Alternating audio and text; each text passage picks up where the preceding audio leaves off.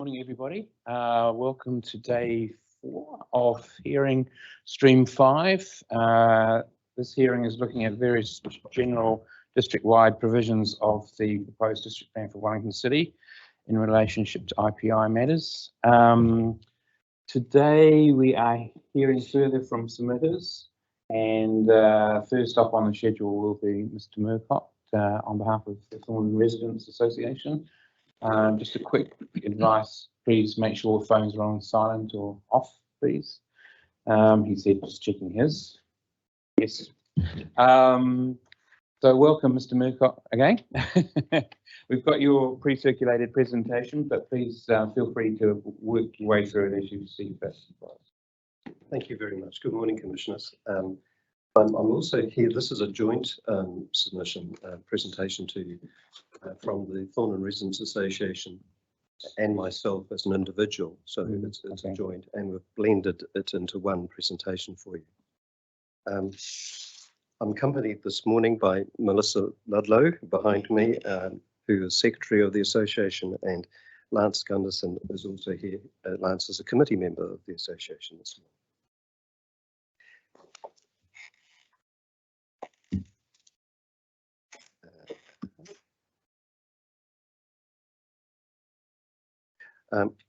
We seek more relief from the PDP in the community resilience context this morning. We seek a plan that actively and prudently safeguards residential Thorndon, given the high likelihood of consequences from known natural and other hazards. And we'd like to just run through those that are important to us in this order. The PDP map, this overlay, provides the best insight into some of the hazards, threats and challenges in this dynamic residential corner of the city.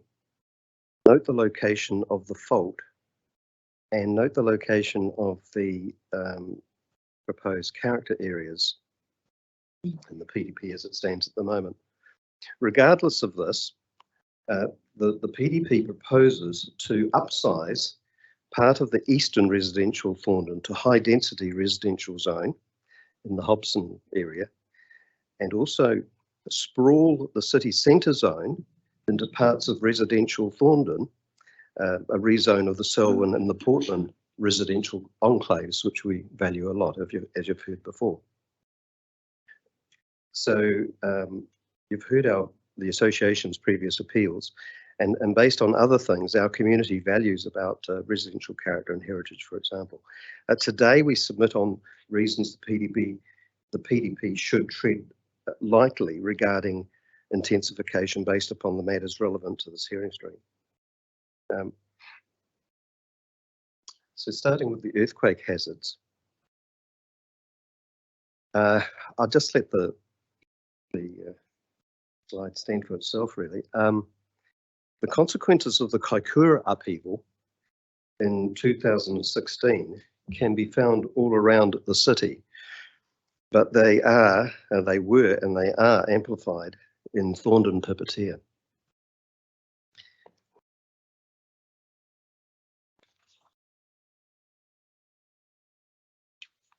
Since 2014, the association has been working with the Wellington Region Emergency Management Office on developing and maintaining a community response plan. Timing there, of course, is not long after the Canterbury event. We seek the PDP to be extra careful and cautious and err on helping rather than hindering resilience in Thorndon. The city planner confirmed when briefing councillors just recently that the Wellington fault has a, quote, relatively high likelihood and consequence of fault rupture, of course on advice from experts. A large proportion of residential Thorndon, including character areas, are vulnerable in the deformation zone, which is illustrated on this slide. Here's another benefit for the PDP to recognise all of Thorndon's residential character, especially those areas that are not encumbered in this way. Those areas that are on the eastern side of the suburb are not encumbered by that deformation zone.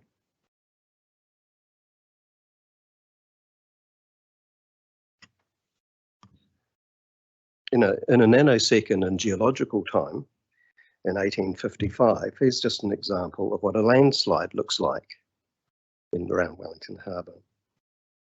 Now, the steep slopes of Te Ahi Marangi Hill are right above our fault deformation zone and our residential area of Thorndon.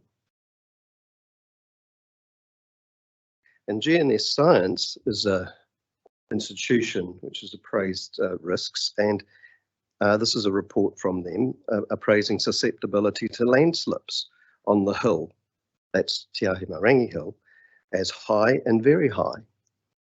The PDP is silent about these hazards and risks for residential Thorndon. In fact, I don't think there's an overlay in the PDP for landslides, is there?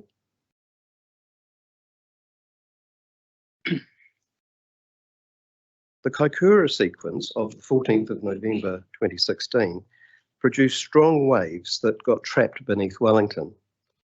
It caused significant damage in Pipitea, Thorndon. The commercial buildings busted were well publicised, but residences were impacted too. The city has a long recovery from this, as you know from the sites that are now empty, where the big buildings were taken down. The earth deformation occurred on residential properties on the east side of Thorndon, in that area that's proposed now for high density residential. EQC paid out for land claims on the east side of Thorndon, residential Thorndon. So there's the evidence. The degree of ground shading may have disturbed buried infrastructure as well. And there was quite significant vertical and horizontal movement. But it doesn't end there. After the shake, and this comes from our studies for resilience planning, those fault deformation boundaries are mere fuzzy lines on maps. Fuzzy lines on maps. The approximations representing where a feature is or might be with degrees of variability, because nature has a propensity to be variable and have some wicked surprises. Who thought what was going to happen as Christchurch happened, for example? But note how inner residential Thorndon is relatively intensely subdivided already. Now assume a quake interrupts access to adequate pressurised water supply for firefighting. By the time 3 houses are fully engulfed, they can radiate enough energy for spontaneous combustion of wooden dwellings across a street or even further away. And by the way, in a drought season, the hill itself could become a wildfire hazard. We've seen fires up there in recent summers.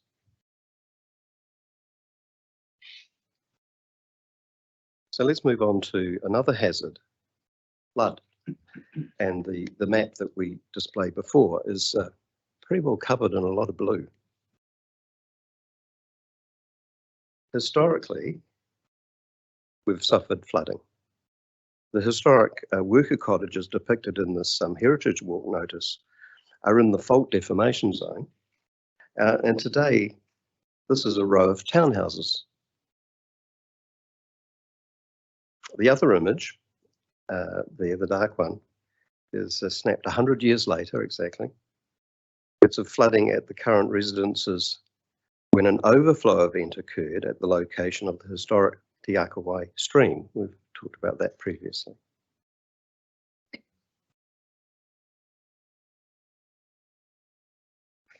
We used a heavy rain event in 2021 to test Wellington City Council's flood mapping predictions. I mean, at that point we had experienced, discussions about the spatial plan and things like that. So we're becoming aware of how important these were. There's a risk that some of those predictions may have been conservative. It's known that the infrastructure owners don't even know where all the old assets actually are located underground. I'll just highlight two in this picture. We've got the underground car parking at the New World Supermarket, and most of those pictures are taken in Murphy Street. I'm just going to launch a quick video of that flood. This is in Murphy Street, and That's a school directly opposite there.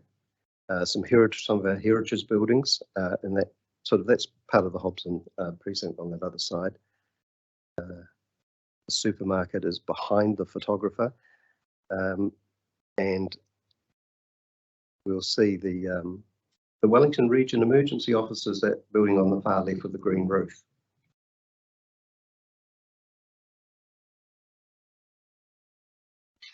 Now, wet weather overflow events like this have the hazardous potential of mixing untreated wastewater and stormwater. And if that's what's happening here, then we're looking at potential contamination of school grounds and buildings in the secondary college, and also one of the city's larger popular supermarkets. Can you remind me, what year was that? The 93 event you talked about it. When was that? No, that's 2021. That's 21, yeah. In fact, we've got a little bit more information about it. Just looking a little bit further into that flood, it flows into the school property. Here it is continuing. And this byway effectively is the Pipitea stream daylighting itself. It's, the existing infrastructure can't cope with this particular rain event. And what we're looking for is the extent of the flooding that was occurring and comparing it with the maps that we've been presented with.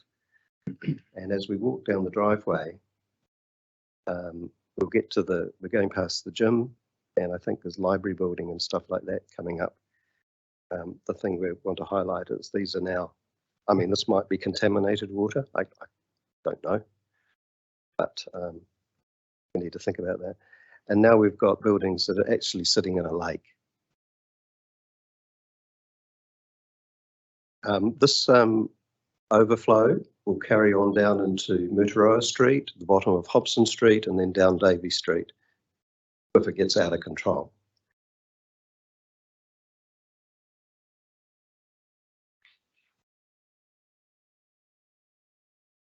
And it's right up to floor level, and it's flooding their basements completely.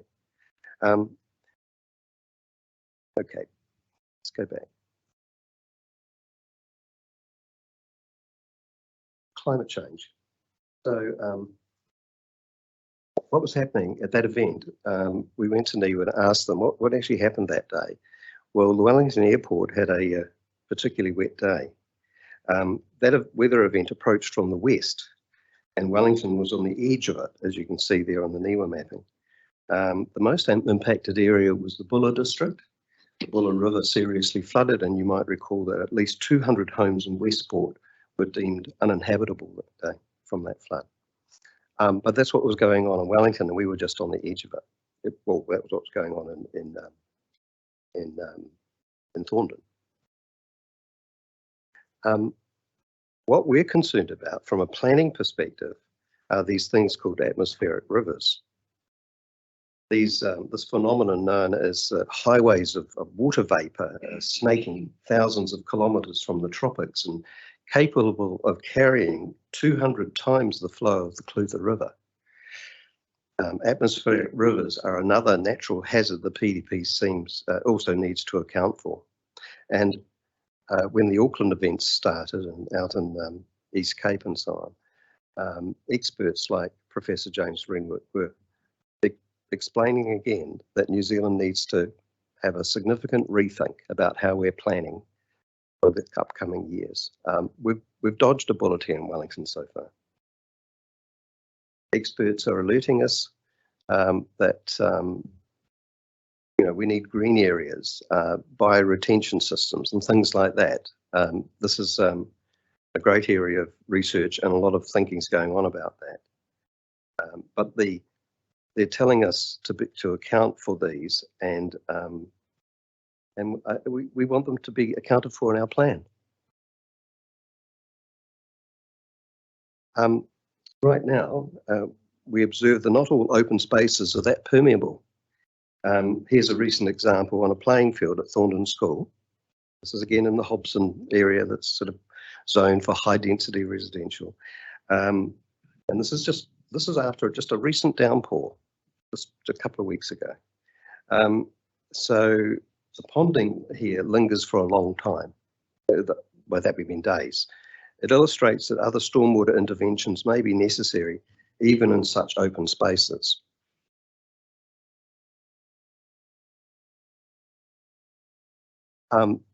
Here's another thing about climate change. Our cities are sinking. I want to highlight in this graphic here, this area here at about 7 o'clock on that left-hand diagram. Wellington is sinking faster than any other city in New Zealand. But what does that actually mean? That's just an illustration of a screenshot from the online resource that we're using to harvest these insights. But going into the data at Pipitea, Thorndon, on the walls there, this accounts for quite a bit of movement in terms of sea level rise. Now, an assessment in 2019 found that for every 10 centimetres of sea level rise, thousands of people and billions of dollars worth of houses, plus more roads, pipes and infrastructure, become exposed to potential flooding during extreme events around New Zealand. In our vicinity, Pipitea, Thorndon, predictions indicate that we're looking at a sobering 20 centimetres sea level rise during the life cycle of this plan. That's assuming it has a life cycle as long as 20 years, 20 centimetres.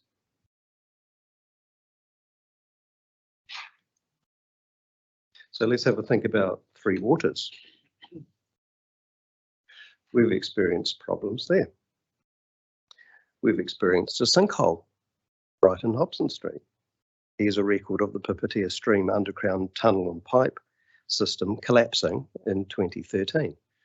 That happened to be not long after a shake.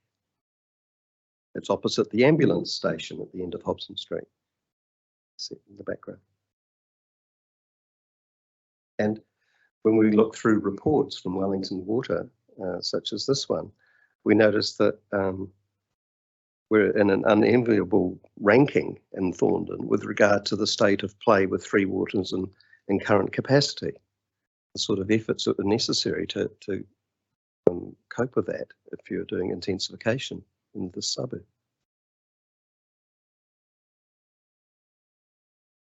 So let's think about resilience. When we reflect on what we know about the matters within the scope of this hearing stream, and we think the PDP could do better to align to supporting resilience for Thorndon and for the city. Leave a buffer zone by not overly intensifying this challenging area of the city, this northern gateway in and out of the city. That's a risk-based approach that we would recommend. Remember, we've now got 17,000 people living in this part of the CBD, the inner city, and everybody needing to get out needs to go out through that gateway. All the help needs to come back in through that gateway. It's an important area. And this morning we've tabled some of the lived experiences and evidence coming from living in this community. We assert that the PDP hasn't got the balance right for residential Thorndon. The matters we submit on haven't been approached as qualifying matters. The only qualifying matter is character. And we know a lot from that work done on this plan, which we maintain. Since 2013, post the Canterbury quakes, our community's evolved a body of knowledge which we maintain in collaboration with the Wellington Region Emergency Management Office. And the PDP could usefully align by avoiding unnecessary intensification for overcrowding this important corner of the city.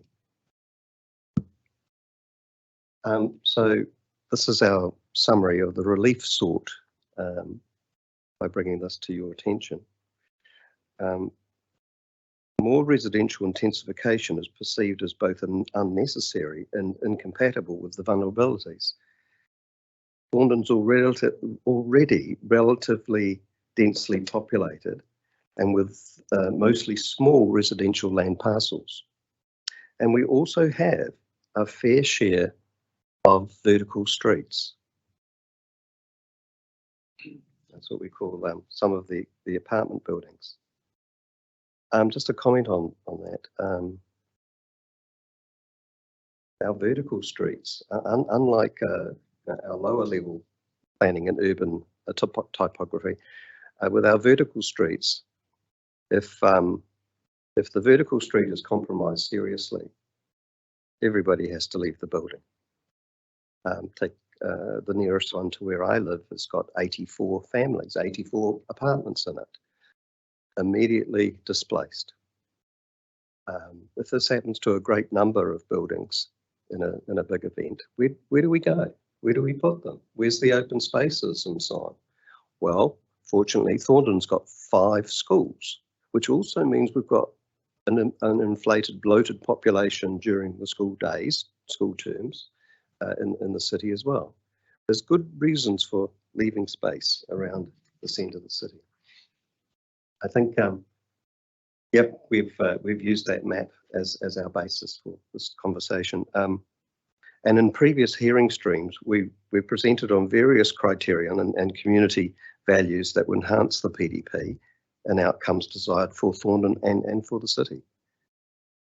As this is the 5th and final hearing stream that we'll contribute to, we trust that the matters we've highlighted through the different lenses of each of the hearing streams will now be assessed collectively as in the whole, adding these matters from this morning to our previous matters. So we thank you very much for the opportunities that have been granted to be heard. Thank you. Thank you, Mr. Murcott. Before I hand over to the panel for questions, so in terms of relief sought, yourself and the association aren't challenging the controls around the earthquake rupture zone that goes through Thorndon? We don't understand them, to be honest. We haven't. I mean, we found some of those reports challenging to go through. Whether some of those controls will work or not, what we do know is that medium density is proposed for where the fault deformation zone is, but medium density isn't proposed for the other side of the suburb. The earthquake in 2016 proved that earth deformation happens even when the earthquake's hundreds of kilometres away. E.g., the EQC claims for land claims paid out for a slumping and big cracks in the ground. So that's why we alluded to the fuzzy lines. Why intensify high density on one side of the motorway and medium density on the other side? All of the area is prone to some vulnerabilities. Also the eastern side a little bit more prone to flooding potentially, although we've got the problem with the streams coming off Te Ahi Marangi Hill in the big climate change weather events, particularly if they start slipping. And the trees come down as well. Remember, there's a pine forest up there. So we don't really know whether the mitigations that are being thought about are adequate. And I think when we're dealing with natural hazards, from our experience and our observations, it might pay to be cautious and prudently conservative.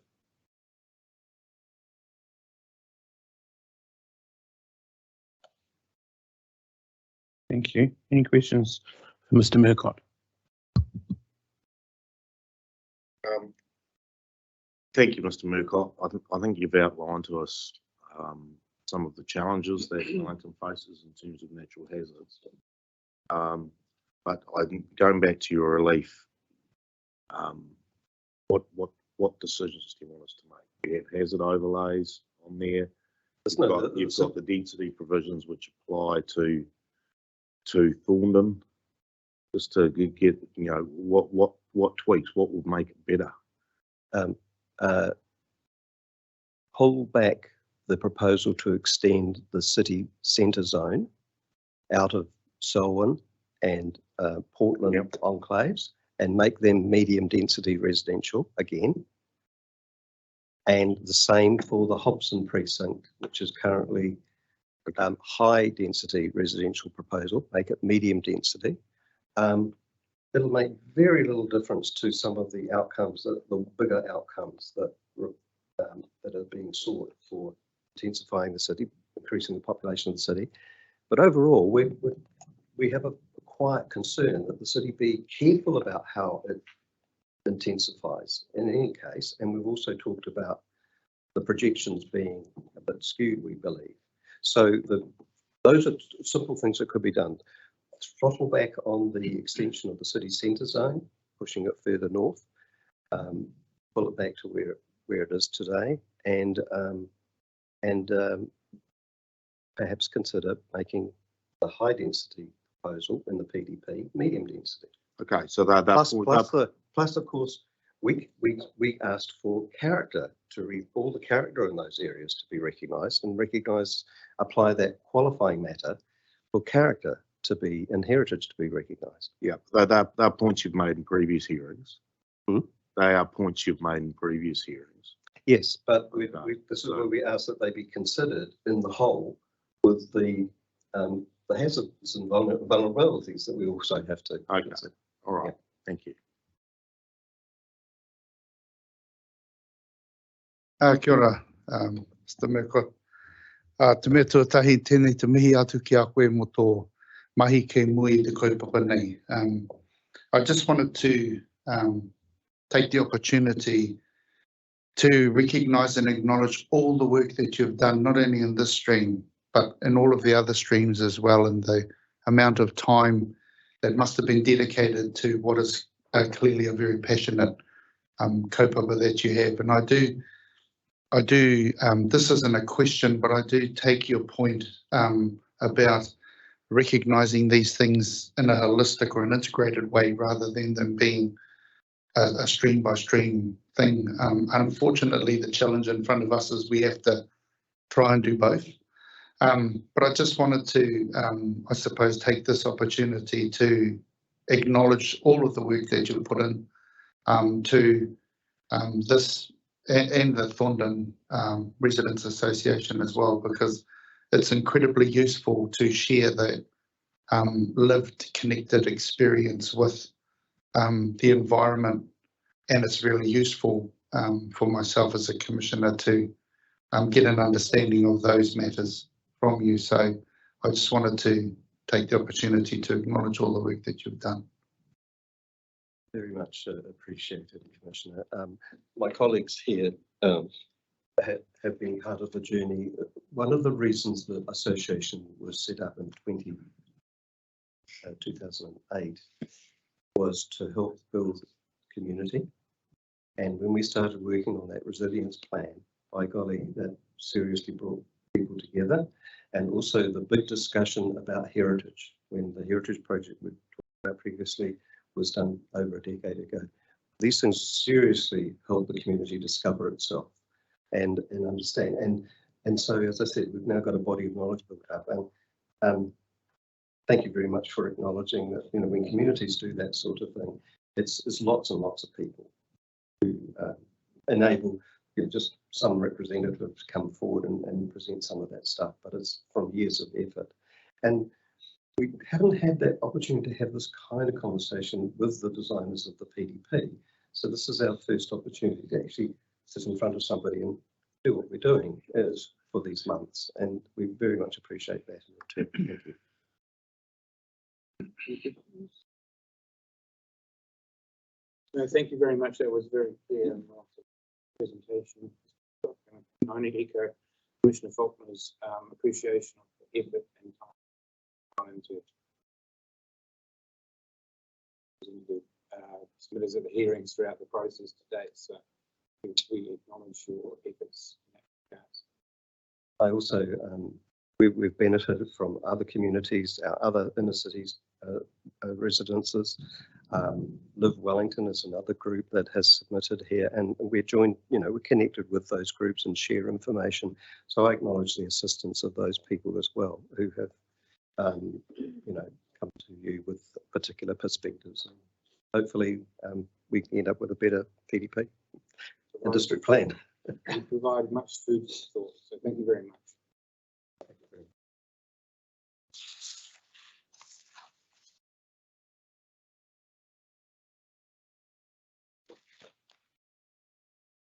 You get some sleep now or no? I was saying, do you get some sleep now or not? There'll be another process. So our next submitted, the Wellington Regional Council.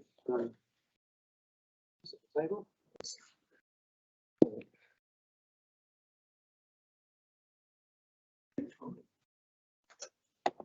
That's good to know.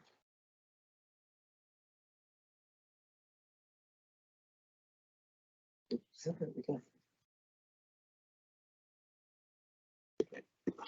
Hey, welcome, Mr. Shield. We have read your pre-circulated statement of evidence, and I will surmise that you are going to talk to your summary here. Yes, I will cover some of the points from the summary fairly briefly, just in order to provide maximum time for questioning if that is of use to the commissioners. Thank you very much. Thank you. Tēnā koutou katoa, ko Richard Shield tōku ingoa. I'm a Senior Policy Advisor for Greater Wellington Regional Council. And I'm just here today to talk to some of the points in our submission and in the officer's response around subdivision, around earthworks and around Three Waters. And the sort of crux of the submission here, or of the evidence, is something that will be familiar to any of the commissioners who have sat on previous IPIs over the past few months. It's around the direction in the NPSFM 2020, which requires that territorial authorities have regard, in terms of freshwater management, have an integrated approach. And in the statement of my evidence, I've quoted some particular lines, particular excerpts from the NPSFM there. So there was originally in the submission, there was a relief sought on the Three Waters chapter, the earthworks chapter and the subdivision chapter, focusing on trying to encourage a greater level of, or encourage that level of integration between freshwater, between development, between the environment as a connected whole. And I do want to take a moment to acknowledge the work of the Wellington City Council officers in drafting the PDP and parts of the IPI who have done a lot of work to ensure that it is integrated. Certainly compared to some of the other district plans that we have submitted on, there's a much higher level of integration. And that's certainly reflected particularly in some of the objectives policies throughout down to the rules. That broader consideration of effects on freshwater, particularly. So the original submission had a large number of submission points across these three chapters. Officers have accepted some of them, but have rejected others. When I was preparing my evidence, I looked at the rationale for the rejection of these. And in most cases, I'm comfortable with the rejection just because of the already the high level of integration within the city, within the proposed district plan rather, but also the very comprehensive suites of provisions, particularly around things like earthworks, that reassure me that Wellington City's consent planners and policy planners have a number of tools at their disposal to manage adverse effects. So in the end, there were only a couple of amendments that I have sought. So the first is just in the responsibility section that was added by the officers there, just a small tweak in words. It's not a significant thing. I think it's more of just a clarifying, using more elegant language issue. The other is in policy TWHP1 around water sensitive design, around the use of the word reduce wastewater overflows, and the preference from Greater Wellington and myself would be to have that reduce replaced with minimise, just because that provides a clear direction to reduce to the greatest extent practicable. The word reduce is reasonably easy to game in my view. A 0.1% reduction in wastewater overflows is technically meeting the test of the policy. But largely, I'm very comfortable with these chapters, and that is reflective of all of the work that the officers have done, both to align as best they can with the proposed RPS Change 1 in terms of implementing the Whaitua implementation program for Te Whanganui Atara and Te Mahere Wai, and also just the level of consideration for the NPSF in 2020 and its directions around te mana o te wai, the hierarchy of obligations, and the integrated management. That's probably a fair summary of my evidence. So I'm happy to take any questions or clarify any points for the commissioners if that is helpful. Thank you. Mr. Shield, any questions from the panel? No.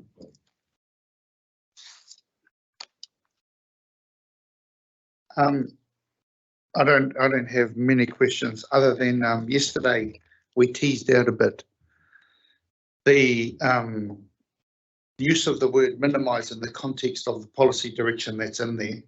So based on what you've said and what's in here, you feel minimise is a more appropriate, alongside the definition that's been proposed, you feel minimise is a more appropriate term to use? I do, correct. The photo implementation, can you talk me through, because you've mentioned that you're also satisfied that it's been adequately reflected. Can you talk me through the changes that have enabled that? Yeah, so the Whaitua program's had a wide swath of recommendations. Most were directed at the regional council or at Wellington Water or the water services provider.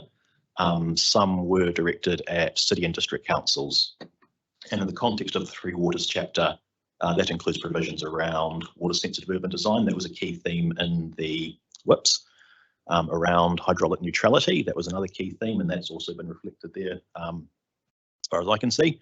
And the other one was around sufficient provided infrastructure for development. So those were the three key themes in the WIPs that have all been reflected in the Three Waters chapter. Thank you for that. And my last question, similar question. So the te mana o te wai provisions you feel have been adequately reflected as well alongside the NPSFM direction, particularly around the hierarchy of considerations? I think so.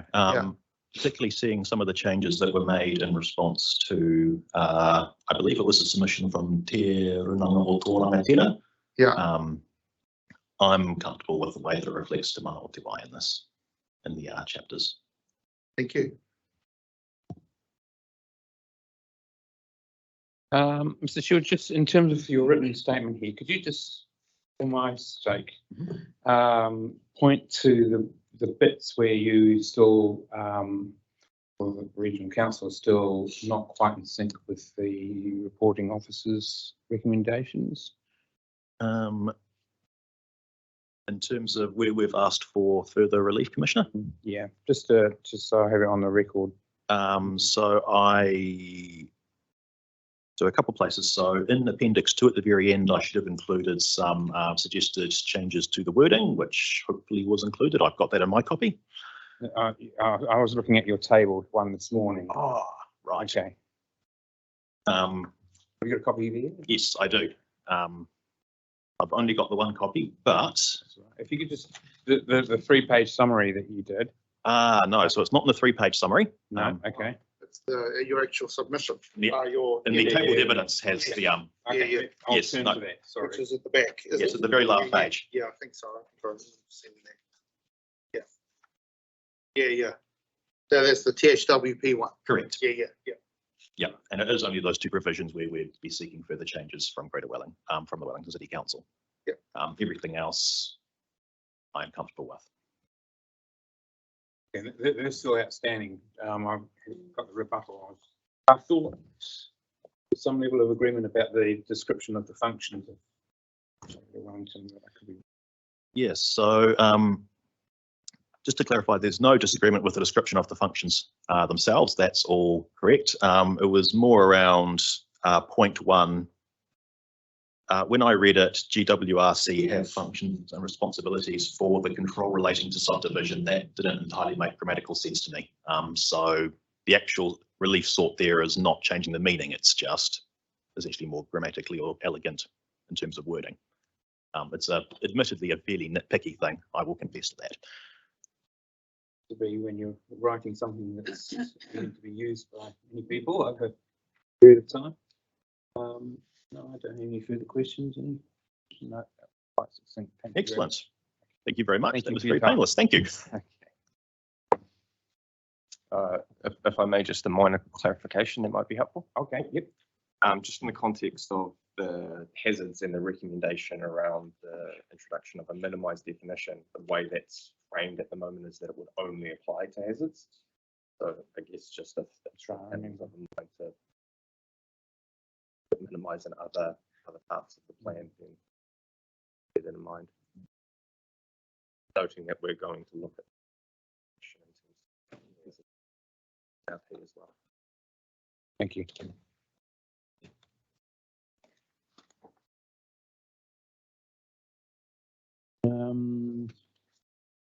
Living streets, Aotearoa.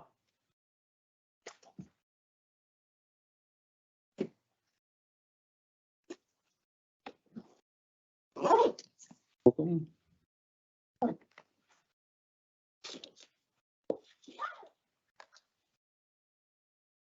Tēnā koutou katoa, ko Ellen Blake ho, ko the Wellington coordinator for Living Streets Aotearoa. And we've been here to a few of these streams, and so I hope I'm sitting here at the right one again. I find it all a bit confusing still, sorry about that. I just wanted to highlight in this stream on subdivision and noise provisions in particular that some of these things are the key to improving walkability in our cities, and it's really important to get them right. So that's why I'm sitting here again today. Yeah. So I just wanted to just quickly say that our aspiration for Wellington is to have a city that is a joy to get around on foot, with public spaces that are attractive and meet people's needs, an urban form that encourages people to feel a sense of belonging and get to know their neighbours. So some of the comments we make apply to all of the city, and it's really important that we make sure that this new district plan addresses some of the issues that we've seen in the old district plan, or you know, I guess hopefully we can fix some of those. So I'm just going to flip around what I was going to say, and I'm going to start with a few examples of places that recent subdivisions that we don't think quite meet the standard that they should be. And the reasons why that some of these things that we're saying are really important to make sure that they're in the new district plan. So we had a walk around the area around Booth Street in Miramar. I don't know if you know that one. It's the one that goes up on the western side of the flat bit, and if you take the great little shortcut, you end up on Mapuia Road. So it's a new medium density housing. It looks quite attractive, and the little units even have small gardens, so it's quite good. It's on several levels though, so it's not really accessible housing for everybody. It's got those shortcuts that go up and down the hill, which is really good, and it's really close to the shopping and amenities, so medium density works really well there. But when you walk through there, the only public space is a road. There's no places there for neighbours to get out and just hang out. And if I was there and had children, I wouldn't let them play out on the road, because there's no footpath in some of it. So there's some things there that, even though it's quite new, I think it's in the last couple of years it's been built, it still doesn't quite meet. I don't think it's got the nice community feelings thing. It's got nice places for individuals, but not to bring people together. So that's one example of, I don't know what's in the district plan that they use to make that happen, but we would like to see that improve.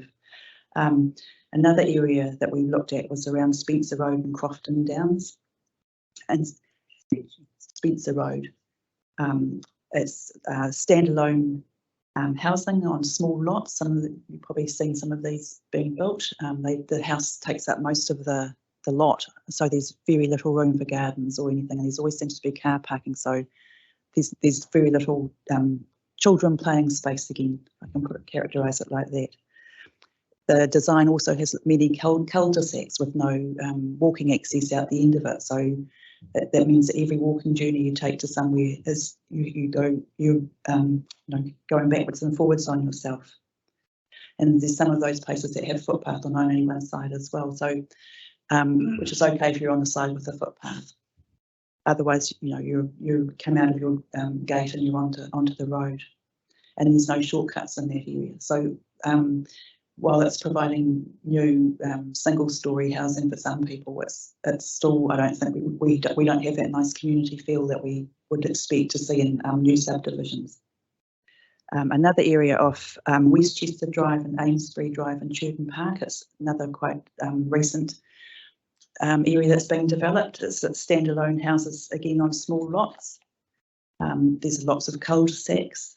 There's a lot of it, there's footpath on only one side, and there's no shortcuts through. So that's another example of quite recent housing. And then, so that I don't know how you characterise that housing. I guess it's more affordable for Wellington. Where you come to somewhere in Newlands on Baylands Drive and Dress Circle, which has got the fabulous view out over the harbour. So I guess that's probably more high-end housing. But once again, it's standalone housing on small lots with really minimal garden. When you walk along the footpath, there's a lot of vehicle access ways, driveways. So you're constantly looking out for cars coming and going. Some of the roads there in that area have footpath on only one side. There's a lot of cul-de-sacs, and I'd say there's little new public space. So when these places are being developed, it looks like there's lots of green space because it's just lots that haven't been developed yet. But there doesn't seem to be much provision for play areas and things. So I'm just highlighting a few recent examples of quite new subdivision that, to our mind, doesn't quite match the outcomes that we want overall. So if I just reiterate some of the points that we made in our submission on subdivisions, we were very pleased to see that minimum parking requirements had been removed, and we would support even maximum parking requirements for some places. We're keen to see that the fence heights around properties remain low. It's really important for people walking along to make it feel nice and safe, and for people exiting driveways in particular to be able to see who's around and not run over the kids, which is something we seem to be doing far too often. And I think that the previous hearing we talked about not having blank frontages, so big high walls that you can't see over are just like a blank frontage and don't support that community aspiration that we have. And I think street trees are important. I think anybody who's looking at what's happening in Europe at the moment knows that we need that shade on our streets. We want to make sure that lighting is provided with a good balance of lighting on footpaths, not on houses or on the road. The footpath is the thing that needs the lighting, in particular at intersections and where you cross. And we want to make sure that wherever possible that there's footpath on both sides of all road. The council's spending quite a lot of money at the moment trying to retrofit footpath in some places. For instance, on Kalipa Road, if you go up there, it's a bus route. There's no footpath on some of that road. It's an unnerving experience, but they're trying to put a footpath in there at the moment, and it's it's slipping away down the hill. So if we can get them in first, it's a really big help for food later on. And obviously, I think we talked at the last one as well about not having little hidden doorways and things that people, especially at night time, people can't see around. And then one of the other things I've noticed with some new subdivisions is that we really need to make sure that we design with climate and topography in mind. So in Wellington, the wind issue is going to get worse, so we need to make sure that design accommodates wind, but also in some of these new subdivisions I noticed around further along from Newlands, it's a hill, but for some reason people have designed the road directly perpendicular up the hill. So if you're walking, it's the steepest slope that you can walk up, and it puts me off, and I love walking.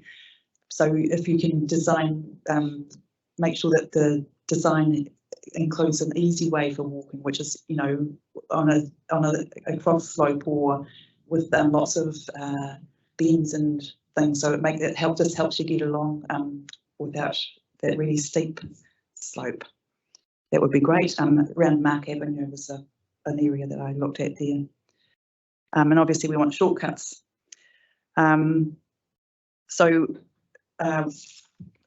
one of the things, I'm not sure if you're aware of the pedestrian network guidance. It's the national guidance for providing pedestrian infrastructure in New Zealand, and they've just recently updated it and included a section on district plan requirements. And they've helpfully included some recommended provisions. So I was just wondering if you're aware of that, and if in this new district plan that we could make sure that we include all of these provisions.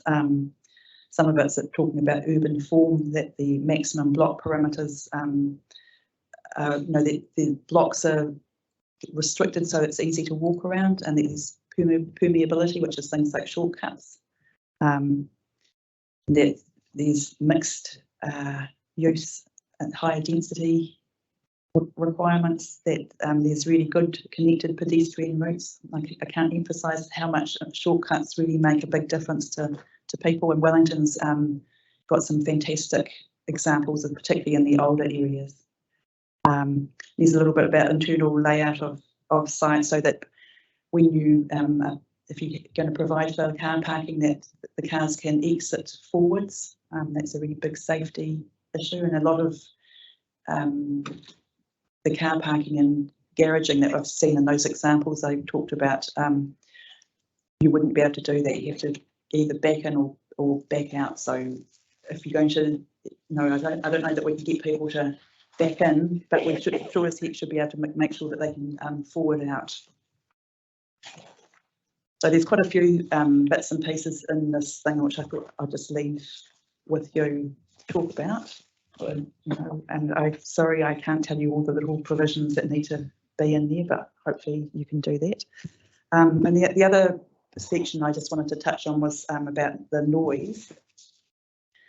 So one of a really key improvement, that we can make sure that places where people live in particular have minimum noise, or friendly noise, like people talking, not car noise, or people's machinery working all night or whatever it is. So we mentioned in the your APP for permitted noise standards, but that there seems to be higher noise limits at night time, maximum noise limits at night time than in the day, and that just doesn't seem quite right to us. So we'd like to see that the maximum noise limits at night are at least the same level as the maximum noise limits during the day.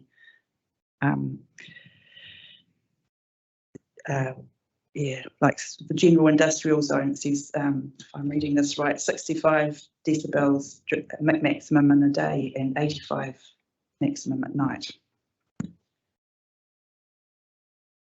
So same sort of scenario through most of these. So there may be a very good technical reason why that is, but I can't see it myself. So that would be a really good improvement. I think noise and smell are the two senses that you can't escape from. You can't really turn your hearing off unless you stuff your ears full of earplugs, and you can't turn your nose off either, which is a good. Both of those are kind of safety things for humans. So I think it's really important that we provide good controls in the district plan. And I think that's all I had to highlight today. Thank you. Thank you very much for that. I was just quickly looking at that Appendix 4 that you referred to.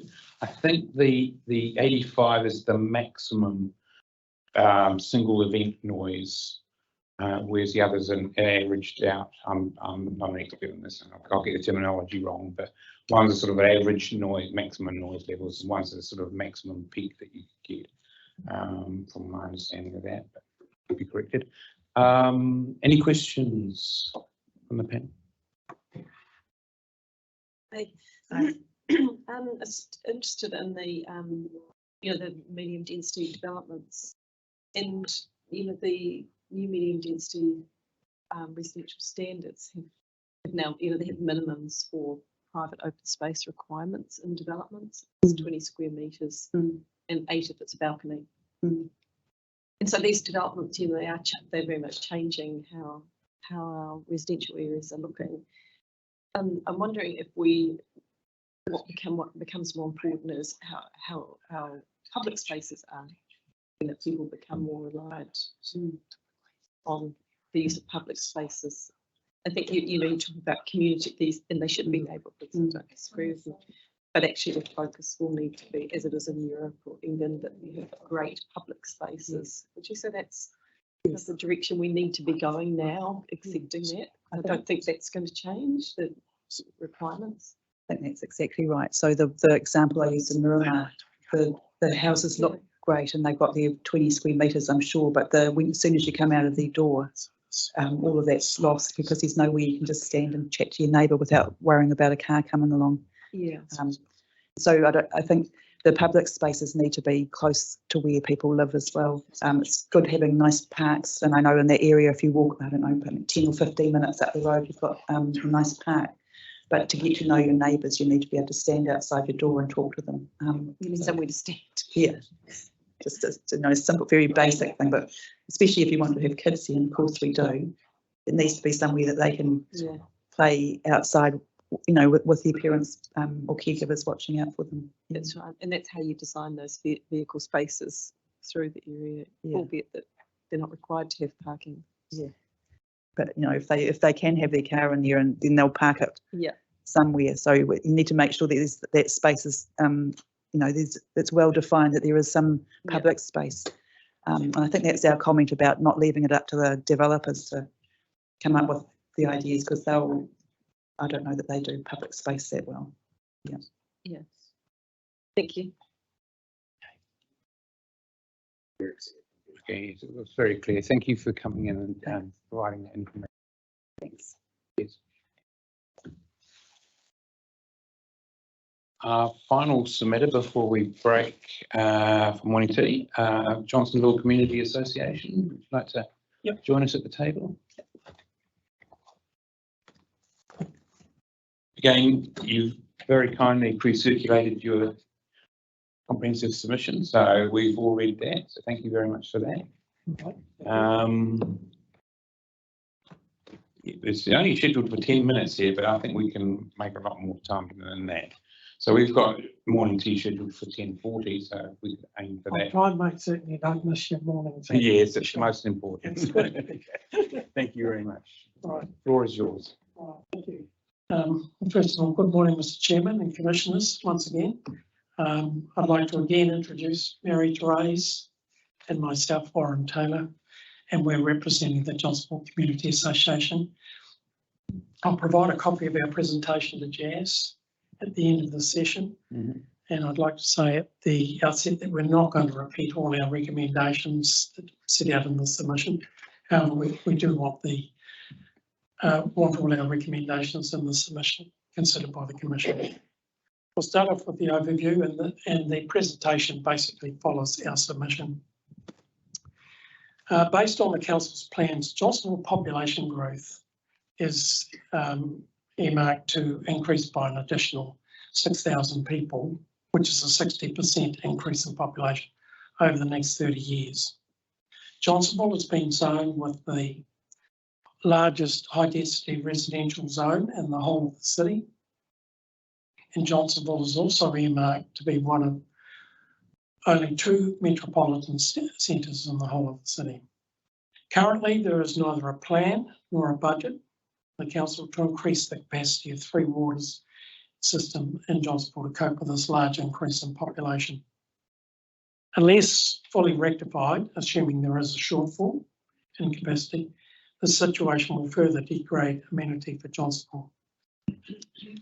This is not consistent with best practice, which requires fully integrated urban planning, and it also, from our perspective, does not meet the overarching requirement from the MPSUD that councils have to provide well-functioning urban environments. 3 water infrastructure shortfalls need to be rectified for densification.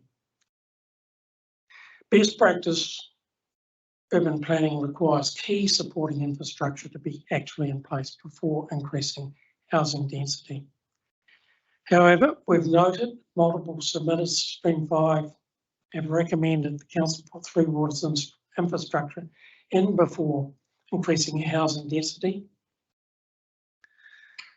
The Section 42A report, however, does not specifically address the before requirement.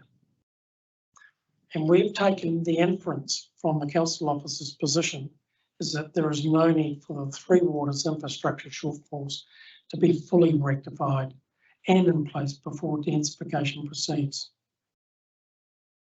Again, this position does not comply with best practice urban planning.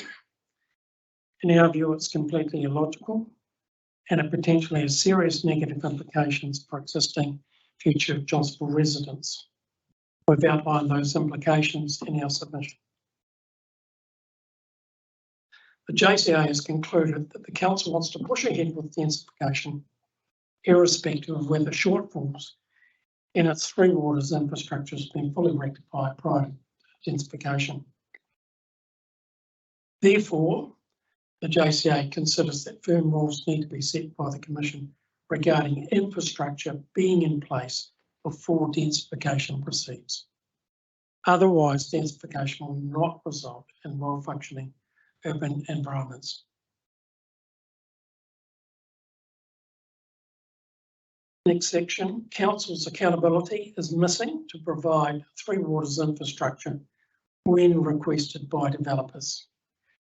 The key issue here is whether the council's role in the Wellington housing market is that of an enabler or God. In JCA's submission, we have indicated that there is no provision within the PDP requiring the council to provide Three Water infrastructure for development when requested by a developer to do so. As a result, we've recommended the Commission consider whether THW-P3 Policy 4 infrastructure-enabled urban development needs to be strengthened. The strengthening would be aimed at the council's accountability to amend its infrastructure plans to require the provision of Three Waters infrastructure in areas requested by developers. We also stress that the PDP must require the council to amend and align its infrastructure investment planning towards supporting those areas where development is demanded and therefore presumably the most feasible. Moving to the next section, permeability management. There is a gap in the PDP rules which does not make provision for permeable surfacing for non-residential activity as opposed to non-residential buildings. For example, this rule gap would result in large paved areas such as forecourts not being required to have permeable surface in the future. Obviously, this is not a sensible outcome given future expected large rainfall events. The JCA supports requirements for the permeability effects to be assessed and rectified before densification.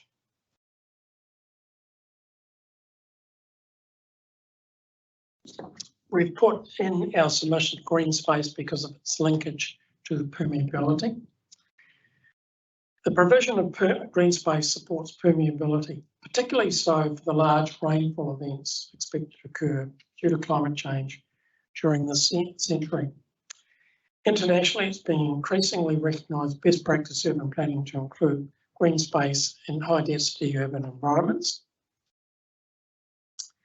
This is particularly important for Johnsonville because central Johnsonville lacks a publicly owned park in its centre and therefore green space. In the PDP, there is no green space mandated for Johnsonville's metropolitan centre zone. And we outlined in the submission all the details surrounding a recent council decision which declined green space for the centre of Johnsonville. And this reaffirms to us that there is a lack of commitment from the council to provide green space in its intensification plan for Johnsonville. We regard this as an appallingly bad decision. This decision also completely reinforces JCA's recommendation in Stream 4 that the 2008 Johnsonville Town Centre Plan needs to be updated to reflect Johnsonville's purpose as a metropolitan centre going forward. We're very certain that if that plan was updated, particularly if it involved Johnsonville-based organisations, they would demand green space in the centre. And it needs to be kept in mind that the centre, that is the metropolitan centre zone, does not currently have a blade of grass for green space in the centre. There is no robust reason why green space should not be provided for this concentration of new residents that are going to be placed in the centre, along with shoppers, visitors, and other people turning up there. Moving on, stormwater infrastructure capacity shortfall. The JCA is unclear as to what extent Johnsonville's stormwater infrastructure capacity already has a shortfall that needs to be addressed to manage large rainfall events arising from climate change during this coming century. Mr. Alistair Osborne's report on flood hazard modelling has left us with a number of questions that his report is silent on. These questions are: modelling has been tailored towards the needs of the Wellington Waters client councils without stating what are those needs. Second question, he has used a 20% increase in rainfall assumption to model the effect of climate change up to 2130 without stating what is the justification for this key assumption. The suspicion from our perspective is that it looks too low. Thirdly, the 20% increase in rainfall is used without stating whether it is a low, middle, or high increase forecast. These are fundamental omissions from his report and make assessment of the adequacy of the flood hazard modelling impossible. We've said in our submission that the highest forecast increase percentage is potentially very relevant when considering planning dealing with expected large rainfalls during this coming century, as it will determine the capacity of drains, stormwater pipes, retention and detention facilities, and if we use them, rainfall harvest facilities required to successfully manage large rainfall events. If planning for the latter stormwater management facilities is based on 20% increase in rainfall, when this may not be the highest realistic increase percentage, there may be a risk going forward that these facilities may be too small to manage large rainfall events as we go through this century. And so we've actually put a recommendation in this presentation, and I'll just read it out. And the JCA respectfully recommends that if the Commission has not already done so, the Commission needs transparent and robust answers to the 3 questions from this presentation in relation to Mr. Alistair Osborne's report in order to obtain a high comfort level that the stormwater management facilities for the city, not just Johnsonville, will be large enough to manage large rainfall events successfully during the coming century. Just moving on slightly from that, Nadia Natish's report on hydraulics and hydrology identifies that Wellington Water, and therefore the Council, does not have in place the framework and technical guidance for the Council to assess and mitigate hydraulic and hydrological impacts that may arise from densification development proposals. And further to that, Planning Rule THWR5, this provides the standard for achieving hydraulic neutrality. But compliance with that can be avoided using the assessment criteria in sub S4 stormwater management. That raises the question of whether, if a development site does not have hydraulic neutrality, is this consistent with the NPSUD's requirement for developments to create well-functioning urban environments?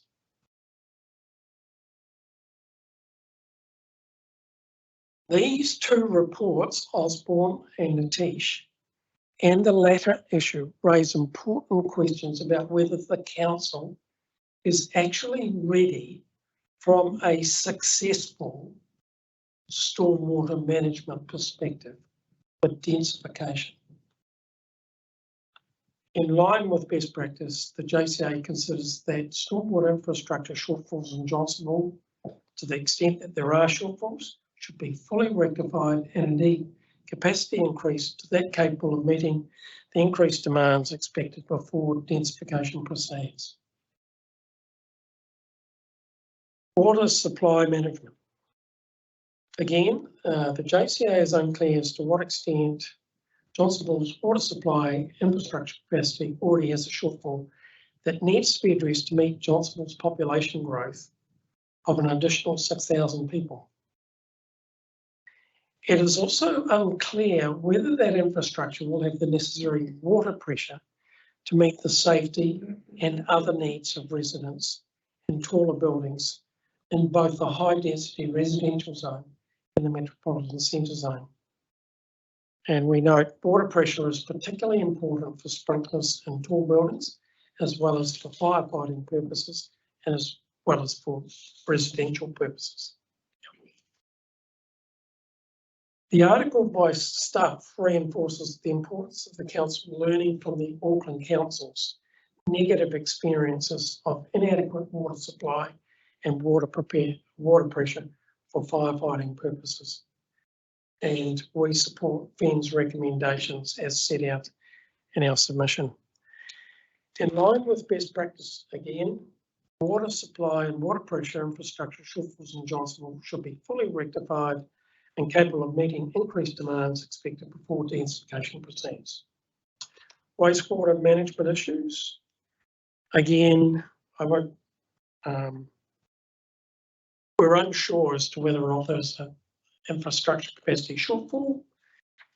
To the extent that there is any shortfall, we expect that in line with best practice, those shortfalls should be fully rectified and capable of meeting increased demands expected before densification proceeds.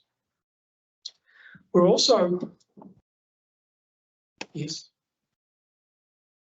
also aware that during large rainfall events, wastewater can end up causing completely unacceptable pollution and damage to waterways and coastal areas, as well as people's properties. And so we support the recommendations from Greater Wellington Regional Council and the Wellington City Council Environmental Reference Group as set out in our submission to improve the council's wastewater management practices in relation to this area. Subdivision issues.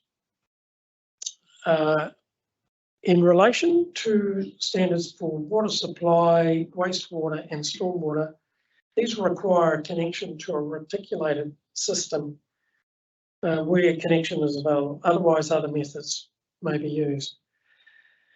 And we just made the comment that given the considerable problems the city has with stormwater and with wastewater systems, should it be mandatory to provide reticulated connections, and particularly for either all urban areas or where densification is required.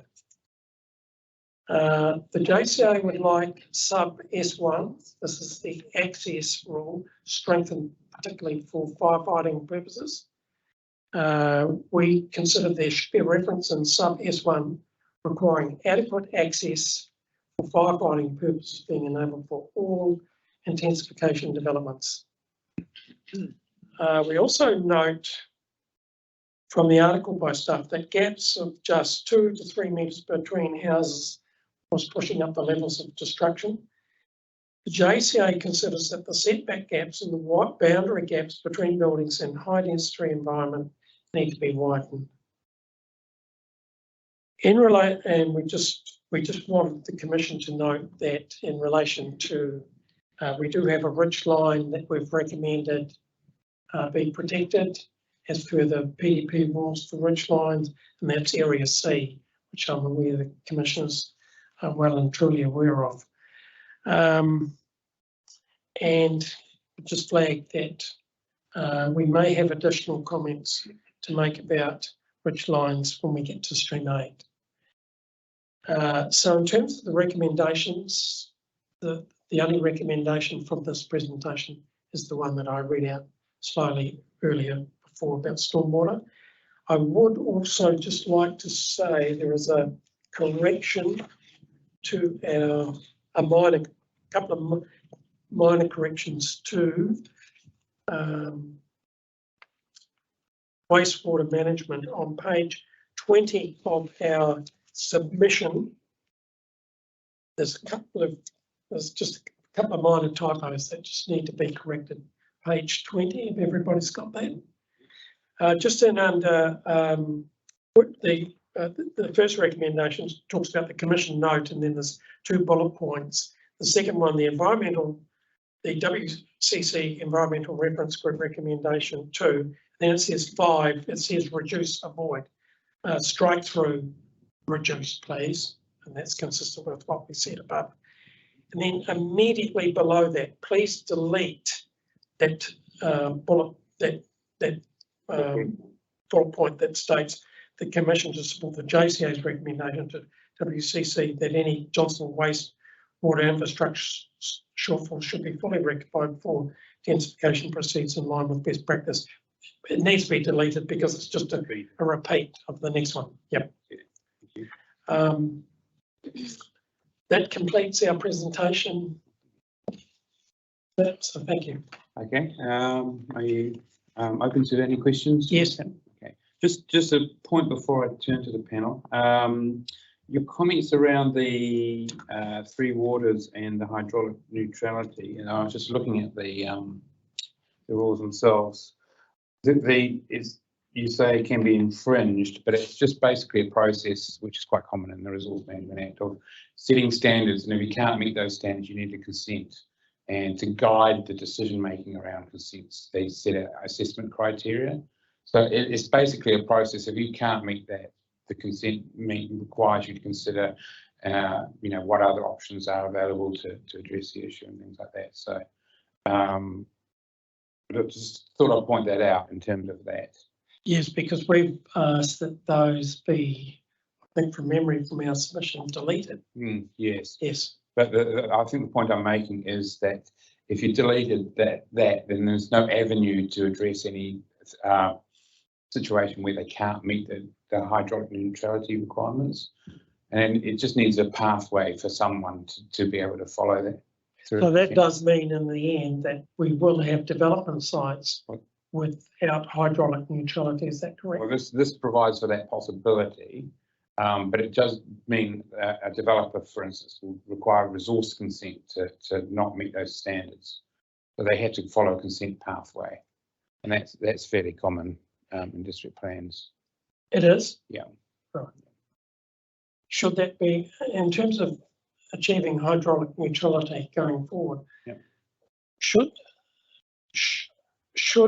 non-compliance with that be an exception rather than general practice, particularly given what we're facing this century in terms of large rainfall events? Well, in general, developers would like to avoid getting consents if they can and follow a permitted pathway as much as possible. So they do. As a general, to avoid the costs and delays in terms of consent process. So there's a sort of built-in incentive, if you like, to comply with the standards. So, but there needs to be a pathway in case they can't for whatever reason. Okay.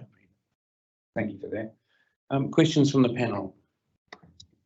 Yeah, just one. Thank you for that, Mr. Taylor. So just before you, or not long before you, we heard from Greater Wellington And on the whole, they were happy with the response to the matters that they had in contention. They were happy with the response, particularly around the use or the inclusion of minimise rather than reduce or avoid. If they're happy with the response from the 42A and they're no longer in contention, are you okay with those matters that were raised by Greater Wellington as well? They wanted, from memory, they wanted specified targets. They wanted specified reductions. That's the recommendation that I remember us supporting. Yeah. And so if those matters that they have raised have been addressed satisfactorily by the response from the report writers, I suppose my question is, do you take some comfort if they're happy with the response and the way that they've been recommended to be, or are they still outstanding matters? Are you saying that they've got a high comfort level, that there is support from the council, that reduction in wastewater going into clean water, waterways, etc., is actually going to be addressed? Is that what you're saying? They have that comfort level? Because if they do, then I agree with you. But if they don't, then they're surrendering. All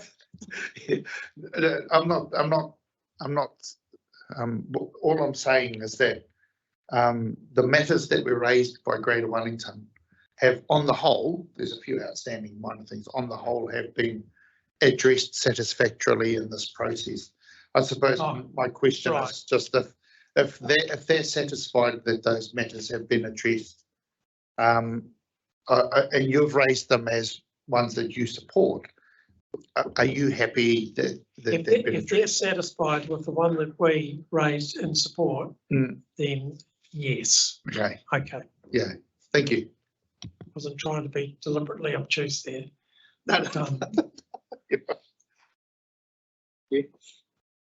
Yes, thank you for your presentation, and thank you for all the efforts that you've been putting into the proposed plan so far as well. Thank you. In terms of stormwater, obviously the plan sets up provisions for developers to deal with stormwater issues. But I gather from your submission that you've already got existing problems in Johnsonville that potentially need to be rectified. So when you get big rainfall, be in Johnsonville, perhaps the triangle, Moorfield, Johnsonville, Broderick, do you experience reasonably large amounts of surface flooding in those areas during high rainfall events, or generally can the water get itself away? Generally, we currently, I would say that we don't have extensive flooding in Johnsonville. We have historically had flooding near or north in the Central Valley, Yeah. where the railway is. That was probably quite a long time ago, and the council did increase the stormwater pipes after that event. I believe the railway line and the supermarket area was flooded. Yes, it They was. did improve the stormwater capacity at that time, but whether that's adequate to deal with further intensification, I don't know. And I would also say, I live up on the hill behind Johnsonville. Our properties have soak pits. We do not have any connection to the stormwater system other than we have, if you're downhill, you have soak pits. If you're uphill, you can drain onto the road. It runs down the road into connector things that then connect onto the stormwater system, which is way down on the flat area. So that hill is actually in the area that's supposed to be open for densification. So there's quite, in terms of densifying, if you've got soak pits now, that's not acceptable if you're going to densify. So there is a shortfall already in those terms, that there are houses that do not have connections to the existing stormwater system. Okay, Well, thank you for that. That's good background. Thanks for your very thorough submission. There was one note you talked about the permeable surfaces in relation to non-residential and first activities. I think that that's been changed to buildings in the amended. Yeah, it was, but it didn't make it clear whether non-residential activity like just a forecourt or something like that was to have a permeable surfacing rule. That Right.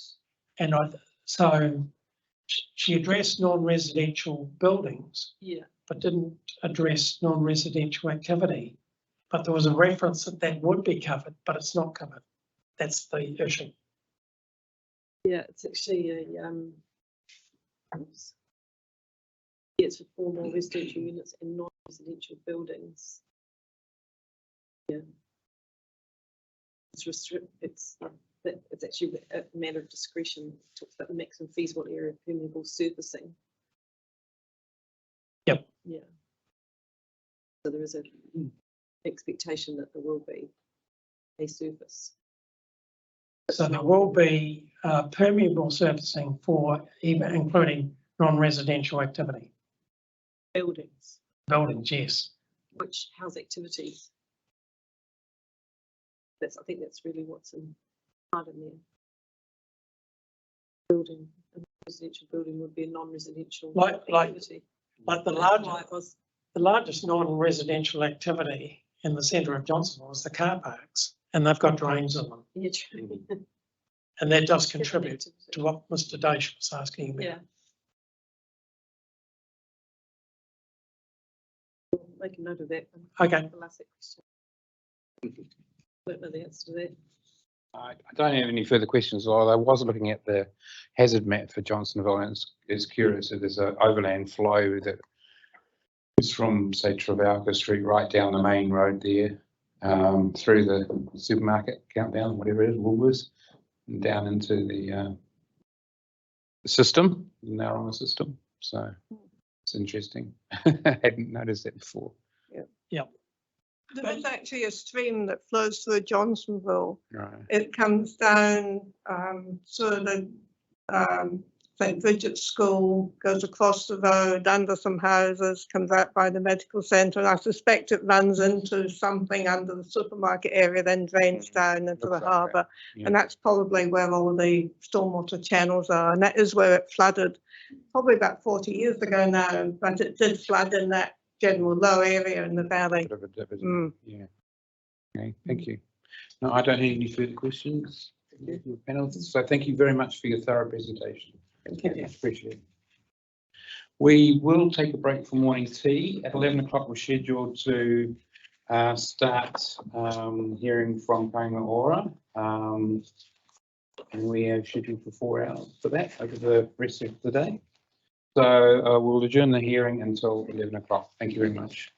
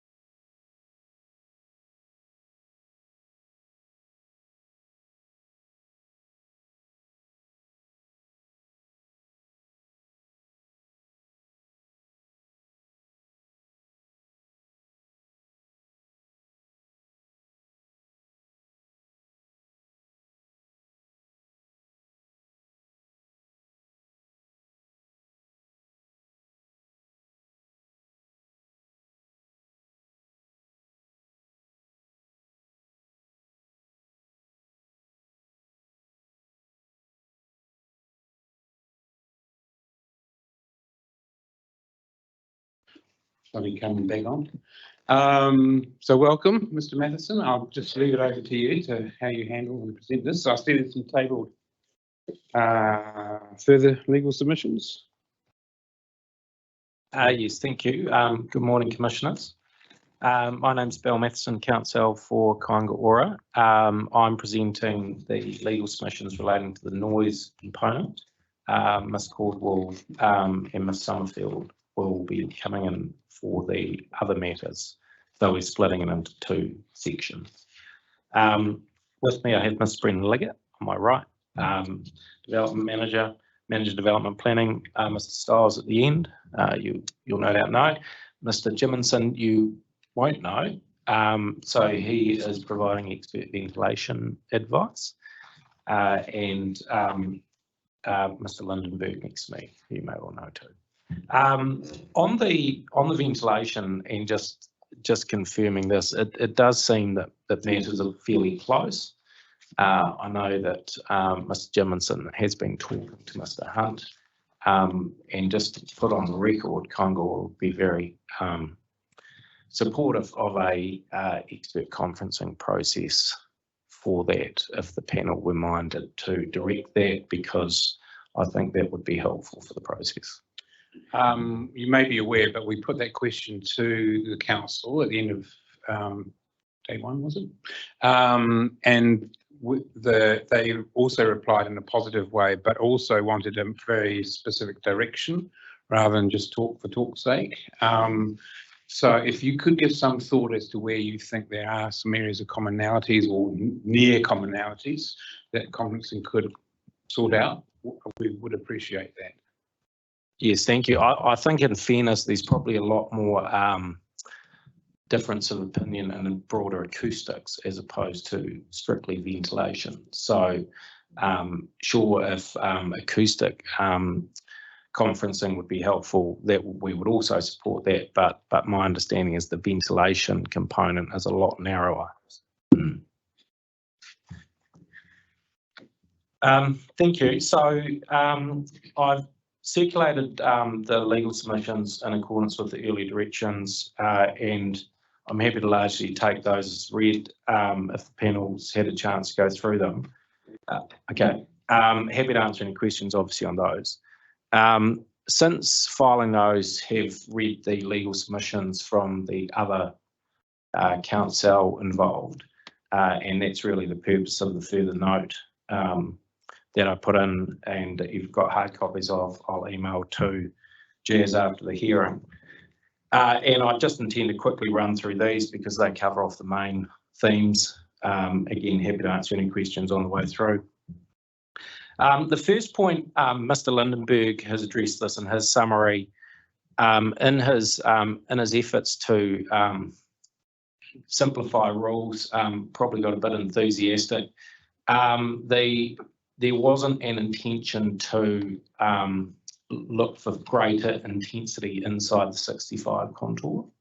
So that was a result of trying to deal with the front end, the chapeau of the rule, and it had a broader effect. So his amended rules make it clear that the inside the 65 contour, and I'm going to call it the 65 contour, otherwise known as in a noise overlay area.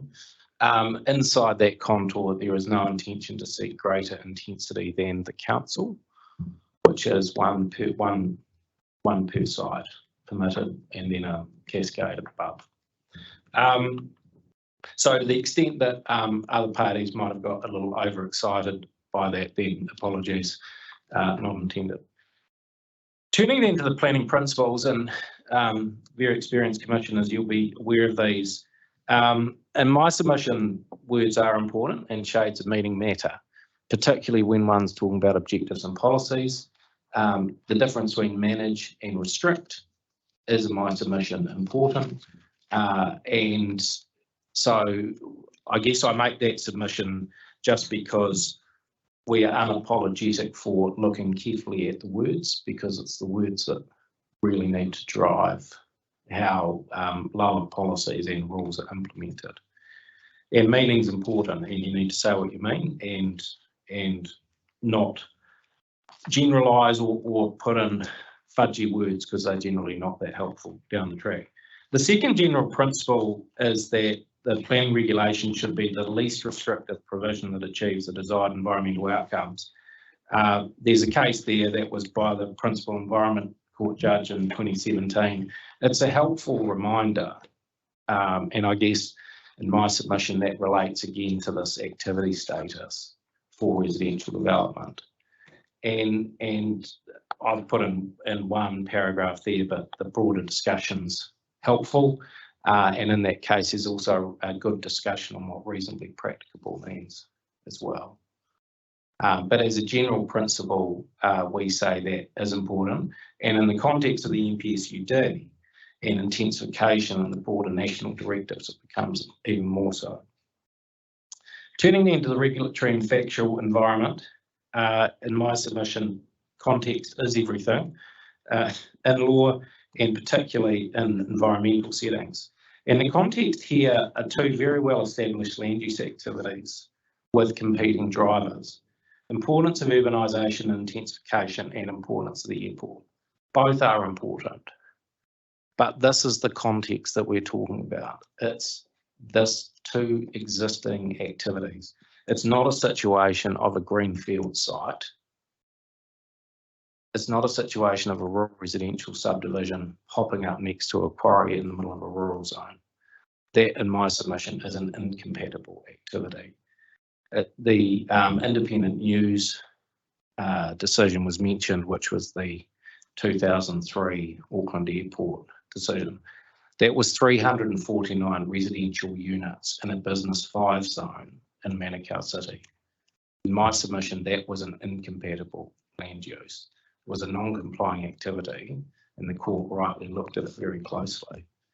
In this case, there is an existing, long-standing residential area around the airport, and claims of reverse sensitivity and adverse effects needs to be considered in light of the context. In terms of amenity, the NPSUD specifically acknowledges the concepts of amenity will change as experienced both by those within intensified developments and those living in proximity to such developments. As our cities get busier, and Commissioner Black, I noted your comment, which is absolutely correct. The cities of the future are going to be different. We are going to live differently. There are going to be more people in cities in and around certain areas. And there may well be more people exposed to road noise and other noise of an urban environment. And that is a function of intensification. And it's about how we manage that and manage the competing drivers. And you know, we can't, and I don't think should expect that amenity that people have previously expected or enjoyed is necessarily going to remain. Because in the past, amenity has been used as an excuse not to change. It's also not 1992. While acousticians consider NZS 6805 to be fit for purpose, its policies in my submission do not reflect the reality of here, Wellington, and now 2023. By policies, they're obviously not objectives and policies per se in the standard, but those of you who have read it will note there are various, it's commentary, not quite sure what you'll call it. There's the technical component of NZS 6805, which is of course brought into the national planning standards. And then there's the commentary around land use management. That's what I mean when I say policies. Turning then to reverse sensitivity. In my submission, reverse sensitivity cannot be equated to annoyance or even complaint. The reverse sensitivity effect only occurs when that annoyance or complaint results in a material effect on the viability, safety or efficiency of an existing land use. In this context, here and now, a claim of reverse sensitivity arising from a well-established sensitive use and where the proposed rules only provide for intensification of that existing use faces a high hurdle. So again, we say intensification of an existing activity is not an incompatible land use. Adverse effects on public health, e.g. from sleep disturbance and unrelenting noise, will be addressed through acoustic insulation and associated ventilation requirements, which will allow a quiet house. The existence of a complaint or incidence of annoyance is not, I submit, a public health effect. Presumably, the airport company is comfortable there's no public health effect from existing activities within the inner area, let alone within the outer area. Otherwise, the airport would have purchased those properties. And just pausing there, if the airport company was so worried about outdoor amenity, why haven't they purchased all the properties inside the inner noise area? They've acoustically insulated them or are moving to. They haven't purchased them. So presumably the amenity of the outdoor areas, which obviously is affected by airport noise, is not so important as to justify a purchase. The irony of the airport company opposing redevelopment and intensification around the airport is that existing houses are generally old, poorly insulated with large outdoor areas. New replacement houses are warm, dry, acoustically insulated and ventilated with much smaller outdoor areas. The more new houses within the outer noise area that are built and insulated, the less there will be for the airport company to retrofit acoustic insulation into. And just noting there the airport company's submissions, which talk about moving that quieter homes program out into the next contour. If noise from the airport is going to increase in the future, the more new insulated houses there are around the airport, the better, as opposed to old uninsulated houses. In terms of the, there's various references to the curfew in Wellington Airport's case and the evidence in the submissions. In my submission, it's inappropriate to blame the curfew on reverse sensitivity. The airport has corresponding duties under the RMA, including section 16, which is no doubt a strong basis for the imposition of the curfew. There isn't a risk of a curfew being put on Wellington Airport. It already exists. Unless, of course, Wellington Airport's intending to try and remove the curfew. But in my submission, again, that's not a reverse sensitivity effect. Surrounding residents are entitled to carefully watch the airport's performance against its noise limits and ask whether the airport is acting consistently with its section 16 duties. That's not evidence of a reverse sensitivity effect. And I guess, you know, a clear theme in the legal submissions and the evidence seems to be, yes, acoustic insulation can deal with inside noise. You can't deal with outside noise by acoustically insulating a house. My question for the panel is, where is the evidence from the airport company about all the complaints from people about effects on their outdoor amenity? The airport company has not put its complaints record in evidence. It has not provided evidence to the panel that effects on outdoor amenity exist, that they've had complaints about effects on outdoor amenity.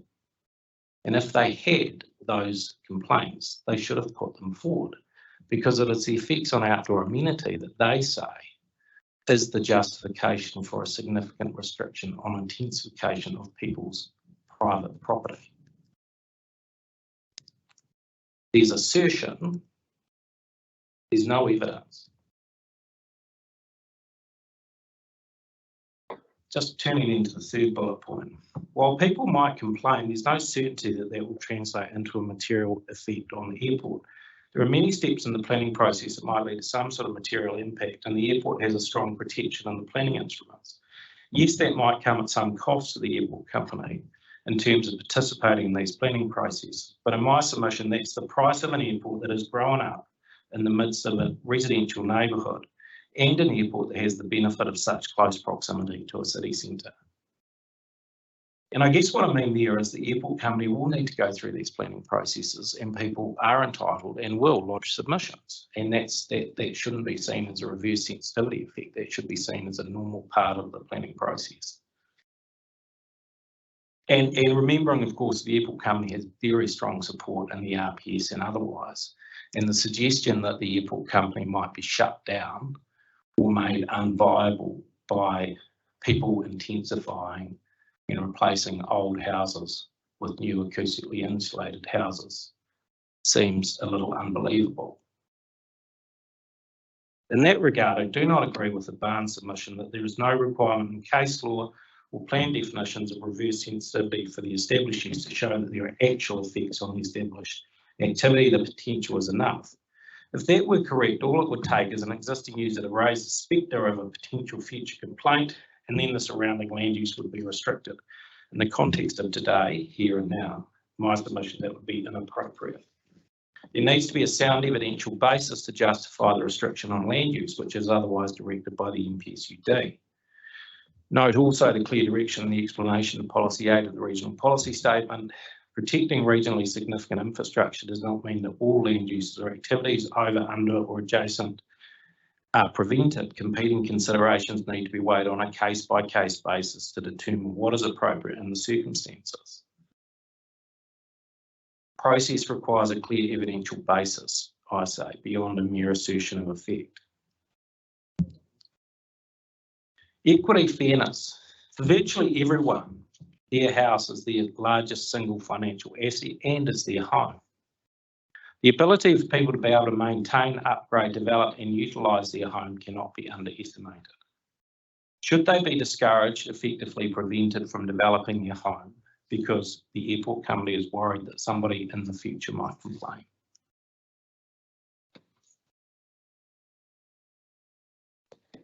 And just pausing there, if there was a requirement that a neighbour with a normal house wanted to subdivide into 2 units and potentially use the money to retire, pay off their mortgage, if there was a requirement to publicly notify or to notify the Wellington Airport and you needed to go through a consent process, that would be an awfully strong discouragement for an ordinary person to seek resource consent. That's the practical reality of this, less of a problem, but still important for corporates and larger entities like Kāinga. But for an individual person, if they rocked up to the council said, well, yes, you'd have to apply for consent, it's restricted discretionary activity and you need to go and talk to the airport. I know you're complying with acoustic standards and I know you say you'll do that, but we still need to notify the airport and they still may lodge a submission, they still may oppose. How many people, ordinary people, are going to continue? Likewise, in the context of vibration, should a person developing their land need to spend a lot of money on base isolation, controlling vibration caused by a poorly maintained railway line or road? The costs from Mr. Stiles' evidence, which seem generally agreed, they are extensive and expensive.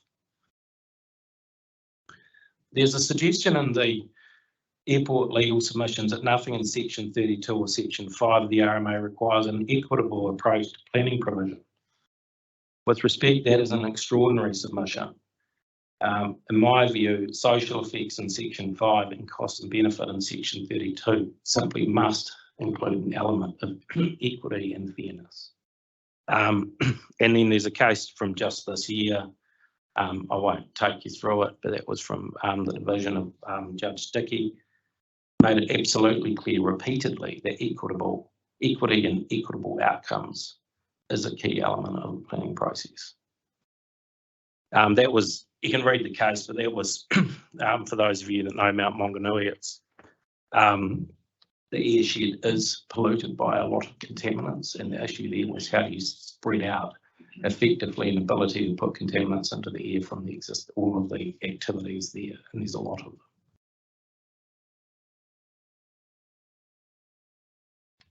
I do not agree with the Barnes legal submission that the imposition of operational restrictions to mitigate reverse sensitivity effects is not a strict requirement. The case law cited by the airport company makes it clear that the emitter of noise, the airport company, in this case is required to undertake a reasonable internalisation of noise effects. In the context of the airport, that simply must include consideration of operational restrictions, e.g. curfews, flight paths, engine testing restrictions, etc. Just briefly on the qualifying matters point, and Kāinga hasn't really made an issue of it in respect of the noise component, but there's one point I do want to make, and that's in my submission, and I know there's some debate around the categorisation of which rules fall into the ISP process and which rules fall into the proposed plan process. In my submission, it is not lawful to use the ISP process to impose a restriction on development that is greater than exists under the current operative plan. A qualifying matter can be used to restrict enablement otherwise directed by the NDRS and Policy 3 of the MPSUD, but not make it worse, more restrictive than the current operative plan. That's for a very important reason, namely, for the ISP process, there's only appeals on points of law. A council is entitled to make existing land use more restrictive, but they have to go through a normal Schedule 1 process. That may become relevant in this case because it appears that the new addition of the outer noise area, which is a new, to the extent that restricts activities to a greater extent than the underlying district plan, then that would have to be processed as a Schedule 1 matter, not as an ISP matter. Not to say they can't do it, I'm just saying that it needs to be very clear that there are normal rights of appeal if they do. And that's why the categorisation of those points is very important, because on the one plan change Schedule 1 process, you get normal rights of appeal in the Environment Court. The ISP decisions, you only have a right of appeal on a question of law straight to the High Court. So it's very, very important that that classification is made correct.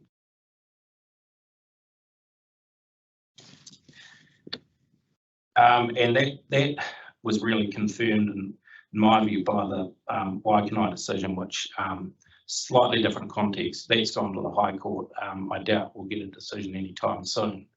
But in my view, that the point that seems evident from the discussion of qualified matters in 77 DEFGHIJK, you know, when it talks about qualified matters restricting development enabled by the NDRS or by Policy 3, not by development enabled under the operative plan already.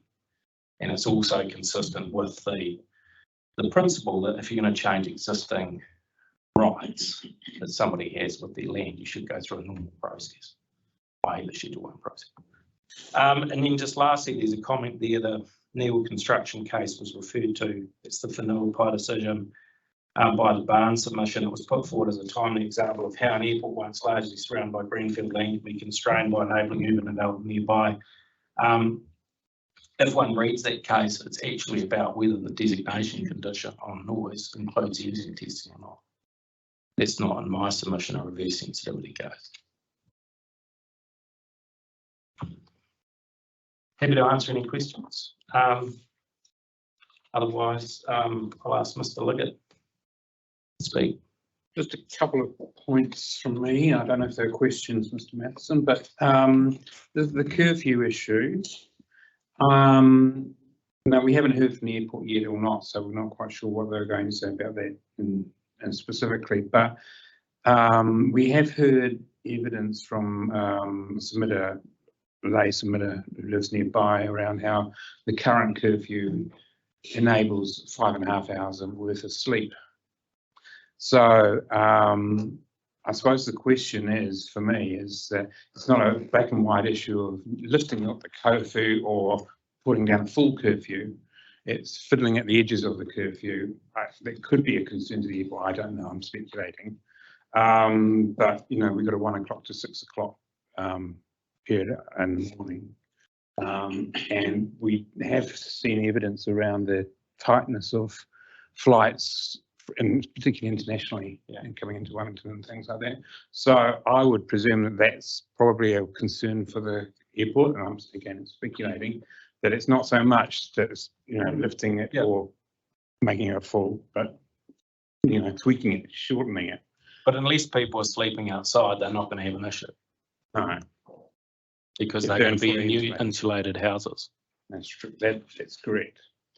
And talking about size as well, and outdoor, does it really matter whether, in terms of outdoor amenity, whether it's a 100 square metre outdoor area or 10 square metre outdoor area in terms of the noise effects for enjoying that? No, and I'm not saying that someone in a 10 metre outdoor area wouldn't benefit from quiet outdoors either. Obviously they would. I guess the point I was making is that if you've got a larger outdoor area, you know, you might be tempted to use it more than if you've got a smaller outdoor area. But the main benefit from redevelopment of houses is you replace old, wet, damp, noisy houses with warm, dry, affordable replacement houses. So just, and notwithstanding the general comments, this is just a final point from me, about the evidence or lack of, in terms of reverse sensitivity and complaints, etc. Kāinga are accepting a level of restrictions around the airport in line with the evidence that's been circulated. Yeah, absolutely. And from a public health perspective, noise levels above 65, you know, clearly require acoustic insulation, and then there's sleep disturbance issues, and Mr. Stiles will speak to that. I mean, Kāinga absolutely accepts there are public health effects from noise, and they need to be managed, and you need to make sure people have sleep. Kāinga hasn't opposed the ventilation and insulation requirements, have been very supportive of those. You know, for that reason, because it is an important component. It's just a question of where that balance is, isn't it, as to where, how far either side of the line it goes. Yes, I don't know if you heard or have heard about, we were asking generally questions of the council's advisors on Tuesday, around finding that balance. And of course, it's not a real scientific measurement, despite all the science behind it, a lot of it.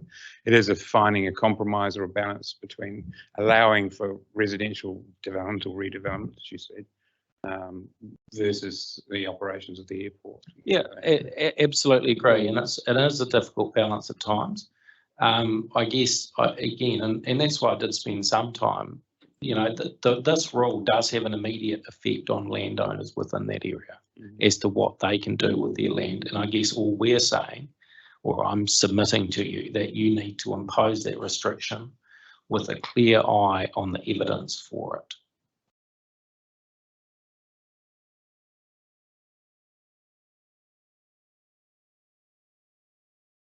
Thank you. Any questions from the panel? Just for my own clarification, just so that I understand around the reverse sensitivity matter. If you have an existing dwelling that's not well insulated or an older building, and you replace it with 4 dwellings on the same footprint that are well insulated, that those 4 dwellings cannot have a reverse sensitivity impact. Well, there can't be a reverse sensitive, because reading your notes, I gather that's what you're saying, that just annoyance or nuisance can't be the same. So that's what you're saying. If we put 4 houses there that are of better quality, the people living in them can't be affected by a reverse sensitivity. Yeah, I guess, yeah, thanks for the question. So I guess what I was trying to say was the airport company seems to be assuming that more people equals a problem. The more people that live inside the outer noise area, the more reverse sensitivity effects will be. So that's a premise, a starting position. I guess what I'm saying is that if those more people are living inside very well acoustically insulated, warm, dry houses, the more people might not, and in fact there's no evidence they will necessarily lead to more complaints. That's the difference, because they're in new acoustically insulated houses. So there has to be an evidential threshold to prove review. So if they're making an assumption about the potential, what you're saying is you're not making the same assumption. You're saying that there's evidence based on the fact that they'll be well insulated to say that there actually won't be. Yeah. Is that what you're saying? Well, what I guess Kāinga's position in my submission to you is that if you're going to impose a restriction on the ability for someone to use their land, it needs to be justified. The onus is on the airport company to provide evidence as to why that restriction is justified, beyond a mere assertion that the more people that live in the area, the more effects there will be. And I haven't seen that evidence. Yeah, okay.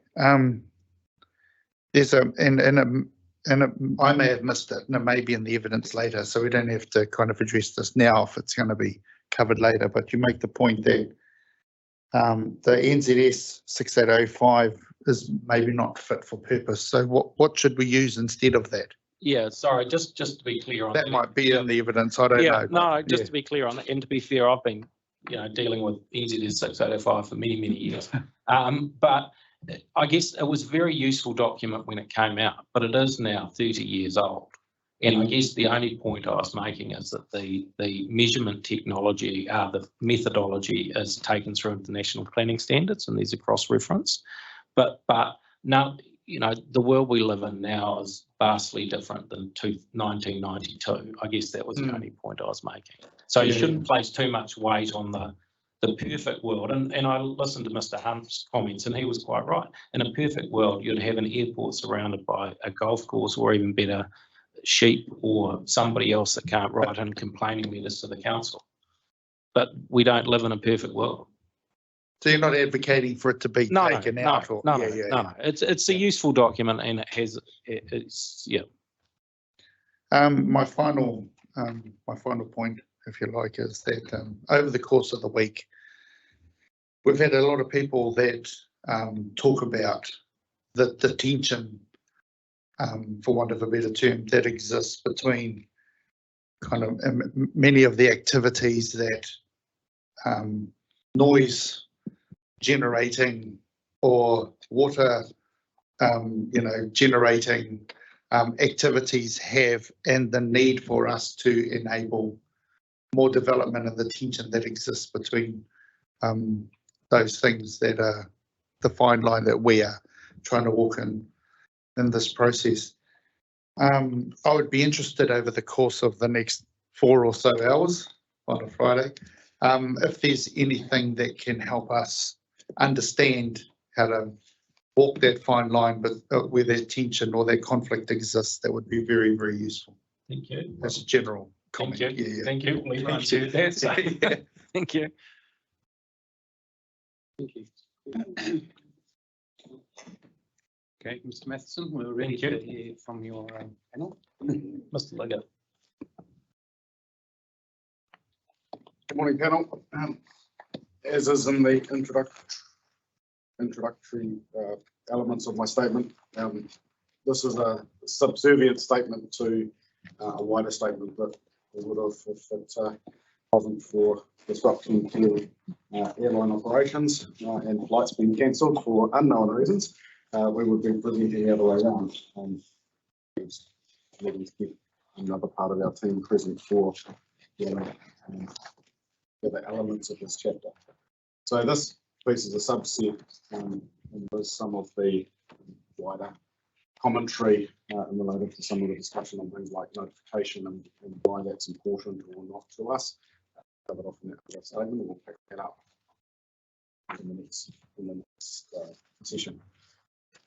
With respect to the noise element of the evidence that I've put in front of you, there's 3 key themes that come through. One is in relation to the roading and rail environment, and what we have seen through the notified provisions of the plan, which were relating to these blanket basically corridors running off the side of transport-related infrastructure.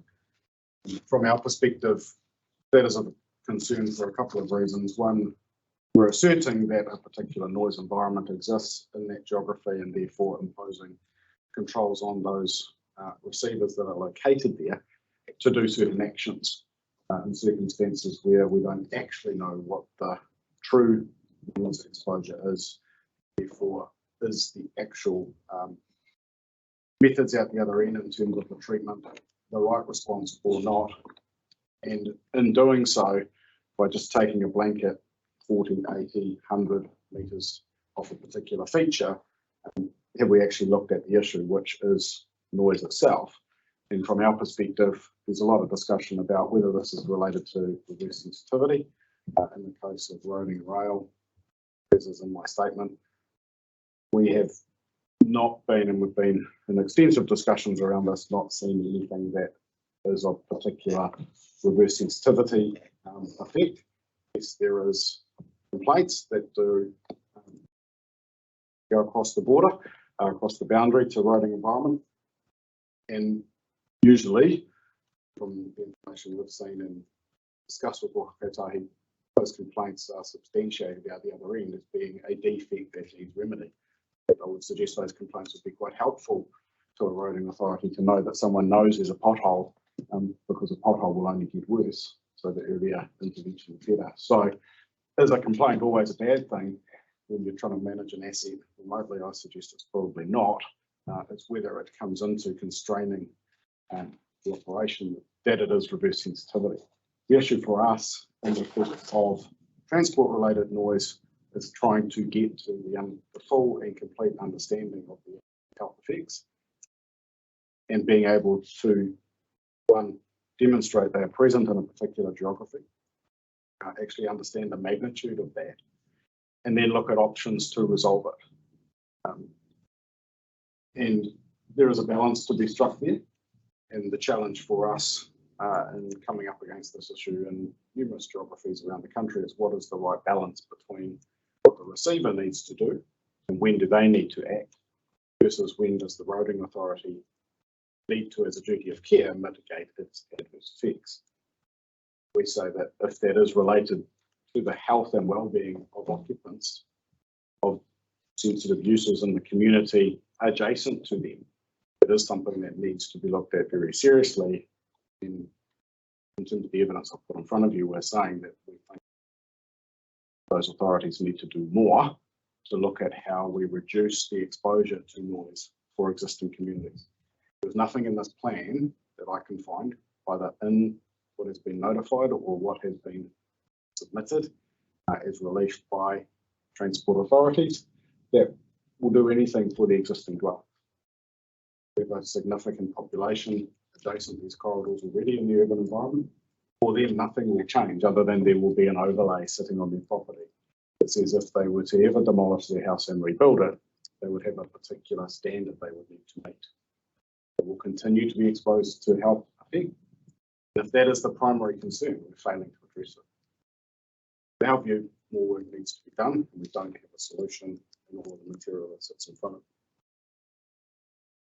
If we're looking, the other issue that we touched on is the airport, and yes, there's been a translation issue between what we've said in our primary submission and what has come through in the relief sought, and that is simply an oversight on behalf of everybody looking at it. Our submission states very clearly our perspective on that. Within the inner noise boundary, there is a health issue to address. Support what council has notified in the inner noise boundary. In the outer noise boundary, I believe the effects can be addressed internally with acoustic treatment of buildings, noting that there is a program within the designation, and this is where we have a difference between what the airport is doing and what the roading and rail authorities are doing. They are actually, through the designation, actively addressing the existing community issue, and that there is a program built into that designation for them to come and assess those properties most exposed to the risk and respond to it. Within the outer part of the contour, it is our perspective that a density standard is not necessary if you acoustically treat the building and make the environment within the dwelling safe for future occupants. The other point we touched on was in respect of Courtney Place, and I think if I'm being updated correctly, council position was that they needed density controls in and around that. My understanding is that's not the current position of council, and that acoustic treatment resolves that issue. So if that is council's current position, then we're probably very closely aligned.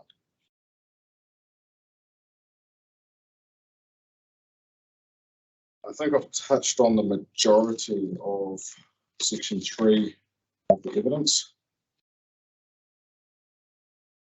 and largely section 4.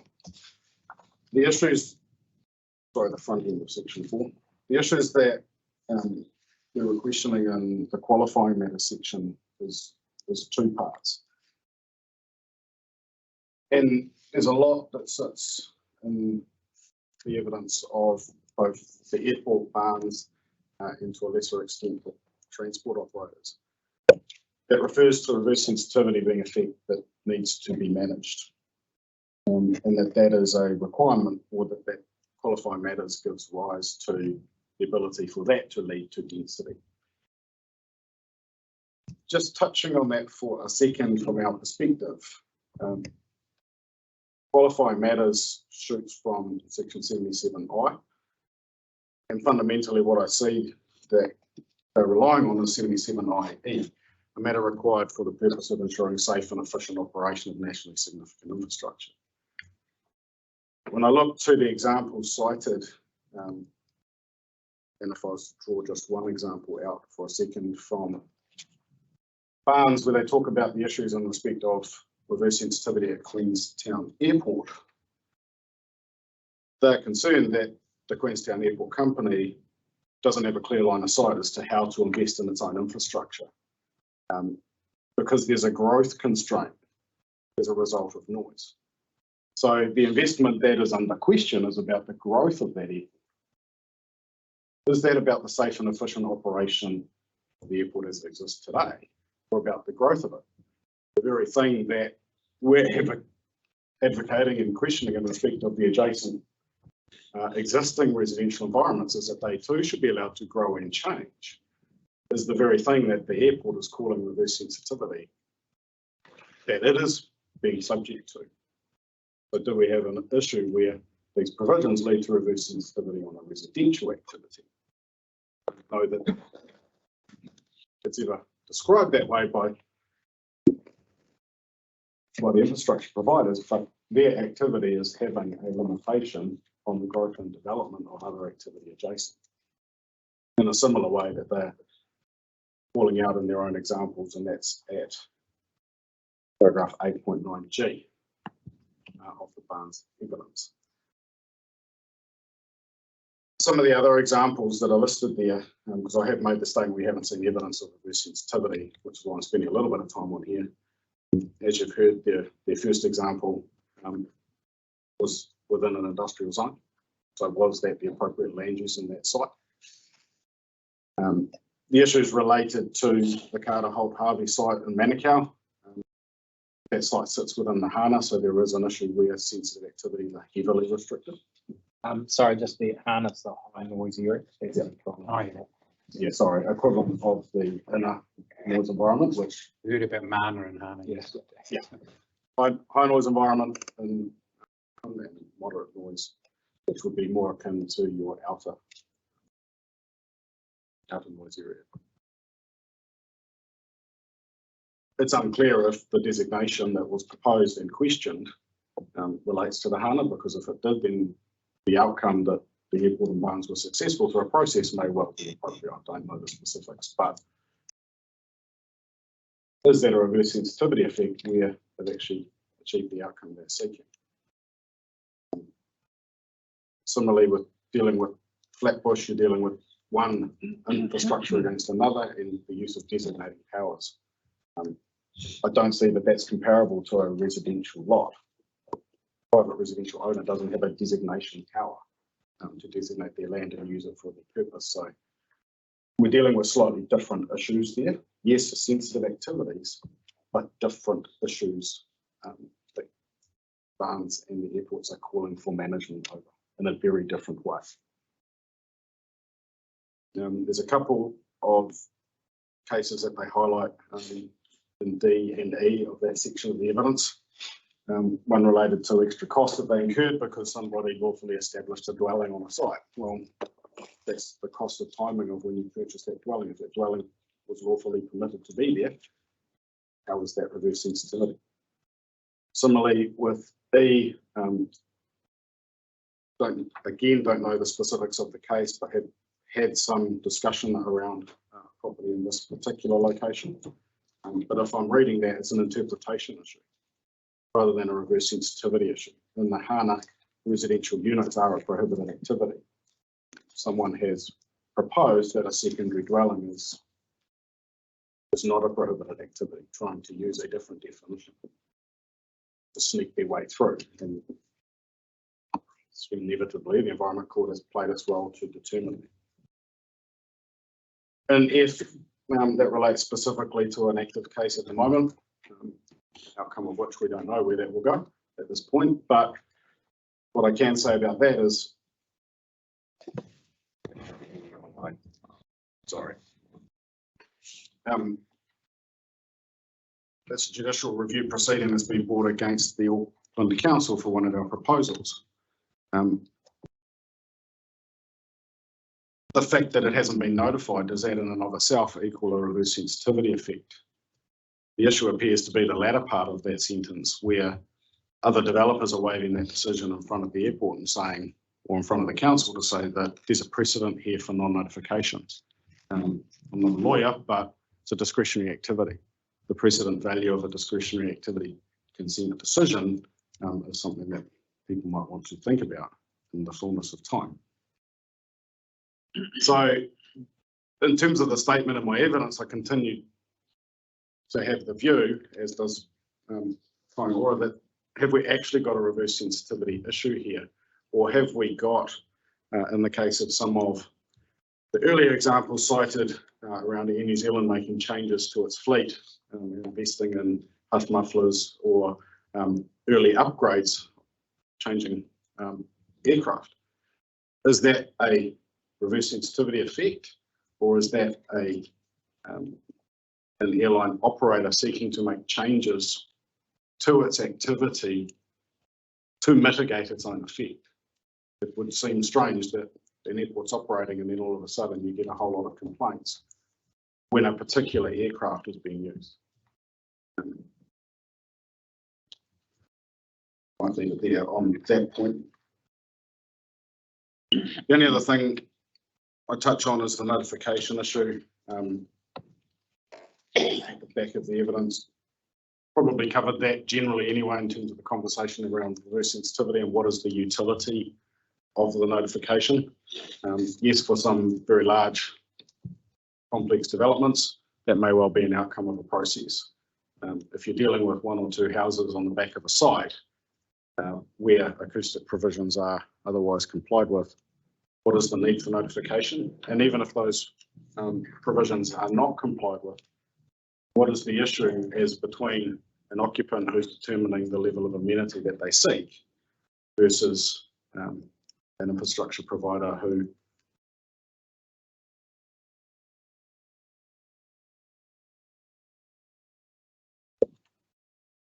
sorry, it's been a very long night.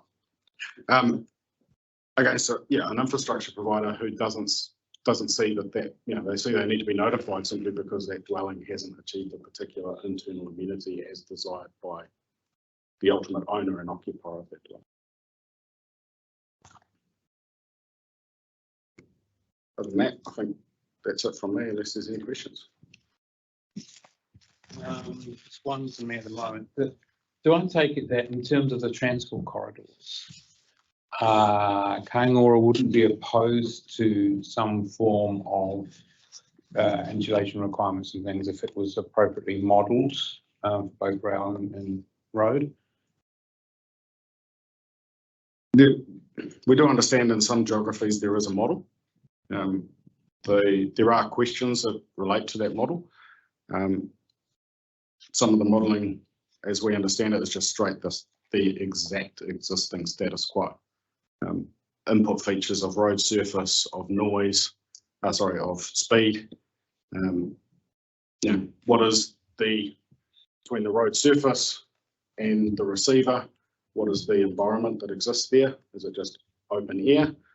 What are the options to resolve any noise transmission between the road surface and the receiver? Is there a practical solution or not? If there is that considered, and how is that considered in that? If we're looking at a health and safety effect, are we actually looking at it in totality, or are we simply going, we're tipping a health and safety effect over the fence and the person who's bearing the brunt of that will sort it out? Is that the right response? Because that's effectively the provisions we're setting up. Okay, so you would still want that to occur before necessarily agreeing to any controls, even if it's based on modelling as such. Well, you need the modelling as a starting point. Yes. And just a quick question around reverse sensitivity and things. Isn't sometimes reverse sensitivity used as a shorthand to consider health and amenity effects?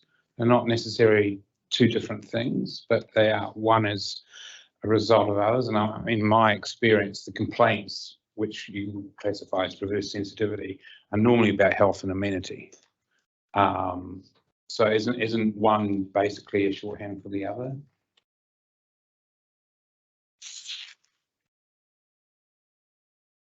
I guess the way we would view that is if there is a health effect on somebody, are they ringing to complain or not? Or are they just internalising that within their daily life and still being subject to that? Does the effect on them actually lead to a complaint every single time? Because if their observation of a reduced amenity or a sleepless night, that meant they were tired the next day, and that was repeated, does that every single time lead to a complaint? Because if it did, we should have hundreds of complaints, I would expect, if this is actually an issue. We don't see that. We haven't been evidenced with that. Or further to that, should we be concerned about health effects even where it doesn't generate direct complaints? Could be low-level health effects at just ongoing basis, rather than necessarily event. From our perspective, that should be the primary focus of the management.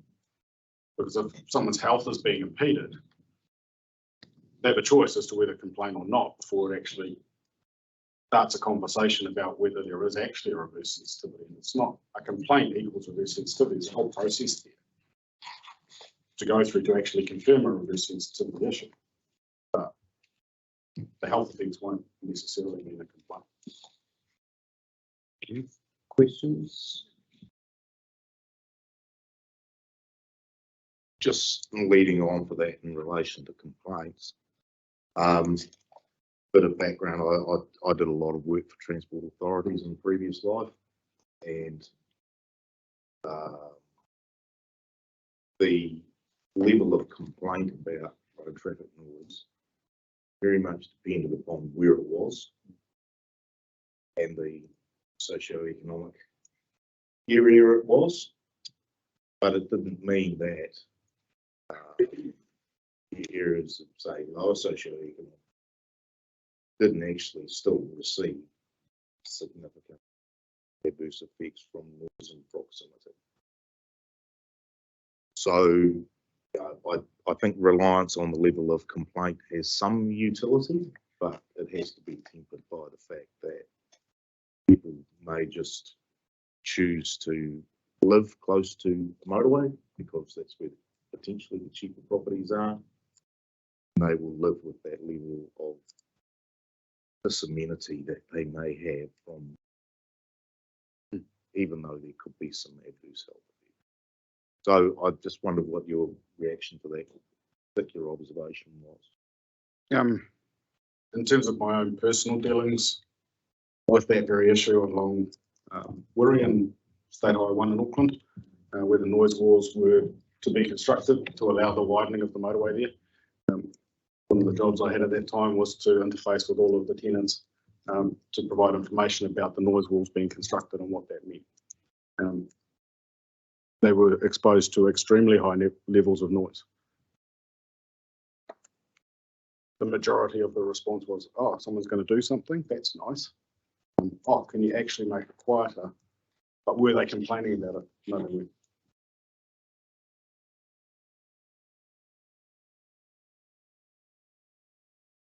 Mr. Leggett, thank you for that. How do you get evidence for potential reverse sensitivity effects when the activity hasn't even been established? Because reverse sensitivity is often looking to avoid something in the future. And a lot of what you've said in here is you've made the comment that there's no evidence of stuff. How do you get the evidence for future reverse sensitivity or potential reverse sensitivity impacts? Other than what's in the plan already? Yeah. Well, I think it's where you see the dialing back of an activity, constant constraints coming on it, and reviews of consents, section 128. While not an infrastructure related matter, in a former life as an enforcement officer of council, dealing with 128 reviews and changing conditions to respond to issues. That does happen, but that doesn't necessarily mean there's been any change in the adjacent activity. If one person complains enough, one person complains enough. If that gets ahead of steam, that can lead to changes being requested. And I think that's, is it reverse sensitivity, or is it simply the activity mitigating its own effect? If we look at another industry for a second in terms of nitrate issues in the farming sector, progressively as a country changing the behaviours, deliberately shifting how that practice occurs, because we as a country are asking for a better environmental outcome. Now, is that reverse sensitivity, or is that an industry mitigating its effects on the environment as the community expectation has changed and evolved? So one of the ways, and in your statement that you've suggested is, rather than having this blanket approach, assessing that on a case-by-case basis. So is what you're advocating for actually doing a case-by-case assessment and having some sort of process you go through where that is tested with the community and the experts and others? Is that what you're actually seeking with regards to case-by-case, rather than it being some sort of permissive activity in or out of a particular zone based on reverse? Is what you're asking going to actually improve the lot for KO, or just make it more complex or complicated if we do it case by case? Yeah, in respect of that statement of the evidence I was looking at, we can't just say reverse sensitivity over and over and over again all through the plan and assume that that's going to equal notification. What we actually need to do is look at the root issue in the case of environmental noise from transport activities and aircraft movement. Is the issue actually reverse sensitivity, or is it the management of noise and the health impacts of that on society? That is the issue that we say we need to be addressing. Reverse sensitivity relates to the costs that an infrastructure provider may bear, whatever they are, be it the need to mitigate their effect or the pressure to constrain. That's reverse sensitivity in terms of constraining. Right. So I get that, right? So I get that, this blanket approach, and is it reverse sensitivity and all that? What I'm asking is part of the solution that you're proposing is to do that assessment, or that on a case-by-case basis when something comes up. Is that the alternative that you think would solve the issue, rather than this? Because I get the argument about, is it reverse sensitivity or not? Should it just be blanket? So a case-by-case assessment as you go through is a better way to do it. That's a more targeted approach to assessing the potential effects as an alternative. In terms of the plan provisions, we'll hear from others. There is a suite of provisions that they say manages the effect based on a set level of exposure to the noise. In terms of the case-by-case basis and looking at the issue in totality and dealing with the existing effects that are there and the existing community, it will need a case-by-case basis. Yeah, we need to go at that particular stretch, as they did in Wirri. That particular stretch of the motorway, there was noise 68, 69, 70 decibels. In that case, Port Kotahi, or predecessor, made a decision to install a noise wall before bringing the motorway even closer. So there was a response there specific to that geography based on understanding of the issues involved and an assessed response. Now, did that mean the two-storey dwellings, the three of them that we had on the western side of the motorway didn't, but in those three houses, we still had to do acoustic treatment to those dwellings because they were above the noise level. But for the rest of them, the noise was reduced to an acceptable level. So the plan has to be enabling enough for that type of approach to take place, whether it's the airport, like using that example, the road being upgraded, or a development of houses taking place, that assessment against those existing activities can be done on a case-by-case basis. Yeah, it's looking at all of the options available to solve the issue. Yeah, thank you.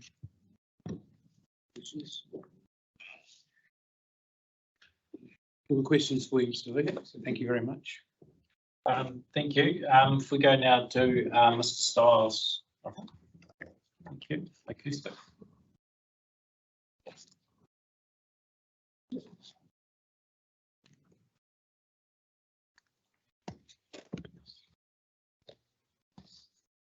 Right.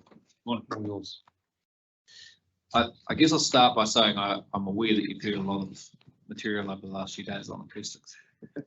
And I might be repeating some of what you've heard, some that you've heard, some of what I say might be new. At any time, happy to elaborate on any of these points or skip over. I thought that I would start by going through my summary of evidence, starting at paragraph 1.3. Can I just ask, did you listen into the hearing on Tuesday? Was it around the noise evidence, any of that? I did not listen into it in real time, but I have reviewed a whole series of notes that were taken that were quite detailed, that were all of the questions and answers. So I'm reasonably familiar with what you've talked about already. Great, okay, thanks. So in respect of rail vibration, I agree with the council. I do not support the rail vibration controls until or unless Kiwi Rail can justify that those vibration effects are great enough to warrant controls. That has to be based on sufficiently robust vibration data and a range of other information.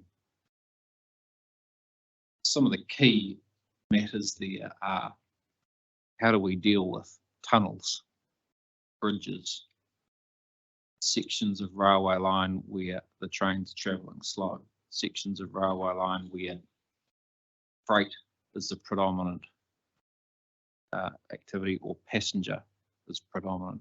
Passenger trains generate a lot less vibration than freight. In the network in Wellington, my experience of it is that it's quite diverse, and there are parts of it that have much greater traffic than others, greater speeds and so on. So I think all those subtleties need to be dealt with in these vibration controls. I expect that there might be parts of the network where a vibration control is, some kind of vibration control could be appropriate. I think it stands to reason that they would be the sections of line with freight on them, and in particular the open speed sections. 1.4, my summary on road vibration. I don't support any control on road vibration unless Waka Kotahi can produce sufficiently robust evidence on the actual and likely effects of vibration beyond the boundaries of its own corridors. Again, I think that there are a number of matters that need to be addressed before we can even look at what kind of control would be appropriate, if one is appropriate at all.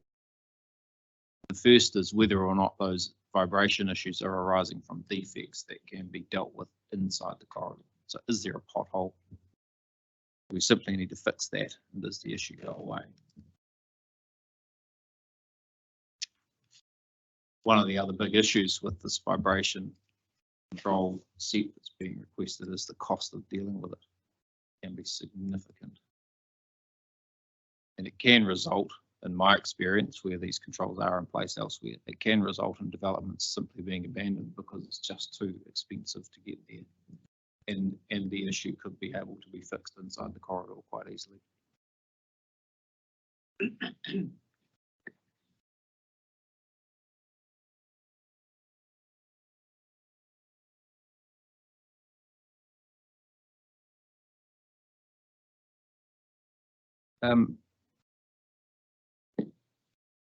terms of S4 at paragraph 1.5, I record there my general support for standard 4 and standard 5. They are the standards that deal with acoustic treatment, houses, or activity sensitive to noise. I generally support them. I think they'll provide good outcomes for the range of noise sensitivities that they will apply to. And just here, I think I don't deal with it in this executive summary, but I'll turn to it now. And it's this issue of DBA, internal noise level, or the DNTW method, that I think you've heard a fair bit about. Sorry, is that better? Yep. Okay. So I wondered if you wanted to hear a little bit more on that, and I'm hoping that I'm not going to repeat what you've already heard, but maybe put it in a slightly different light. Okay, no, we would, because it's one of the bones of contention at the moment. So in my evidence, I expressed general support for the DNTW approach. And I'm happy to explain that if you need refreshing, but probably heard a fair bit on it, so that's okay. So there's some upsides to that. That whole design process can be standardized by a schedule in a similar way to the building code and its acceptable solutions appendices. So you can go straight to that acceptable solution and find out there's a range of options to construct your facade. You can pick one of those, submit it to the council, and it should be accepted. So it's relatively straightforward in that sense, and it will avoid the need to engage an acoustic consultant to do the design in many cases, not all, but many. The other upside is that it will in many cases deliver a better internal noise environment than the DBA approach. In other words, it'll be quieter. The obvious downside is that the cost could be higher. And in particular, it's been highlighted by some of the other acoustic experts, you're treating walls and facades that are facing away from the noise and might not be exposed to much noise. You still have to achieve that DNTW standard. So there's a cost implication there. It will be more expensive. But it has another upside, which is it's standard across the plan for all of these noise sources, the port, Courtney Place, road, rail, airport. It becomes simple. And in my experience, over a relatively short period of time, the industry will catch on to how it all works. And the process should be reasonably streamlined through that consenting process. Moving to the DBA approach, it doesn't have the over-specification or over-engineering cost downside.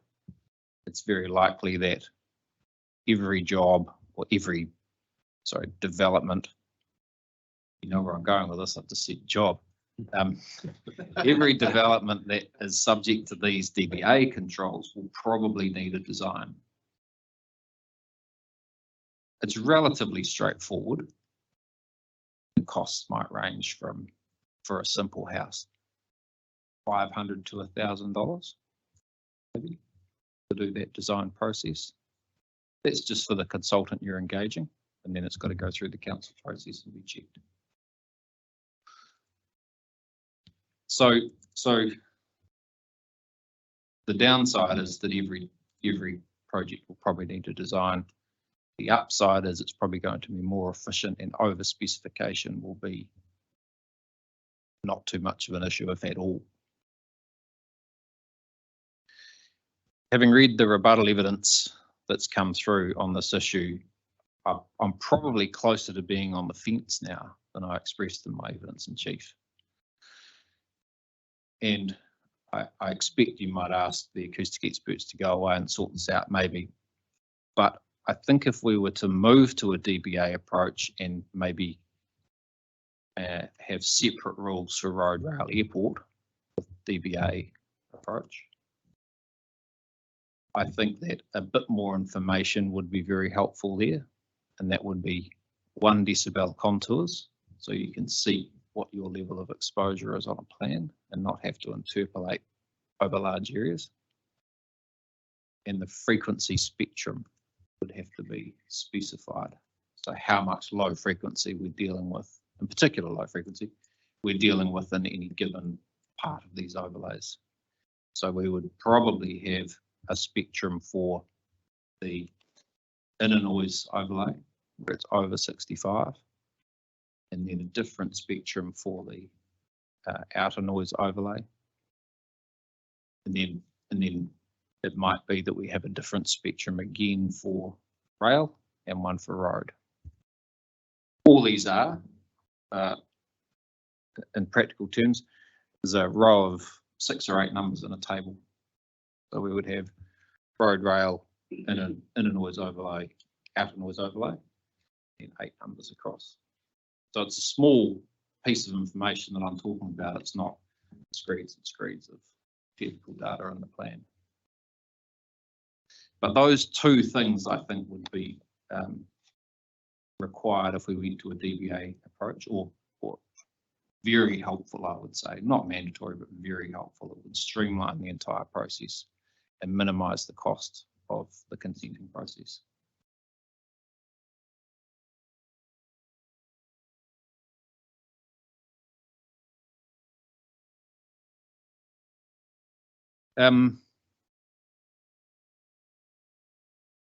You are going to hear from Mr. Jimison soon on ventilation, so I don't touch any of the other acoustic experts' comments on ventilation. Hear from Mr. Jimison on that. Paragraph 1.6 in my summary, suitably qualified and experienced acoustic expert, as far as I can see in the rebuttal, that seems to be agreed. I don't think there's any contest over that, which I'm quite happy about. So the last 3 topics are noise from the road, rail and airport. I set out in quite a bit of detail why I think road noise should be modelled. Mr. Liggett's talked about it as well. I think it's really important that a significant degree of refinement happens from the standard setback approach that's being proposed. I think it's extremely coarse or blunt, and it will end up applying the overlay to land that it shouldn't apply to. And so homeowners will be subject to this process, and they just don't need to be.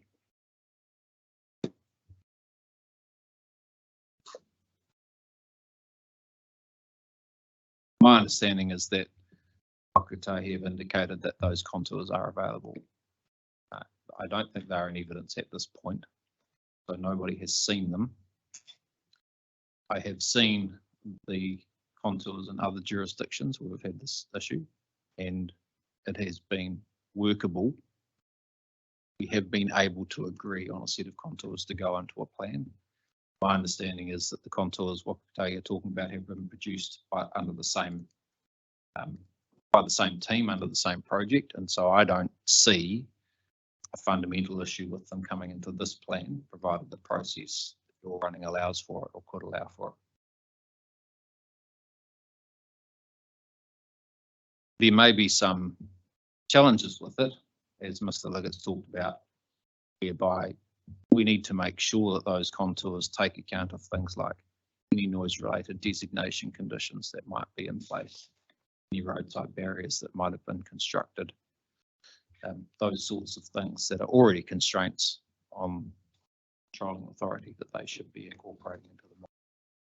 So that's a bit of detail. That's the sort of thing we'd be looking for when we, if we review those contours and provide advice to you on whether they should come in or not.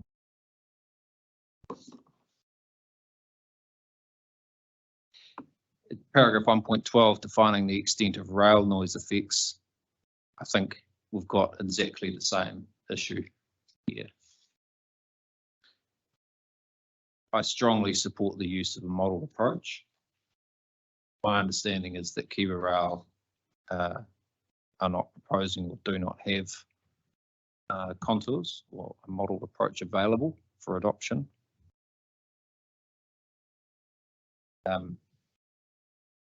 And if that is the case, then I would support, and you're minded to include controls, I would support a very careful refinement of those setbacks to take into account things like tunnels, the type of trains on that part of the network, bridges, topographical features, the rest of it.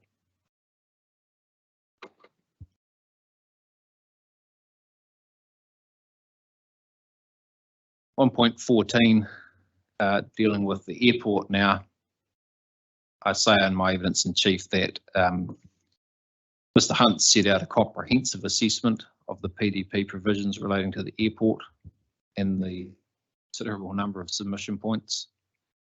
I support the evidence of Mr. Hunt and I support those provisions.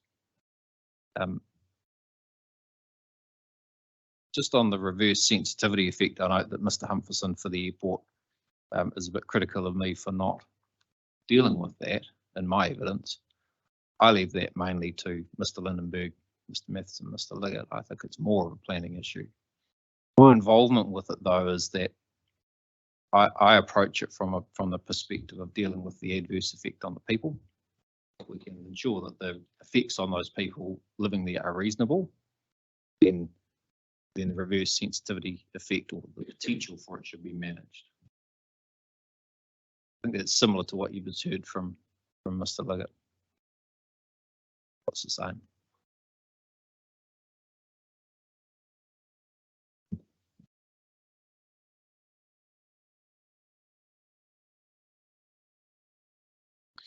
And that's the summary I've got for you. Thank you. We have read your circulated. A couple of questions from me at the moment. Just an observation. I think if we were presented with a lot of modelling information from Waka Kotahi and even Kiwi Rail at this stage in the proceedings, I think we would be very hesitant to progressing that any further, because as you said, there should be a whole process wrapped around that if it were to be introduced into the district plan, and timeframes and all sorts of things would work against that at the moment. Just a question around the workability of the DTW approach. And you said that one downside is it over insulates some parts of the house as opposed to the other. Is there any practicable way of addressing that through the standards in terms of enabling lesser insulation standards for some parts of the house or not? Or is that just in terms of costs and practicalities of design and things unrealistic? I've given some thought to that, and the answer is there's no simple fix. One possible approach is to allow a compliance pathway that would allow the applicant or the developer to engage a consultant to demonstrate what the noise levels are on the different facades. And then you could reduce your insulation requirement on that basis. That is getting actually quite close to a DBA approach, though, because you have to specify, well, how do we reduce it? We're still trying to achieve some kind of internal goal here. So that becomes a bit of a blend of the two. So I struggle, I have struggled to find a simple fix, and I think the easiest way to look at it is that I think it has to be one or the other. And that information you were talking about, just finally, around separate rules for the road, rail, airport, and getting that table together, how difficult a process is that? I think that would be quite straightforward. Can it be done like in a month, or does it take some modelling and measurements? And okay. It's information that every acoustic designer would need in that process. But if it's not specified in the plan, you can scramble around to different publications or your own measurements or something, and then the council reviewer might have a slightly different row in their table, and so you might end up with a bit of a disagreement about that in the consenting process. So my suggestion here is that we just have that disagreement, that discussion right now, and set it in 4 rows in a table in the plan, and it's done. Thank you. Questions from Mr. Stiles? Yeah, just a couple.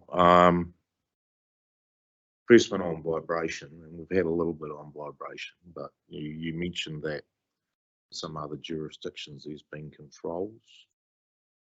Can you just elaborate where and in what scenario those controls were applied? Sure. I think, as far as I'm aware, I think it's the Upper Hutt or possibly the Lower Hutt district plan, I forget which one, that has vibration controls, vibration performance standards in it. It is Lower Hutt, that's right, yep. But it has been applied in other parts of the country through Wakatahi or Kiwirau being notified of resource consent applications, and they have said, well, we will, their submission is that their reverse sensitivity policies have to be met. They include vibration controls. Sometimes the applicants don't or cannot challenge that. That ends up being some sort of condition, and then someone like myself would be engaged to help them through that process and do the design. So it happens, it's a bit ad hoc around the place, depending on those consent processes. And then in relation to the road rail corridors as well, so you're a strong advocate of contours, and I think Mr. Hunt is as well. That's right. In terms of recent district plans, have there been contours applied, or will they just go on a meter from each of designation boundary approach? Contours have been applied through the Whangarei district plan process. It was not a full plan review, it was a plan change, and there's an Environment Court consent order that sets out how that all comes through. But those contours were notified with the plan change about where exactly they were? No, they weren't. No, they were brought in later on. Mr. Lindenberg will probably give you a better summary of that process. He was involved as well.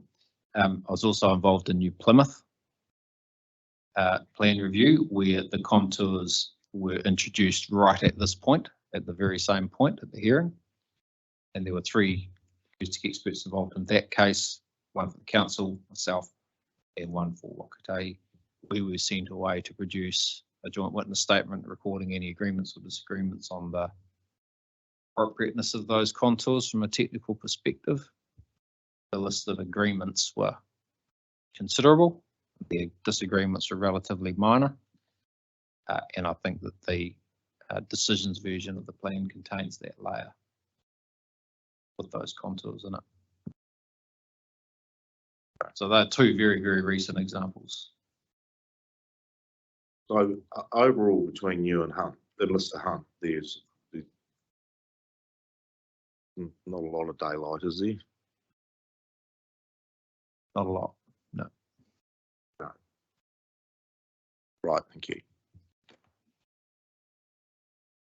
Just one from me. If we were going to a modelled rather than a standard setback approach, how does the model, if it's within the plan, take into account future change? So I recognise a setback is quite a blunt tool in that it just kind of says X meters or whatever. But if we did modelled and say here for this area of the road corridor, it should be X, and over here, and let's say at X, they put a bridge in the future rather than, I don't know, I'm just making stuff up to make my point. They put a bridge in that generates the potential to generate more noise when we've modelled it based on a 50k zone that no noise. How do you who's responsible and how do you accommodate that future change in activity status? I know a setback may not achieve it either, but how does the model help us where it might be less than a setback in their place because of an existing state, for want of a better term? How does it take into account future change? It doesn't take into account future change in a specific way. Maybe I'll start in a different way. So the model would produce a contour. Let's say it's 55 decibels. And if you're, and that contour takes into account buildings, topography, other features, and it is smoothed significantly by our software process. So if this microphone here is a building and the road goes past, the contour is not going to go up to it and then hug it really close and come back around the other side. It's going to be a very smooth line. That helps to avoid issues where you've got minor changes to buildings or the demolition of a garage, that sort of thing. It deals with that kind of change very well. When it comes to changes within the road, I totally accept that there could be changes that could make it noisier, but there could equally be changes that make it quieter. So Liggtt's point, which I agree with, is that might be an extension of his point, is that if there are improvements or changes in the road reserve to the road design, if the best practicable option to minimise noise is adopted, which is required to be, then we should generally end up with a reduction in more cases than we end up with an increase, or perhaps no change. Quite a bit of speculation there because there's a whole range of situations we're talking about. It's unlikely though that we see big changes in noise level from changes in the road. The changes are likely to be small. And when these provisions that Whakatāi seek have a margin on top of the 55, and it's 2 or 3 decibels. So you add that on, that accounts for some minor changes that might happen over time, including traffic growth, small changes to the alignment, changes in the seal, these sorts of things. So generally, there's an improvement more times than not. And like you said, the example that Mr. Liggett used earlier, mitigation can still come in even if that's not the case. Yeah, that's right.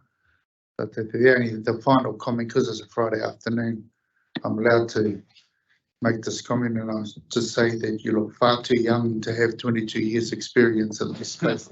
So that's my compliment to you. But you look far too young to have that level of experience. I'll take that and I'll bank it. Thank you. That's on live TV too. That's outrageous. He's never going to live this down.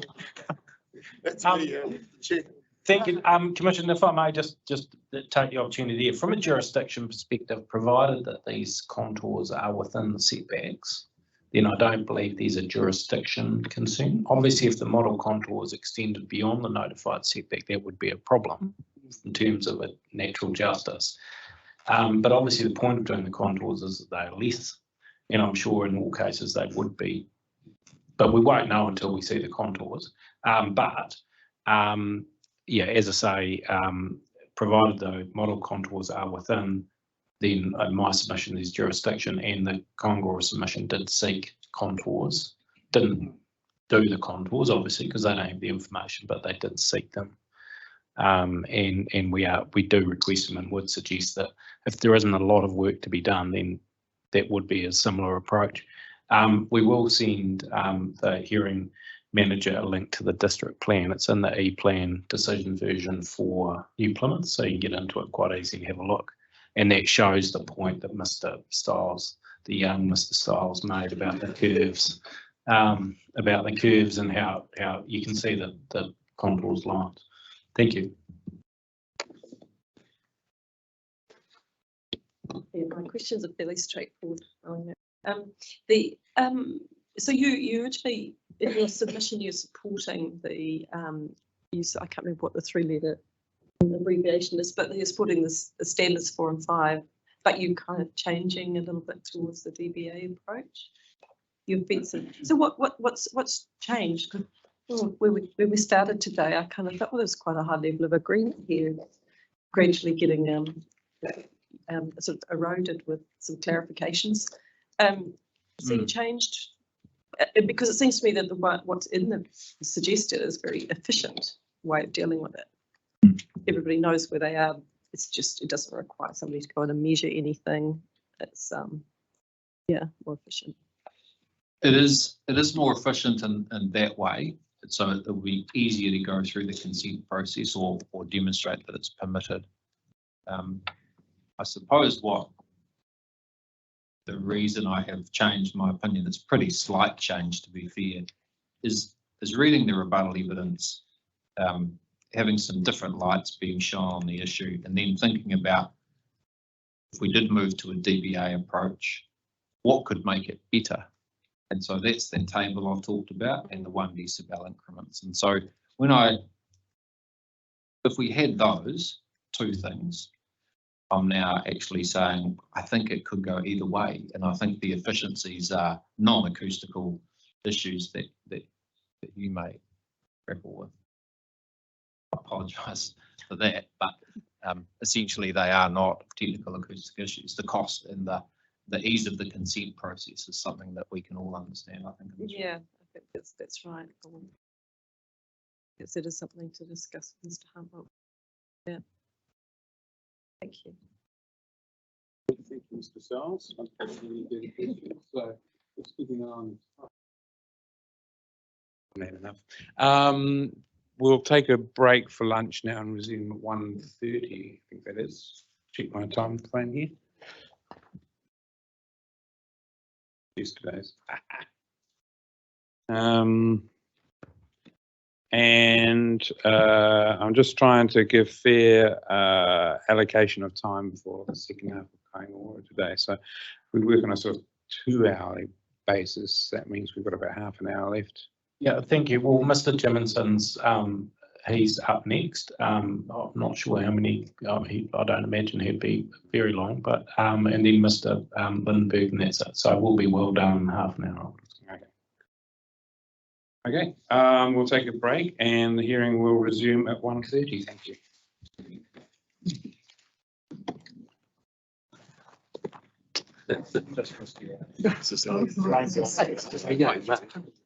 Oh my God! Oh my God! Yes. Give a change of time. Yeah. Mark Ashby is like, I'm not aware of something. Oh my God, was anyone here? I started. Yeah. So you're like a closet vapor or something. I'll just go and get some stuff. I'll just really stuff. Pretty well schooled up.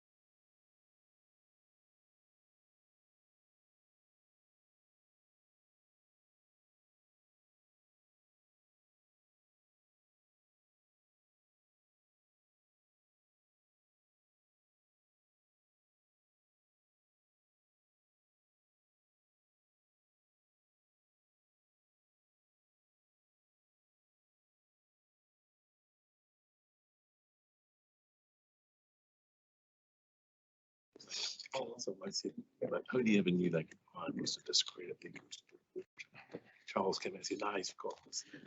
Good afternoon, everybody. Hearing stream 5 has been reconvened after lunch, and we will continue with hearing from Kāinga. So, Mr. Matheson, would you like to? Thank you. Thank you. It's always good when all your witnesses turn up again after lunch. You turn it around. Mr. Jimson, please. Thank you. Good afternoon, everyone. Okay, I feel a little bit out of place for having a subject that hasn't even been talked about so far. But we will jump into it. What I'd like to do is perhaps just provide a bit of background information, a bit of context to understand the subject. I don't think it's been terribly well discussed from what I've read in the submissions and what have you. And there is a kind of a lack of an opposite number in a lot of ways. So if you'll bear with me, just feel free to take me along if I'm telling you how to suck eggs. But it's important to understand why we're doing this, what we're trying to achieve, then how we get there and how we might couch that as part of the plan. So if that makes sense. So the key things we're trying to achieve, when a house is in a zone which is subject to noise, we're pretty black and white. We don't actually care where the noise comes from, really how you deal with it. We've been given a house that we're saying it's got to be closed up. When the house is, so it's black and white for us. The house either is in or it's out. If it's got to be closed up, then you've got to deal with that. Now, the things that we need to deal with in the house is making it healthy and making it comfortable. Now, that's pretty straightforward, but how do we do it? Now, the key things we need to look at are ventilation and temperature control.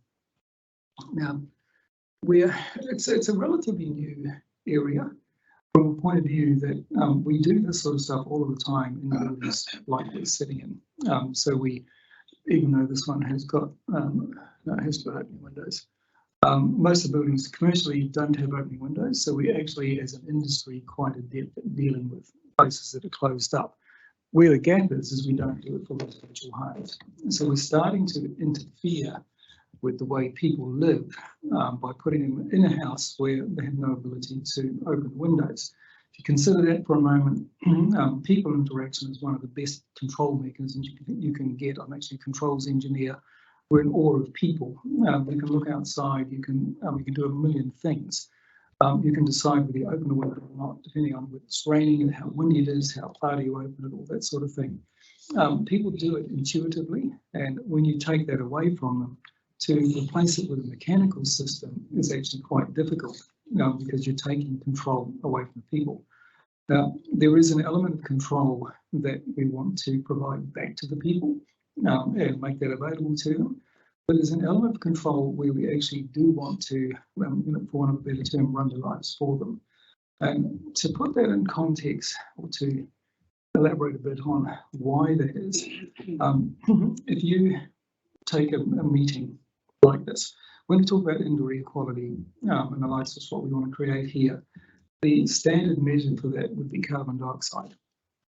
Now, if you're in a room like this, and this many people, or even more people, and you're in here for a couple of hours like we were this morning, anyone who walks into this room will go, oh, crikey, it's a bit close in here, without being too rude, do you guys shower or what? And my point is, it sounds a little bit funny, but the people in the room don't feel it. And it's a phenomenon that's not terribly well researched, but you get used to a rising CO2 level really, really quickly. And we'll talk about a little bit more about CO2 in a second. But when you walk in from a fresh environment into an environment like that, you notice it immediately. Now, the point of that discussion is that when you're in a house, that if you're in an environment where the house is closed up, you're going to be in a compromised environment over time, depends how many people are in the house, and you're actually not going to realise it.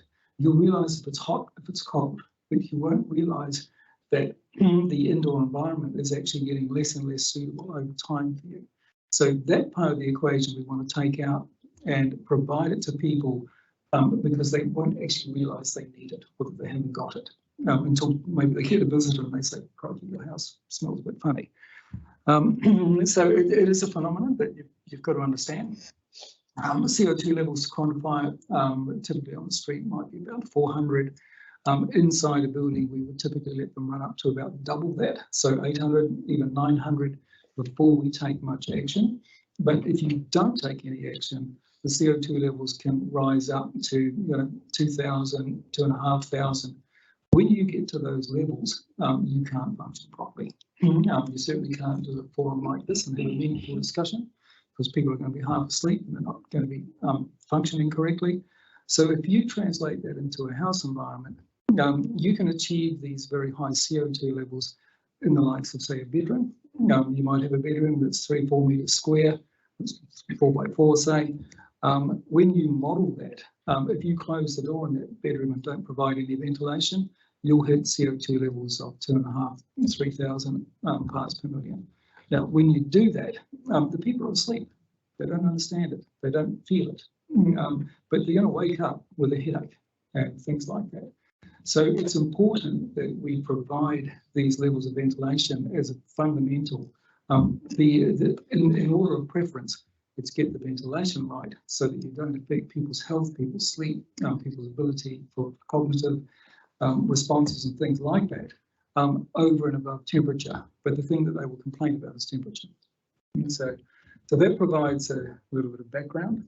I spend all day teaching you guys how to suck eggs, but this stuff is not terribly well understood. And so key things: ventilation first, temperature second. Now, in terms of ventilation for the housing, it's ventilation and air conditioning as such. We call it air conditioning, but heating and cooling provisions, they're at odds with each other. If you want to look at energy consumption, and when we're providing guidance here as to what we should do with the houses, we're affecting not only the cost of building the house, but the cost of running the houses. Now, in the context of what might be achieved from a Kāinga versus a private homeowner, I think it's already been mentioned today that a lot of the housing in the corridors that we're talking about is perhaps not the flatiest in town. So there's a socio-economic value, judgment to make here, that we can't put in systems that are going to cost an absolute fortune to run. You can provide a nice house, nice healthy house, nice comfortable house, but if it's going to cost you a fortune to run, I would argue it's not fit for purpose. So if you overdo ventilation, then you provide air conditioning on top of that, then the ventilation rate being how much outside air we bring into a house and then how much is leaked out of the house as a result. So if we put a huge amount of ventilation into the house and we air condition that, then the bulk of the energy going into air conditioning ends up being taken out, and that's really uneconomic. If you're purely from an energy point of view, you wouldn't put any airflow through the house. That's not going to work. So there's a balance we've got to achieve there. Now that's been very well researched, and we have standards around with the Healthy Homes and with the New Zealand Building Code. Now, rather than reinvent the wheel, the problem with housing is they're all quite specific. So we don't want to go down the track where we have to have a specific design for every house. So we want to legislate that allows people to come up with something within a framework. And that framework for ventilation is quite well defined between what's available now with Healthy Homes and New Zealand Building Code. Now, if we decide that the house is going to need heating and cooling, cooling being the key one, then we'd actually want to keep that ventilation rate down to the minimum. Now, those minimums have been relatively well established. There is some further work to do in this arena. It's actually a relatively green arena in ventilation for establishing ventilation rates for homes as a minimum level. If you flip over to comfort for a second, then we want temperatures, and the numbers that have been suggested are about right, of sort of 18 to 25 degrees. Now, what's involved in keeping a house to those temperatures?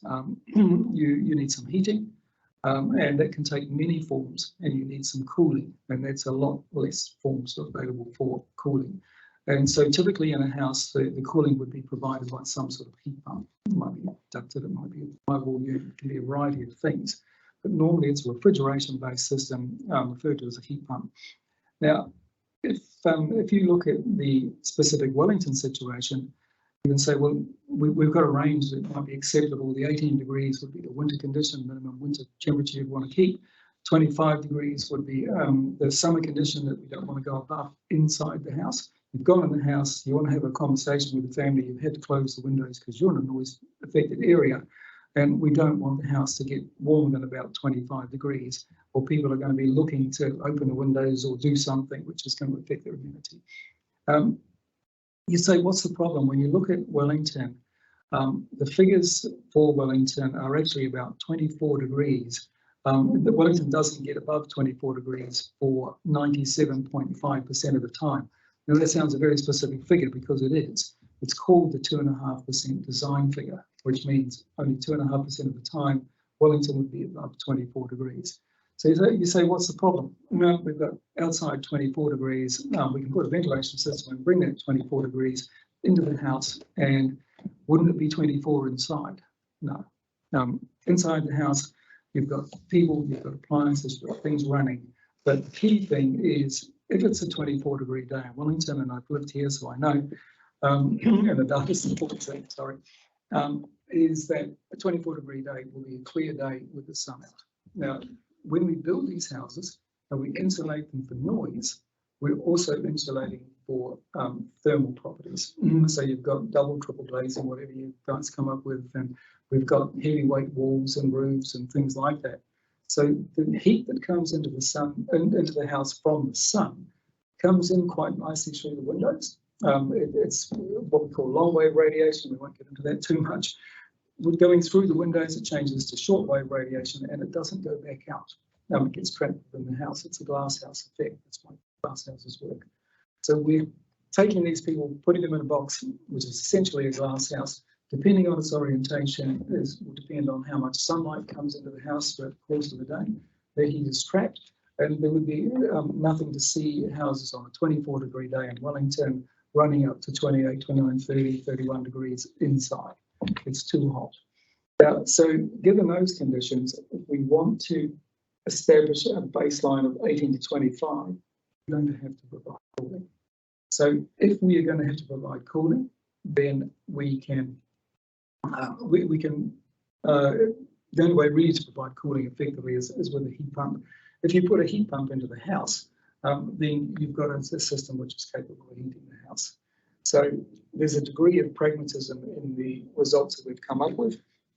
So establishing a minimum ventilation rate and providing some sort of heating and cooling. We actually don't care how you provide it, but provided you can do it, then we can meet those conditions. So, and as I said earlier, it's important that the ventilation rates are absolutely mandatory and by and large beyond the control of the occupants. And where we provide the user control is on the temperature control. People can suit themselves as to they like it warm or cool or whatever, which is good. So that provides a basis of where we're trying to head with the standard. Now, if you excuse me for a moment, I'll just run through the notes.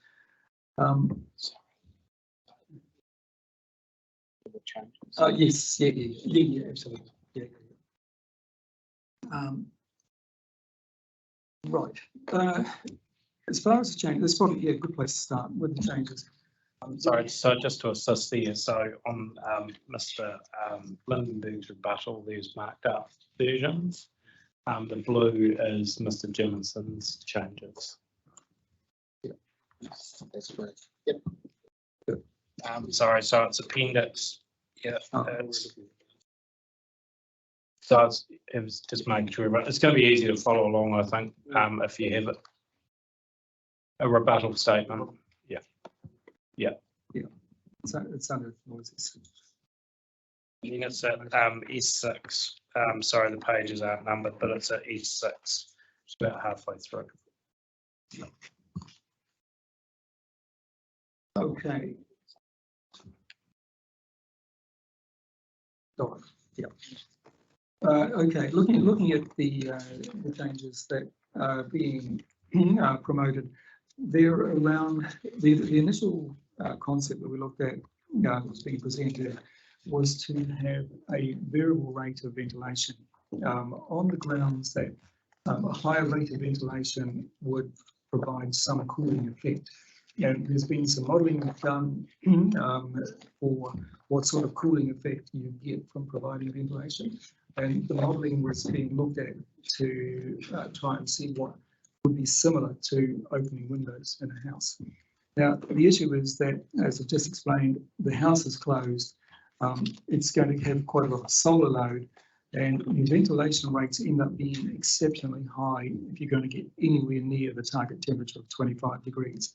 There are many times when it will not achieve 25 degrees. So we've settled on the fact of moving towards cooling, providing mechanical cooling for the house. And because we provide mechanical cooling, we don't want to throw all of that energy outside.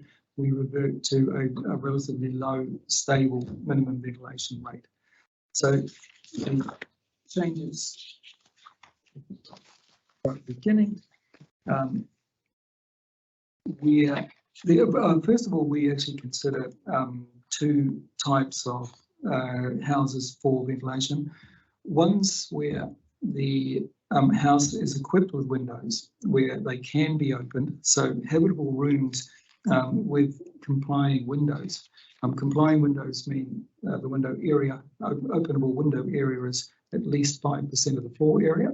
So, and most houses would comply with that if they have opening windows provided. Now, if they have those windows provided, then what we want to do is to provide a minimum ventilation rate in accordance with established standards in the New Zealand Building Code, and the applicable section is 1.5, and it's under section G4, and there is an acceptable solution number 1 provided. That is a very commercial-based acceptable solution, so it needs some work to adapt that to a residential application, and we'll mention that just again in a few minutes. Then we also want to provide, rather than providing an adjustable ventilation system that can go up from sort of anything like half an air change per hour through to about 6 air changes per hour. Sorry for the terminology, we haven't got too much time to explain that. Sitting in this room here, you would expect to be having 6 or 8 air changes an hour circulating around this room. So these are not huge numbers, but you don't want 6 air changes an hour of outside air coming through the house if you're running air conditioning. So what we're advocating is to keep it simple. Don't have a ventilation system that we can change the ventilation rate by a factor of 12 from sort of half an air change an hour to 6, and that would be user controllable. Because of some of the things I've already explained around people's ability to sense how a house, the ventilation rates in a house, and to be able to understand what the CO2 level is, you can't do it by guesswork. We're saying while in theory you could provide a variable ventilation system and let people control it, they won't control it. They won't control it properly. And so it won't achieve what we're trying to achieve. So we're actually advocating by keeping it simple and kind of taking that control off them a little bit to provide that baseline that you would have. Secondly, once we've achieved that, then we want to provide some heating and cooling to the house. Now, we've already, if we put into the code that we're aiming to achieve an internal condition of sort of 18 to 25 degrees, we need to relate that to make this code transferable around the country. We need to reference an outdoor condition. We're always looking to bridge the gap between a hot day, cold day, and establishing a comfortable temperature inside.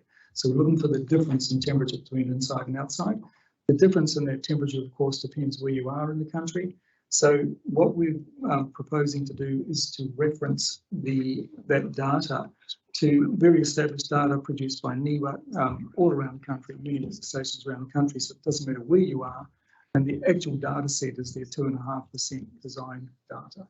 Now, if you put that into the plan, it becomes sort of future-proof. For one, we'll come back to that, but it becomes area proof as well. So it doesn't matter whether you're applying it to Wellington or Kāinga. You can still reference the same data set, just look at the applicable one that's readily available. As far as future proofing goes, some of you might have heard of global warming, and it is a thing, just look at the weather. So as we go, the NIWA data, it is retrospective because I've got to record it and table it and update it.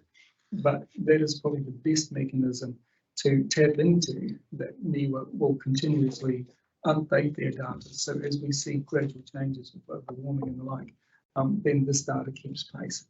So that provides the basis. There are a few other bits and pieces which were in there. We agree with providing heating and cooling calculations to provide that. It's controlled by room occupants. The extra provisions in sort of C, D, E and F in that scenario is around number one, if we put in mechanical systems, both ventilation and air conditioning, they shouldn't make any more than about 35 decibels because that would be an own goal by making a nice quiet house and then making it noisy on the inside from our systems. Secondly, just filtration levels and a few bits and pieces around quality, which is the ductwork and things like that, if these systems are workable. It just provides council with a little bit of pushback to say, well, have you designed something that is fit for purpose? Is it okay? Those provisions apply whether or not you have complying windows. If you don't have complying windows, then you go to section 3 here, and it is all of the above. And here, contrary to what I've already said, we're going to allow, I'm proposing we allow some degree of variance on the rate of ventilation. Rather than take it from sort of a half an air change in hour to anything up to 6, we're saying half to 1. And the 1 air change in hour provision is recognising that sometimes houses are vacant, sometimes rooms in houses are closed up and things like that.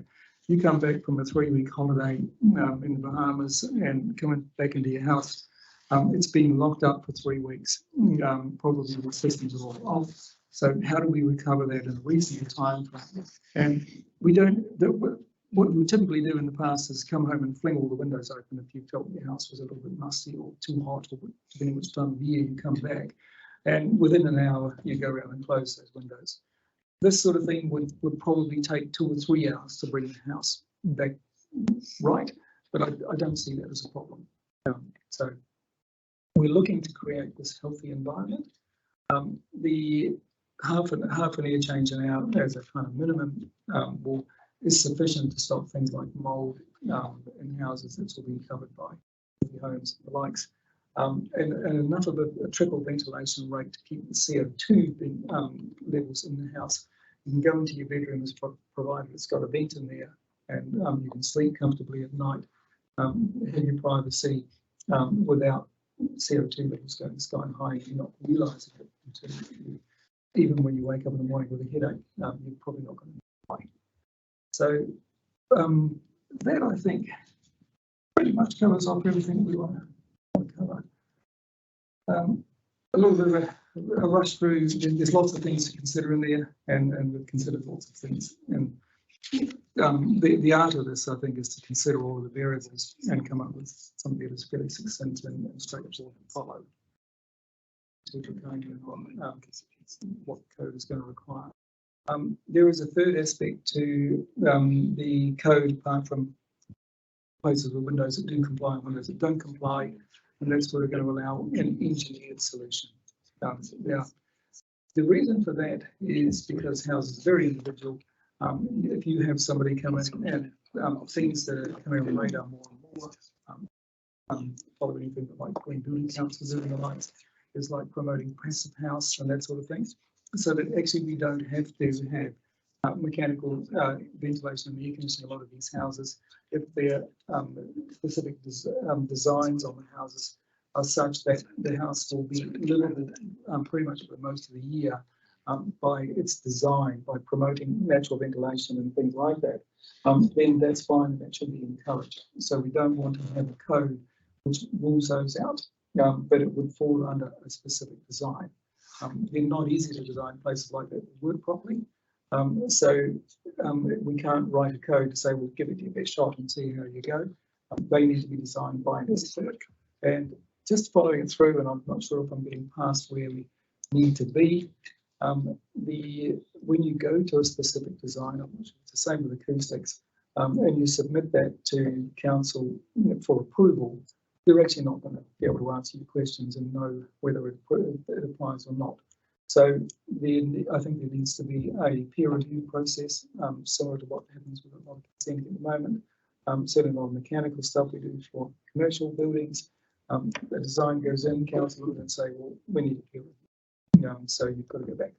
And we're actually at a point where we provide our designs with a peer review into council. To say, well, here's what we think, here's what somebody else thinks as well. We're in agreement. You can go there. I would envisage a similar process here to streamline this consent application. And another thing that's worth throwing on the table, which again, I'm not sure if it should be included here or not. I'm the ventilation expert. There's enough planners in the room to sort me out. What I like about the New Zealand Building Code is it provides acceptable solutions. Now, that's kind of necessary in a trade like ours, specifically because we talk a different language. There's lots of things in the background that if you haven't studied, you won't get the result. So we can put in a code, we want X, Y, Z, and sitting next to that, it would be really helpful to have an acceptable solution of sorts to say, and what we mean by that is something like this. That would give people enough of a trigger to say, okay, I see where you're coming from. And that's kind of how the acceptable solutions work in the building code. That would be a useful mechanism. I'm just putting it out there that if that could be woven into the fabric of this, then that would be something that would make it so much more useful.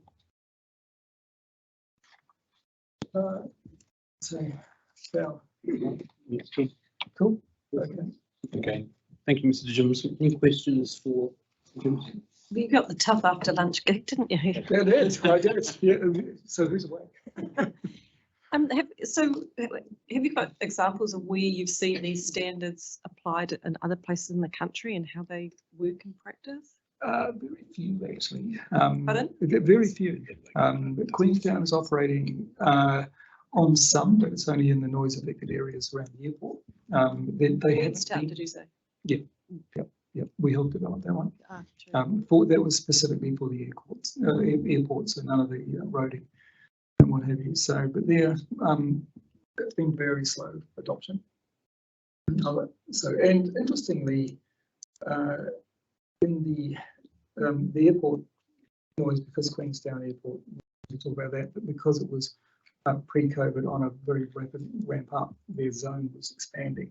And so they were advocating to retrofit these things into existing houses. And there was actually quite a lot of pushback. People saying, I hear where you're coming from. I'll decide that I open or close the windows and I don't want that stuff in my house. So this is perhaps a little bit different where it's limited to, as I understand it, alterations and new builds. So not necessarily being retrofitted. So, because when it gets retrofitted, it's very difficult. It's difficult, retrofitting. Yes, it is, because every house is different. Yeah. So it requires engineering and a bespoke design for every house, and then dealing with the building owner, house owner, to make something that fits with their. So are these sort of standards? I mean, they're not, so they're kind of bespoke for this. They're going to be quite bespoke. We're trying our best to tie it back to established standards, which is NZ Building Code, and the NIWA data to provide a basis for design. So, and the likes of a sort of an acceptable solution type thing would provide the likes of your contractors and people with enough of a clue to say, actually, yeah, we can do that. Otherwise, you're going to be bespoke design. Yeah, I was kind of interested in how the residents, the occupants feel about it, what's the experience, and there isn't much experience in it. So I really know how people, it's quite a imposition in your life, I suppose, isn't it? Yeah, and it's a running cost, and then there's the obvious capital cost, but this equipment doesn't last forever. So there's a replacement cost to be considered. So that's getting down the track, I think. But it's actually relatively new ground. It's very what? It's relatively new ground. Most of the residential systems tend to be in the high level down to medium level, talking cost of houses. So people are building houses and say, what are we going to do for heating? Whereas in the past, you build a house, you put it in a fireplace, and there was heating, and then when that wasn't acceptable, it's like, well, there's a range of things you can do as a heater. So the other thing that needs to be considered now, I believe, and it should be being considered with other legislation, is what sort of fuel is acceptable, but generally that's covered for the district.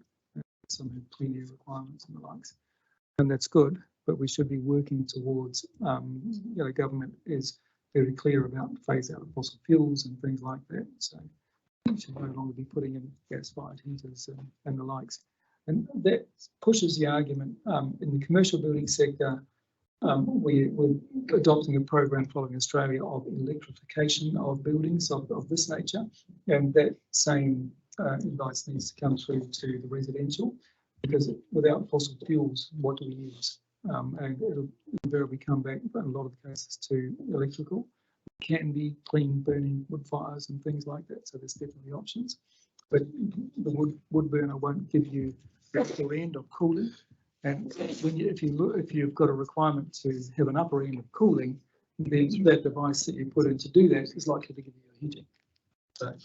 So we're definitely heading down the track of promoting what heat pump use throughout the country. That's by default. Certainly, it's not driven by trying to achieve here. It's a wider picture.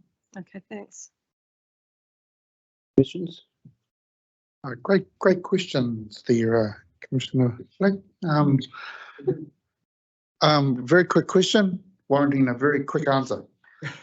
So in a building like this, it's a 99% chance that when you open a door, you're not going outside. Correct. In a residential environment, it's highly likely that when you open a door, you have the potential to go outside. Correct. Does that affect the efficiency or effectiveness of this system when you're exposing the environment to the outside regularly, whereas in here you're not? No. So it doesn't affect the efficiency or effectiveness of the system. If you consider it, how just don't leave the door open is the answer. And we're assuming they're going to close the door.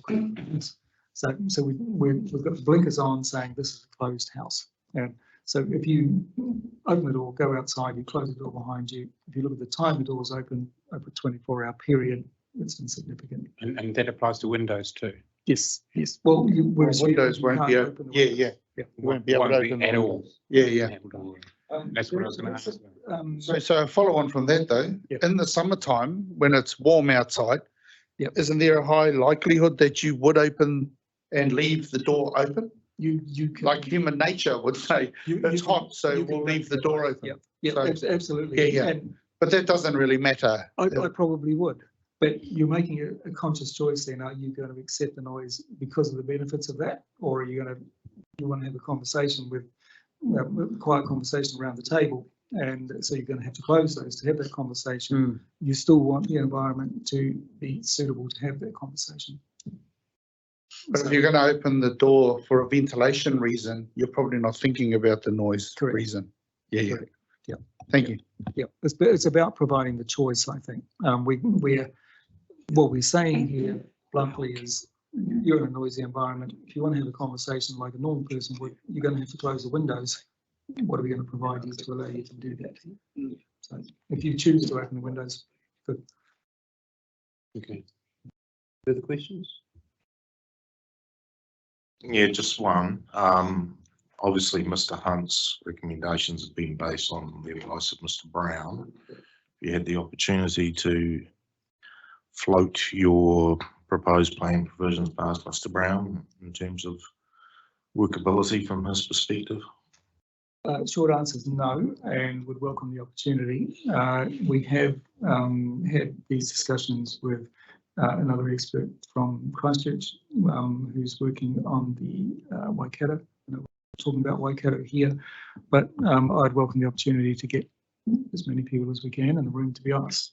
Two heads are better than one, and let's get as many ideas as we can on the table. So if there's a mechanism we can trigger, which I understand there is, for experts to get together, then I think that would be great, because if you sit here and listen to us, we will put you to sleep.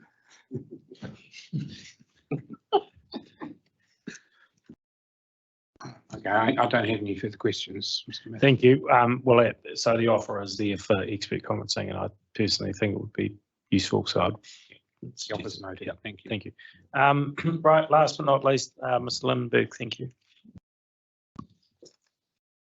Good afternoon, commissioners. You got a mic? Yes. I'll borrow one. Yeah, there you go. Good afternoon, commissioners. So you have my primary statement and my rebuttal statement. I won't read through those. I've provided the summary statement, so I would like to take you through that this afternoon as a key focus.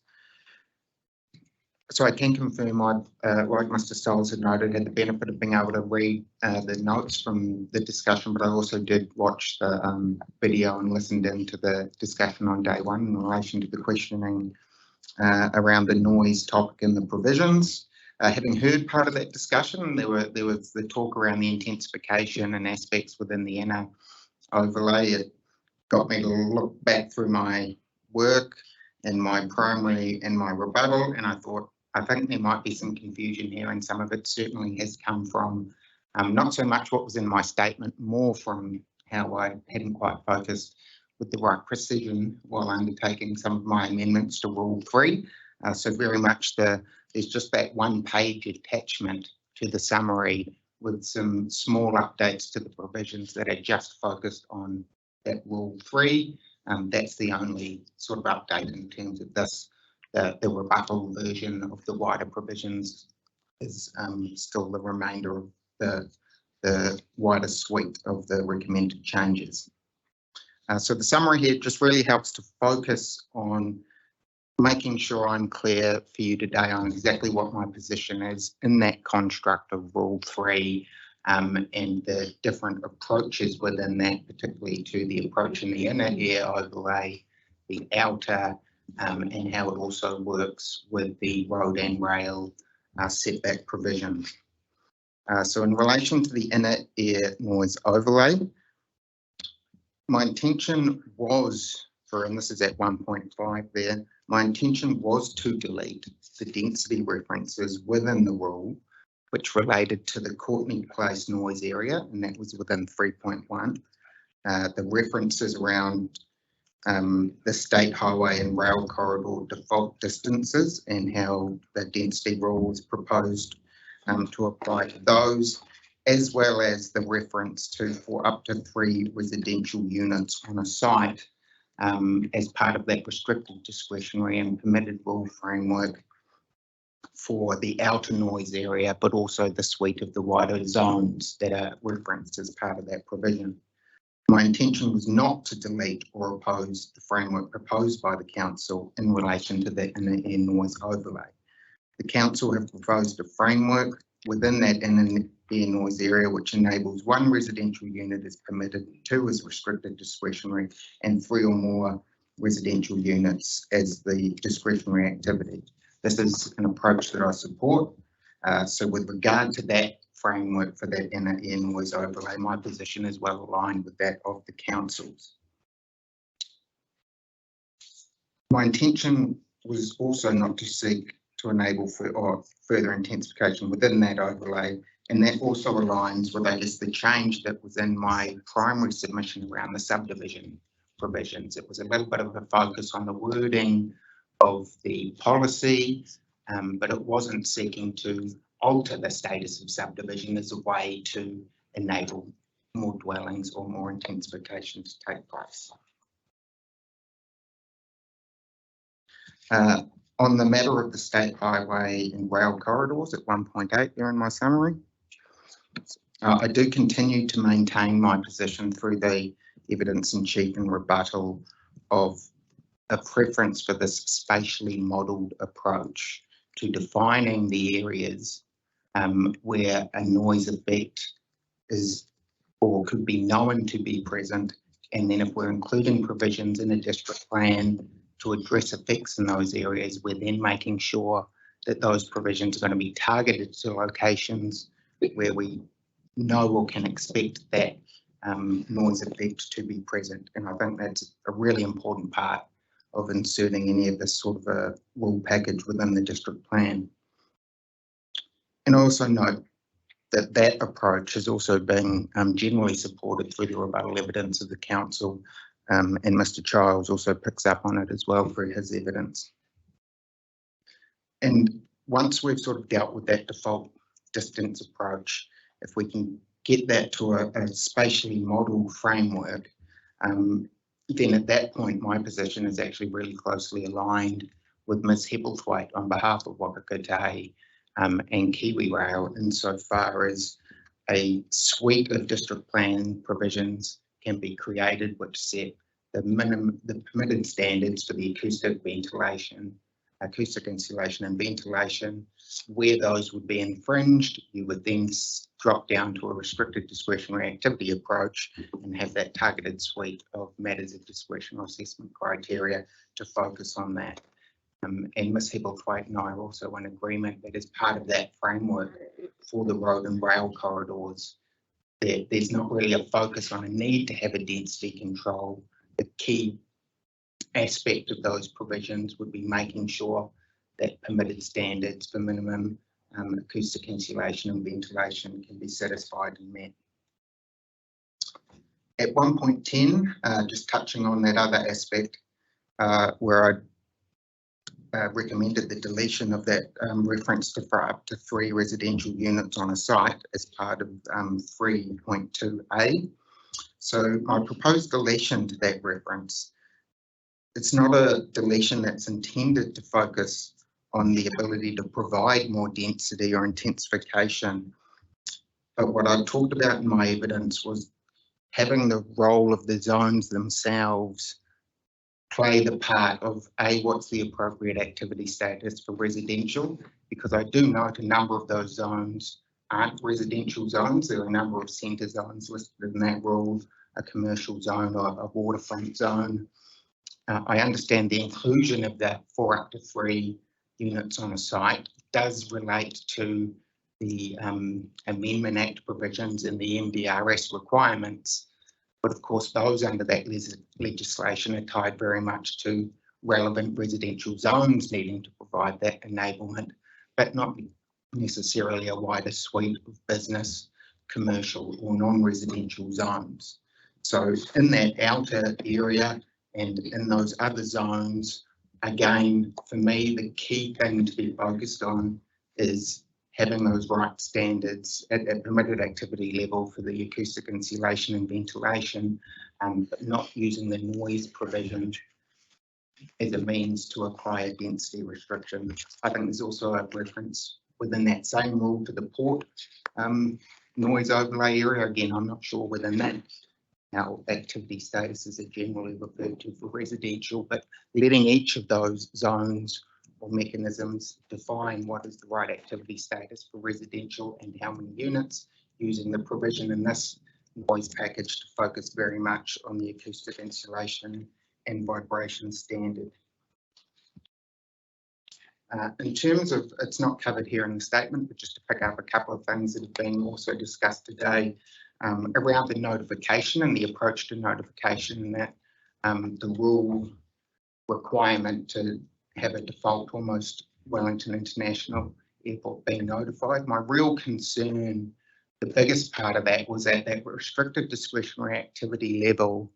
If you were in that inner area, you would be at restricted discretionary activity because you were proposing 2 units on a site, but you could comply with the standards for acoustic insulation and ventilation. You're meeting those minimum requirements that the council would have placed in the plan to articulate what an appropriate outcome would be.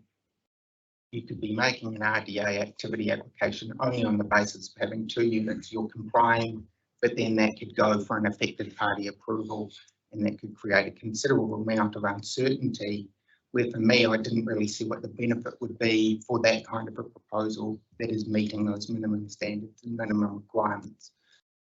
So at that point, a planner at council undertaking their role as a processing planner can look at each application, make a determination if something requires notification or not. And then that would certainly be the case when you cascaded, for instance, to discretionary activity. That's either going to be, particularly in the context of the inner, a 3 or more application, or it could also be an application where people just aren't complying with the standards. And that would be where the consent processing planner at council can then be using the RMA requirements for notification, making the assessment. And at that point, if anyone were to be notified, it would be highly likely that it would be the airport that would be notified for such an application.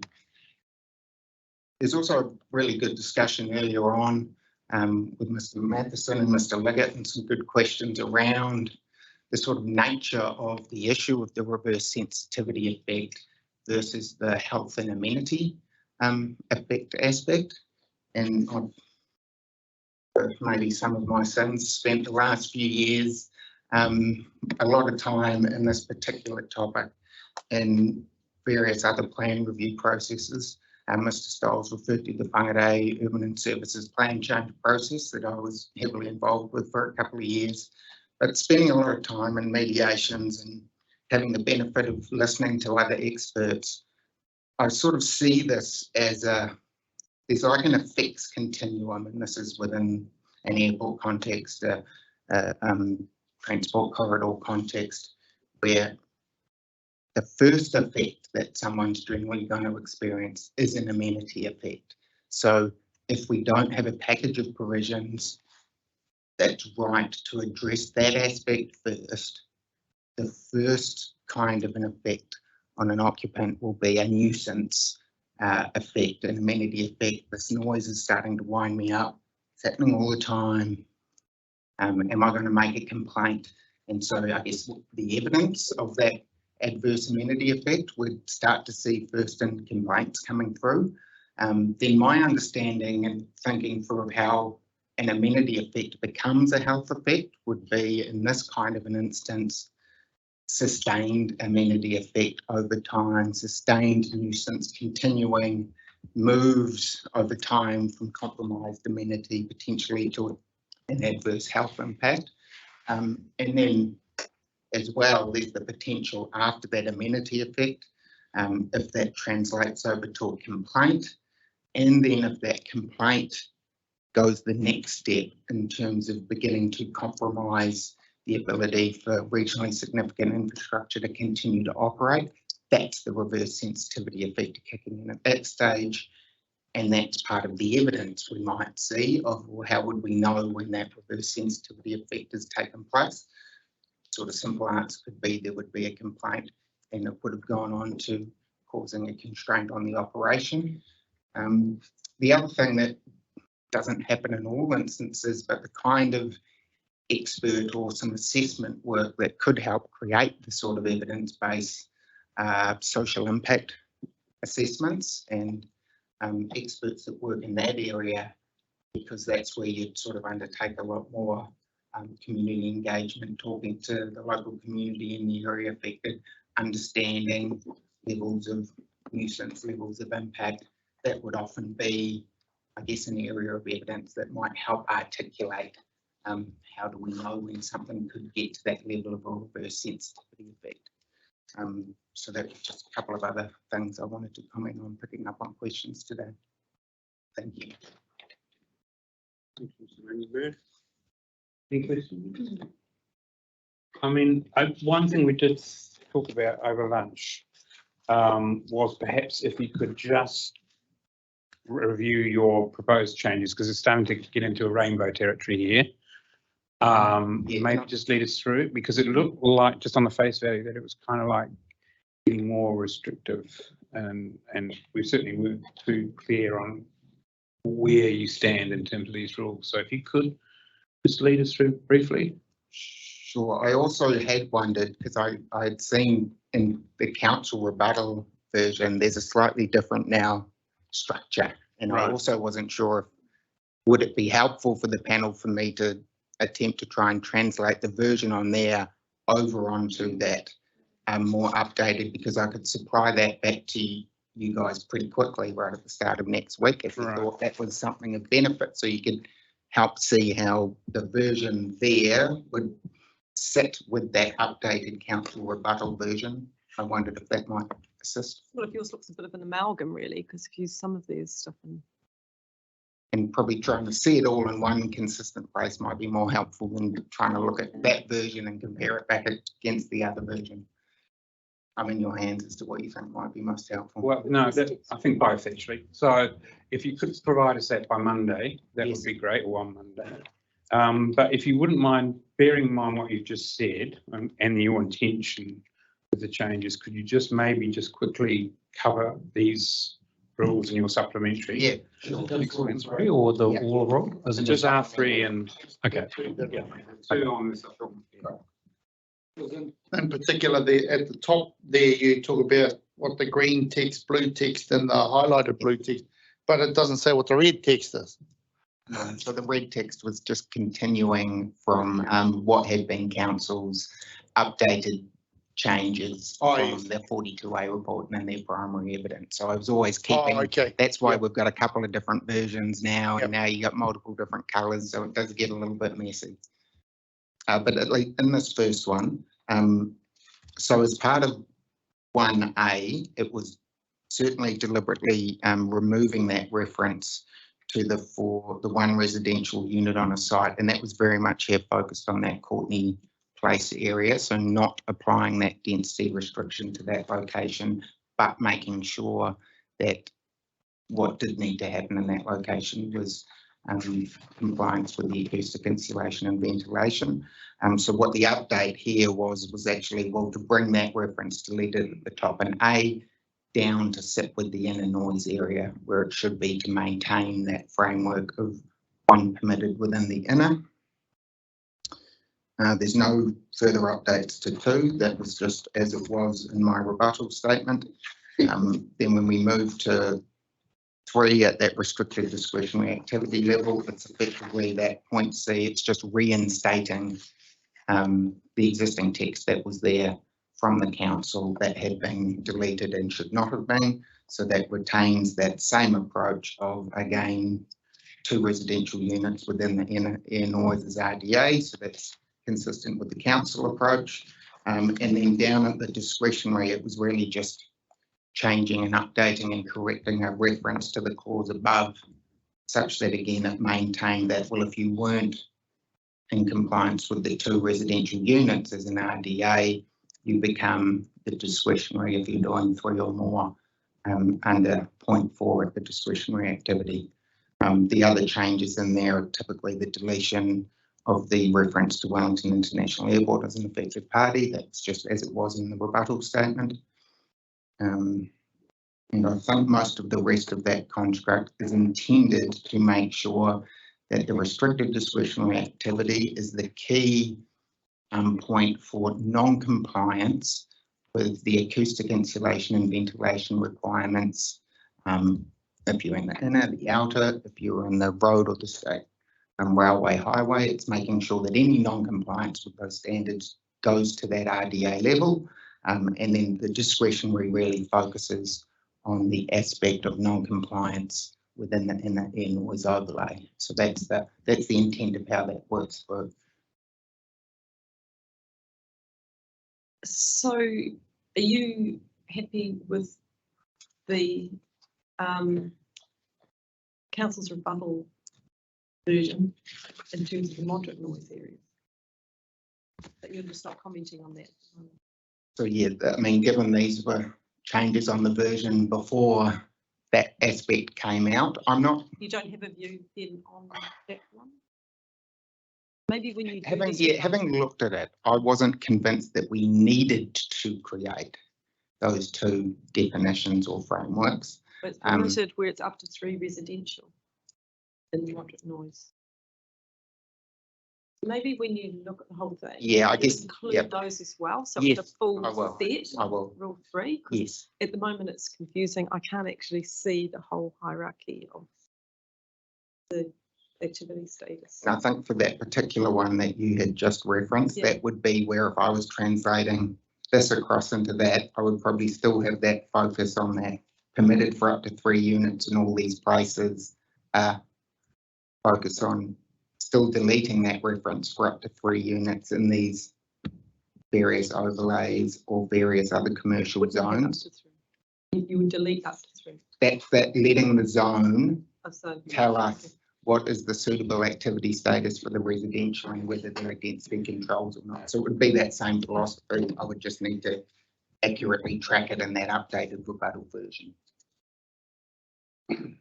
Yeah, there was a simplicity to the council's approach because they'd gone to this more high noise area and moderate noise area, which made Post this version, yeah, simple, you're but right. by your layering it up, you'd had to add in a noise area, which is kind of complex somewhat. We'll have a look at that, and I'll have a look at that as well when we get back to you, make sure we can make it as understandable, as clear, but yeah. Seeing it all in one place together is the easiest way. Yeah, one colour. Well, least number of colours. Yeah. Questions? Just one, you made comment at the end about the reverse sensitivity issue and without labouring it too much, you talked about like a cascade of considerations basically. So you get the complaint and then you understand what type of effect and then you understand, and then you get to whether it's a reverse sensitivity effect or not. So what you're saying is if no one complains, it can never be a reverse sensitivity impact of a building there.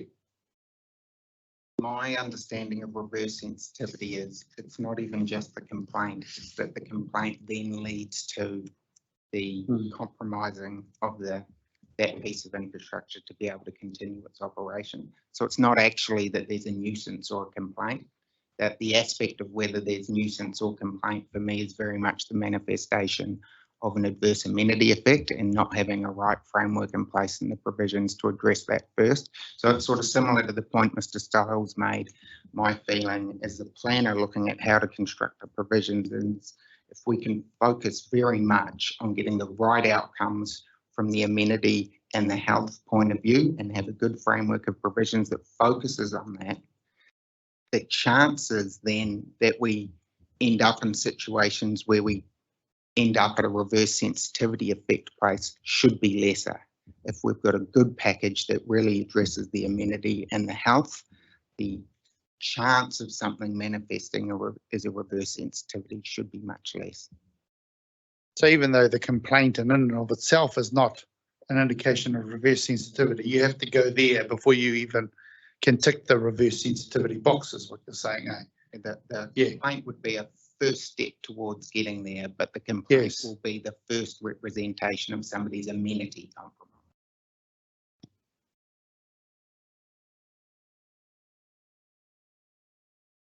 Just one other thing, and I'm not promoting this by any means, but if in your argument that all of the insulation and ventilation standards are good and that they work, you've only suggested one residential unit is permitted, but 2 suddenly becomes a restricted discretion.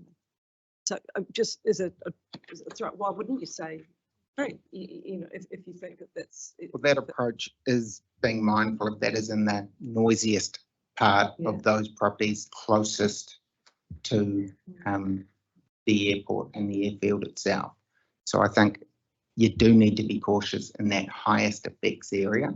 And I think, and in the same way that the council has sort of explained that the tension between making sure you are enabling regionally significant infrastructure to continue to operate as it needs to serve the community while trying to strike that balance of how does the city grow and evolve over time and how do those existing uses grow and evolve over time around them in the context of a national policy statement on urban development that's pushing that, trying to strike that balance within that inner rather than say having a pure avoid protect approach.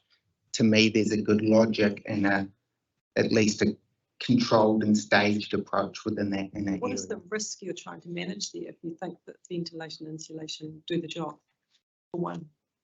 Then is it the risk that increase potential for complaints? Is it what is and it's also the potential for, I guess, the higher levels of noise with the potential to lead to increased amenity effects with the potential for increased health effects. And it probably becomes a slightly more, for me, relevant aspect of the outside noise discussion as well within that inner area closest to the airport, as opposed to the outer areas. More people further out. outside exposed to Elizabeth?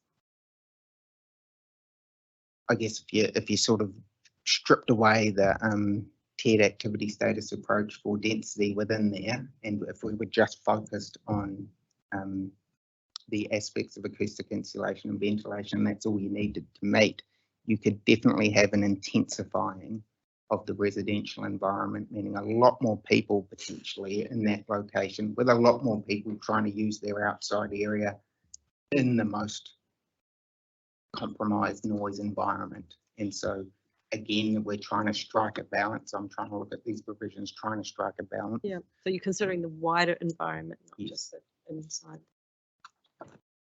Thank you. I don't have any further questions, so thank you, Mr. Matheson. Thank you. A couple of us need to get on a noisemaker and fly out of here, but thank you very much for your time. Apologies for going slightly over, but we'll get that back to you by Monday. Thank you. Good, thank you very much. Just have a couple of minutes break while I swap teams.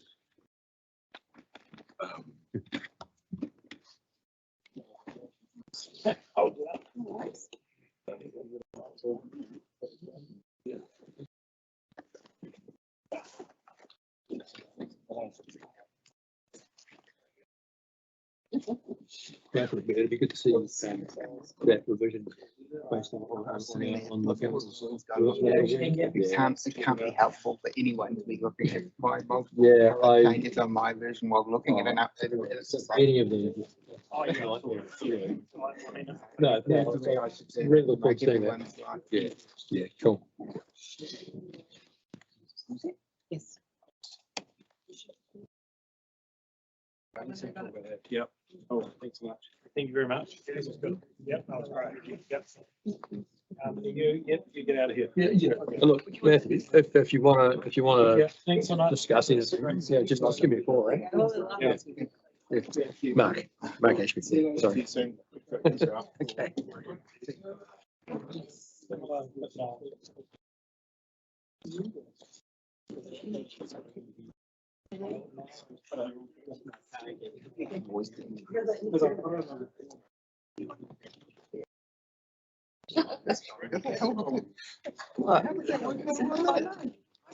Yeah.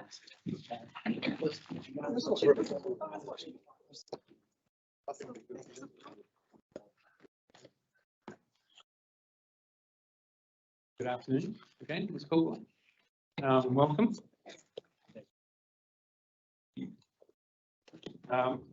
Again, we have read all the pre-circulated information. Are you tabling or any supplementary legal submissions or just talking to? No supplementary submissions. Good afternoon. There are a couple of individual pieces. There's a copy of the qualifying matters flow chart that you might recall we gave you a number of months ago that you might need to have another look at today. So we've got copies of that.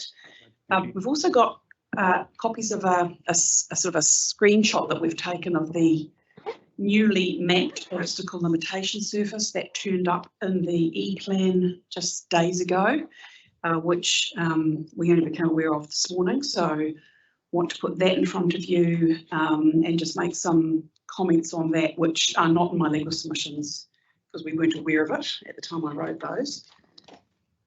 Is there anything else? No.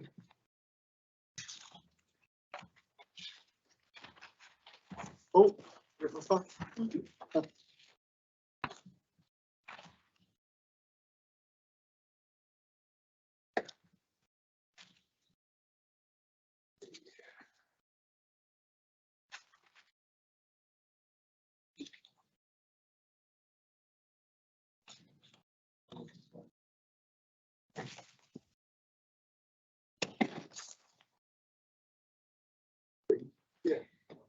There's two flow charts, one for residential and one for non-residential qualifying matters.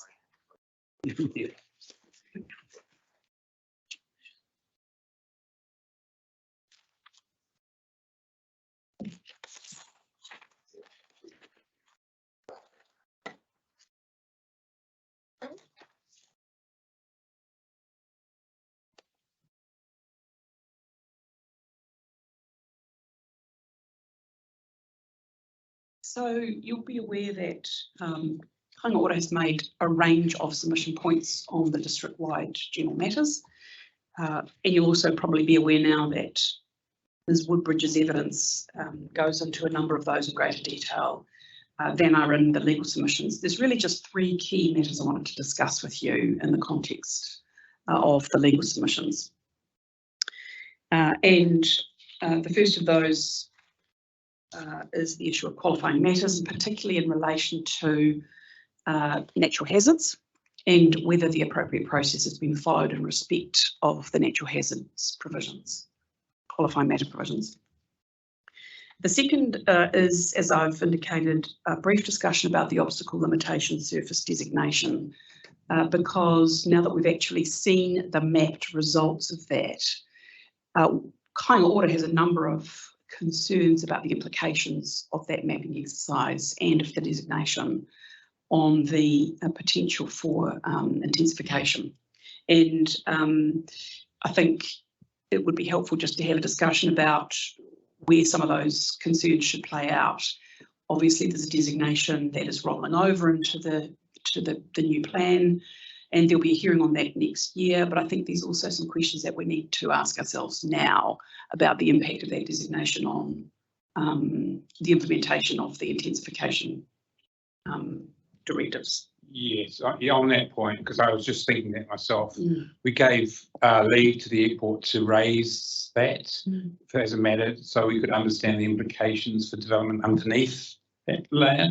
But you're quite right, the actual designation won't be heard properly until next year sometime. So bearing in that mind, you're obviously clear on that in your own mind as well. We are clear about it. When we prepared our submissions and our evidence, we hadn't yet seen the results of the GIS mapping exercise. Right. Now that we've seen that this morning, I think there's some very real implications for the intensification process that we need to think about. And I just really want to flag some of those concerns now, understanding that there will be an opportunity to talk about it later. But, rolling over a designation is one thing, but, I would say that Council has indicated that it doesn't believe the OLS should be a qualifying matter. And I think our view would be that they need to potentially rethink that, given the extent of the implications that are visible on the GIS maps. Because at a glance, it seems that vast tracts of the city, which would otherwise be enabled for intensification, are simply not going to be potentially available for that because of the way the designation works. So I think there's a discussion to be had about that. And one thing I haven't had time to consider is whether it's in your power, for example, to direct the council or the airport company to reconsider whether a qualifying matter would be a more appropriate way, in addition to the designation, to signal more clearly to plan users what the impact of the designation is going to be. Anyway, that's a little bit more detail than I wanted to get to at this point, but we'll come back to that in a few minutes. The third thing that we wanted to discuss with you, the third key issue, is the issue of the flood hazard mapping, and in particular whether that is more appropriately something that should sit in the plan, rendering any changes the subject of a Schedule 1 change process, or whether it's more efficient and agile and responsive to have it sitting outside the plan in a non-statutory mapping layer. So those are the three key things that I wanted to just spend a few minutes discussing. So starting with the qualifying matter issue, you will recall from our previous appearances that we have raised a number of concerns about some of the qualifying matters that have already been discussed, including special character, for example. I think in hearing stream 1 or 2, we prepared our flow charts indicating the way Kāinga Ora considers that those assessments should be undertaken. And in particular, the distinction between processes that need to be followed for existing qualifying matters, or those that, for example, fall into that basket of specified matters, such as matters of national importance, and then those that are not existing qualifying matters but are new or other matters. And we felt that the diagram or the flowchart that we prepared was the best way that we could articulate our view about how that process should work and in what situations the different statutory provisions needed to come into play. So the discussion that I want to have today is about the qualifying matter for inundation, one of the key natural hazard that we're interested in here. You know, Kāinga Ora fundamentally agrees that it is appropriate to limit development potential where there is a significant safety risk due to natural hazards, which in some cases will include inundation areas where the depths of the 1% AEP flood hazard could pose a significant risk to people and property. Our concern is that not all of those risks will be significant, and that then means that there is potentially another level of evaluation that should have taken place in order to qualify that as a qualifying matter.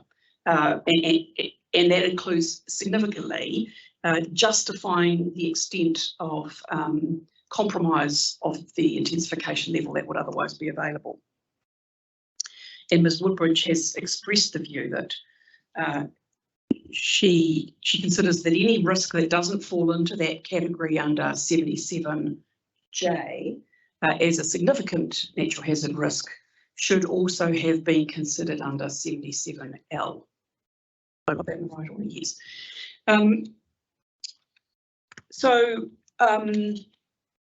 Can I just pause you there? We heard verbally from Mr. Whittington on. You did. Monday. Have you heard it or I seen have. I didn't listen, but I've had someone taking notes of what he said, so I'm well aware of his views. Yeah. And I've got some comments to make about that. Okay, I just wanted to make sure you were aware of. Yes, yes, we are. So, as you will know, and as Mr. Whittington has indicated he agrees, the sole basis on which the council can reduce the application of the MDRS or of Policy 3 is by establishing the qualifying matter. And it's only possible to provide less enablement to the extent that is necessary to accommodate a qualifying matter. Now, Mr. Whittington has grumbled about the summary that I've given in paragraph 4.4 of my legal submissions, but essentially that sets out the list of matters under 77I, which are regarded as effectively existing qualifying matters, with the exception of the matter listed in J. Any other matter that makes higher density as provided for the MDRS or Policy 3 inappropriate in an area, but only if Section 77L is satisfied.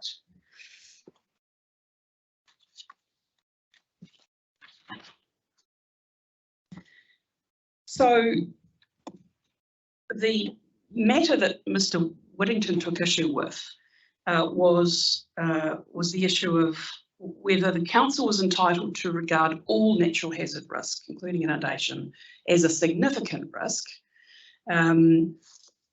which would then bring it in the existing qualifying matter basket, if you like, as a matter of a Section 6 matter of national importance. And he indicated yesterday, or at least on the basis of the notes I've seen, that the council has regarded all such risks as significant, and therefore confined its assessment to that that's required under 77J. And our view, quite simply, is that it's not appropriate to characterise all natural hazard risks, including inundation, as significant. There is a continuum of risk, and anything that isn't considered to be a significant risk, if it was to be incorporated into a qualifying matter, needed the additional layer of evaluation under 77L. So Mr. Wellington indicated that he'd done a little bit of research and he couldn't find any relevant definitions of the word significant.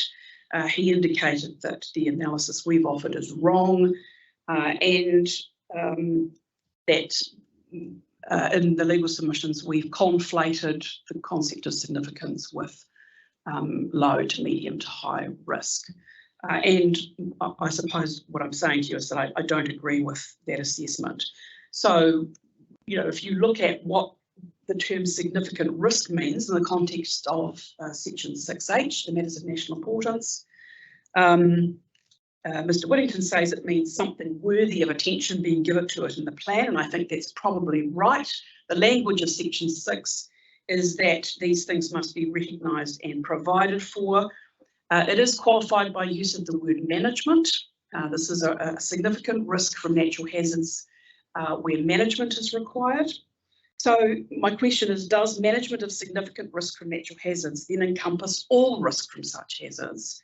And contrary to Mr. Wellington, my view is that it doesn't. You will likely know that the management of risk generally involves identifying risk in terms of probability as well as in terms of potential impact, and those are usually displayed in a matrix type arrangement. So it's possible to have low probability risks with very high potential impact, and it's equally possible to have high probability risks with very low potential impact. And so, you know, our view is that it's not as straightforward as saying that all natural hazard risk should be regarded as significant. You know, we have a situation where in the provisions that the council has offered, any new residential dwellings require consent as restricted discretionary activity within an inundation area, even though the chapter, the natural hazard chapter itself, indicates that that activity, residential dwellings within an inundation zone around streams and so on, is low risk. It's specifically identified as low risk. And yet the controls that have been placed effectively limit the uptake of MDRS and haven't, in our view, been adequately justified under section 77L. In our view, it's just simply not realistic to characterise all of those risks as significant. And as a consequence, we say that the section 77L assessment should not have been bypassed. Now, in terms of what that assessment requires, I don't want to go into the detail of that. Ms. Woodbridge has given you a table at the end of her evidence, which has some commentary in it, which indicates her view as to the relevant components of those sections that the council hasn't adequately addressed. But essentially, her view is, as I've indicated, that there has not been adequate justification of the limits that have been put on intensification, particularly MDRS, by pronouncing all risks of inundation to be significant. The other point that she makes in her evidence, at paragraph 5.16, is that the RPS seems to have an aligned view of the significance of risk of these things. It distinguishes significant risk in various aspects. I think there's 5 significant risks outlined, including the risk of tsunami and fault line triggers. It clearly indicates that there are risks that are less significant than that. And our view again is that it's appropriate, if you're going to treat those differently, if you want them as a qualifying matter, you need to go to the effort of assessing what that will cost you in terms of intensification provision. And that's not been done.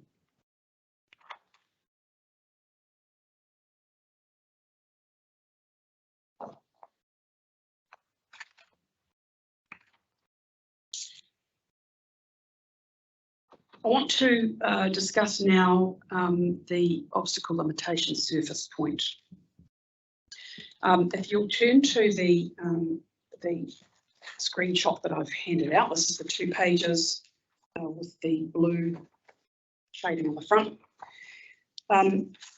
This apparently was inserted into the E-plan on the 27th of July. I believe the evidence that Wellington Airport submitted for this hearing was dated about the 18th of July. That evidence from Ms. Lister and Ms. O'Sullivan indicated that this mapping was being done and that it would soon be available, but gave no indication of exactly when it would be available. I'm just going to comment that it's extremely unfortunate that we weren't given notice that this had been inserted into the E-plan prior to this hearing. We only became aware of it this morning as we were roaming around the E-plan looking at a number of other things. And in our view, it does give rise to substantial concern about the impact that that designation will have on intensification enablement. I mean, you know, looking at this map in particular, which shades out those areas where there is ground clearance, the clearance between the ground levels and the obstacle limitation surface, ranging from 0 to 5 metres up to 20 plus metres, indicates the potential for significant areas of enabled intensification to be inhibited by the use of that designation, which of course would require penetration of the surface to be cleared by 176 approval from the airport. Now, the airport company has said in its evidence that it thinks the best way to give better notice to people of the impact of this designation is to, firstly, provide better clarity around the mapping, which they appear now to have done, but secondly, to provide an advice note in the plan. And my submission to you now, having just had a couple of hours to think about this, is that that's inadequate. It is not clear to Kāinga that sufficient thought has been given to whether that is the most appropriate and efficient way to give notice to plan users of the impact of this designation. And it's certainly my view that a qualifying matter should have been considered for this. In addition to the designation, I'm not suggesting it should have replaced the designation, but I think given something of this significance and the potential impact it has on the level of intensification that this plan is looking to put in place, a qualifying matter is the most efficient way to bring those limitations to the attention of plan users.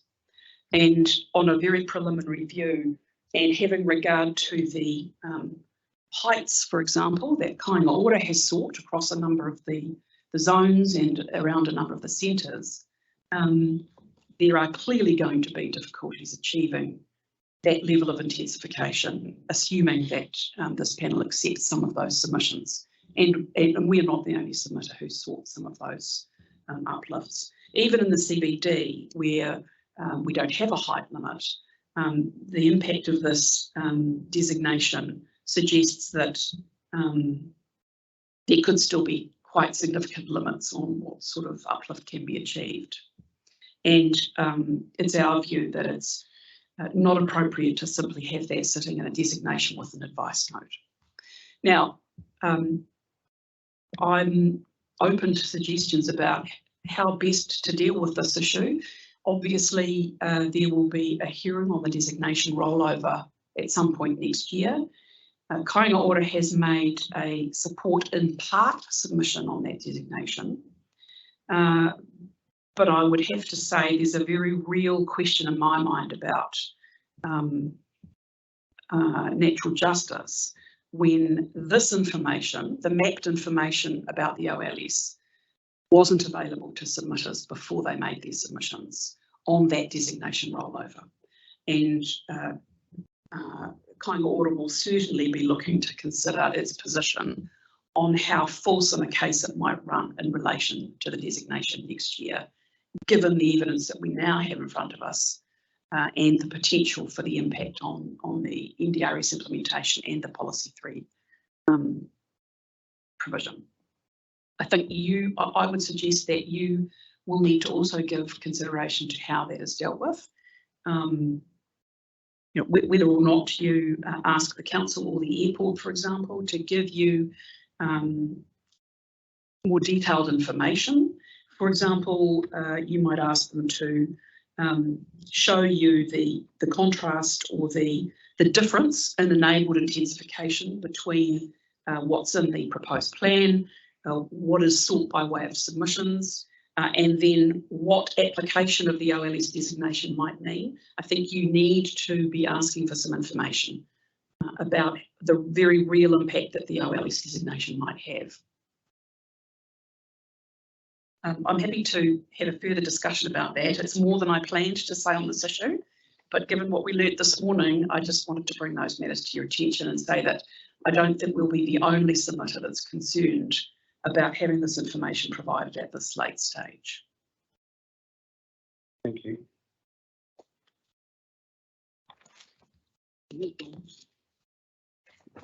Just in terms of effect, can you, I haven't had time to look at all this either.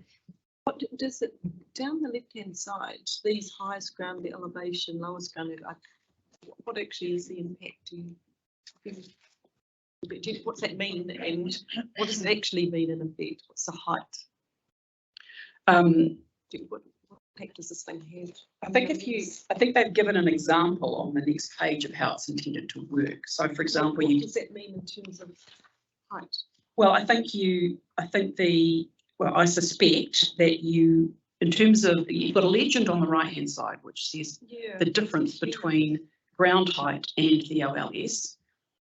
Now, I'm assuming that the information on the left gives you an indication of what your starting point is for ground height.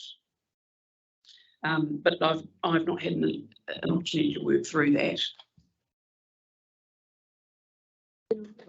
Yeah, well, I just correct me if I'm wrong. So using that example, the yellow part of that means that the ground elevation of the site itself, yes. The ground elevation, you can't read it. You effectively can't build anything. Oh, I was trying to step where it was, the ground. So you can't build anything. The remainder of it's about 5 metres. Exactly. Now, if that site was, let's say, you know, the lightest shade of green, where there are 5 to 10 metres of clearance, that then prevents any MTRS provision, which of course is 3 stories or 11 metres. And so, you know, it has a very real impact.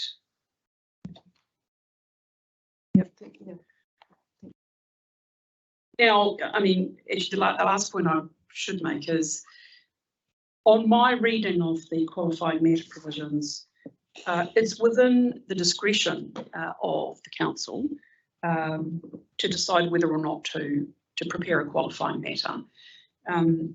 Section 77I certainly includes in the list of existing qualifying matters something that's needed to give effect to a designation. But I suspect the council can't be compelled to prepare a qualifying matter in respect of a designation. I guess my question is, in light of the impact of this designation, would it have been a prudent thing to do in terms of you know, efficiency and effectiveness of the plan? It's also C as well as very safe and efficient. Yes.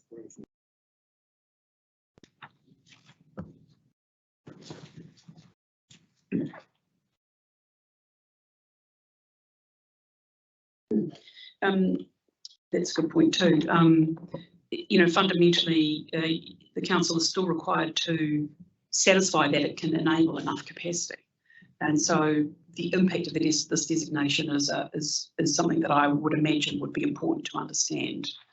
If this designation is going to significantly reduce enabled capacity in these areas, then you know, you might expect there to be a much more fine-grained analysis of areas where the OLS doesn't apply, and expect to see greater enablement in those areas to make up the difference.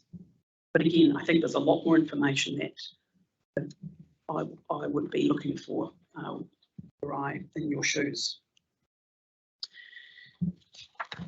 The third matter that we wanted to discuss, or that I want to discuss before I hand on to Mr. Liggett and Ms. Woodbridge, is this business of flood hazard mapping and whether it is more appropriately set inside the plan as a statutory map, which can only be changed by a Schedule 1 process, or whether there is value in terms of efficient and effective implementation of the plan in having it sit outside the plan as a non-statutory map layer, which then can be changed on a regular basis and updated in accordance with information as it becomes available, particularly in relation to flood events. Now, I think it's fair to say that all of our attention has been sharpened in relation to this issue as a result of the weather events that we saw earlier this year. And I can certainly tell you, and you may well be aware, that in Auckland, the Auckland Council has sought a delay of 12 months for the completion of the intensification plan change process in PC 78 to enable it to undertake a lot of work off the back of those weather events to consider whether it needs to make some urgent changes addressing flood resilience or resilience to weather events from climate change. There are 2 work programs that the Council is advancing during that 1-year extension period with a view to notifying variations. And one of those is very much to do with flood hazard and how to deal with the fallout from those events. The Council has reported recently to the Auckland Hearings Panel about its progress in relation to that work stream. There's a lot of work going on. They are specifically, according to various reports that have gone to the Planning and Environment Committee, specifically looking at areas where intensification should be limited, looking to try and consider from a spatial perspective those areas where flooding is a high-risk matter and deliberately downzoning those areas, and also correspondingly looking at areas where flood hazard risk is low and where greater intensification might need to be enabled than was previously indicated. So exactly the sort of exercise that is needed in the face of the need to be more resilient. The work, as I say, is expected to result in a variation to Plan Change 78 later this year. My point, though, is that so far there's no indication of any change in council policy to bring the flood hazard mapping information inside the plan. And if anything, I think what's happened in Auckland with those weather events has potentially reinforced the value of having that information sitting outside the plan so that it can be updated, and people using the plan or needing to seek consents can go to a source of regularly updated information before they proceed with development activity, notwithstanding the fact that the plan is still evolving to catch up in a regulatory sense. I think I don't really need to labour the point here. I think our views very clearly set out in Ms Woodbridge's evidence. I know that the council witnesses, I think Mr Searle, has gone into some detail in his responses to our evidence, saying that he acknowledges that a number of things would be made easier for plan users if this information was outside the plan. He does have a particular concern about natural justice and the need for public participation. He's of the view that if you're going to change something in the maps, it should be put through a public process so that people can respond. I think he's of the view that that outweighs the sort of usability aspect of keeping the information outside of the plan. And I think the only difference is that we would weight that slightly differently and suggest that the value of having it outside the plan and able to respond quickly in an agile fashion and in a way that's available to all plan users through the GIS system, it outweighs any concern about public participation. And he's entitled to make that call, and we've just made it the other way.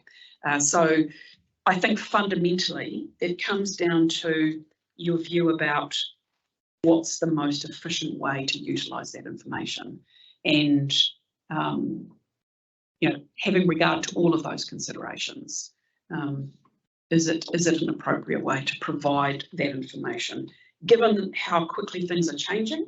And again, the Auckland flooding events are a testament to that. Our view is that the sooner people can have access to that updated information, the better, rather than having to wait for a prolonged Schedule 1 plan change process. I think that's probably all I want to say about that issue, and I know Mr. Liggett, I think, probably has some thoughts about that also.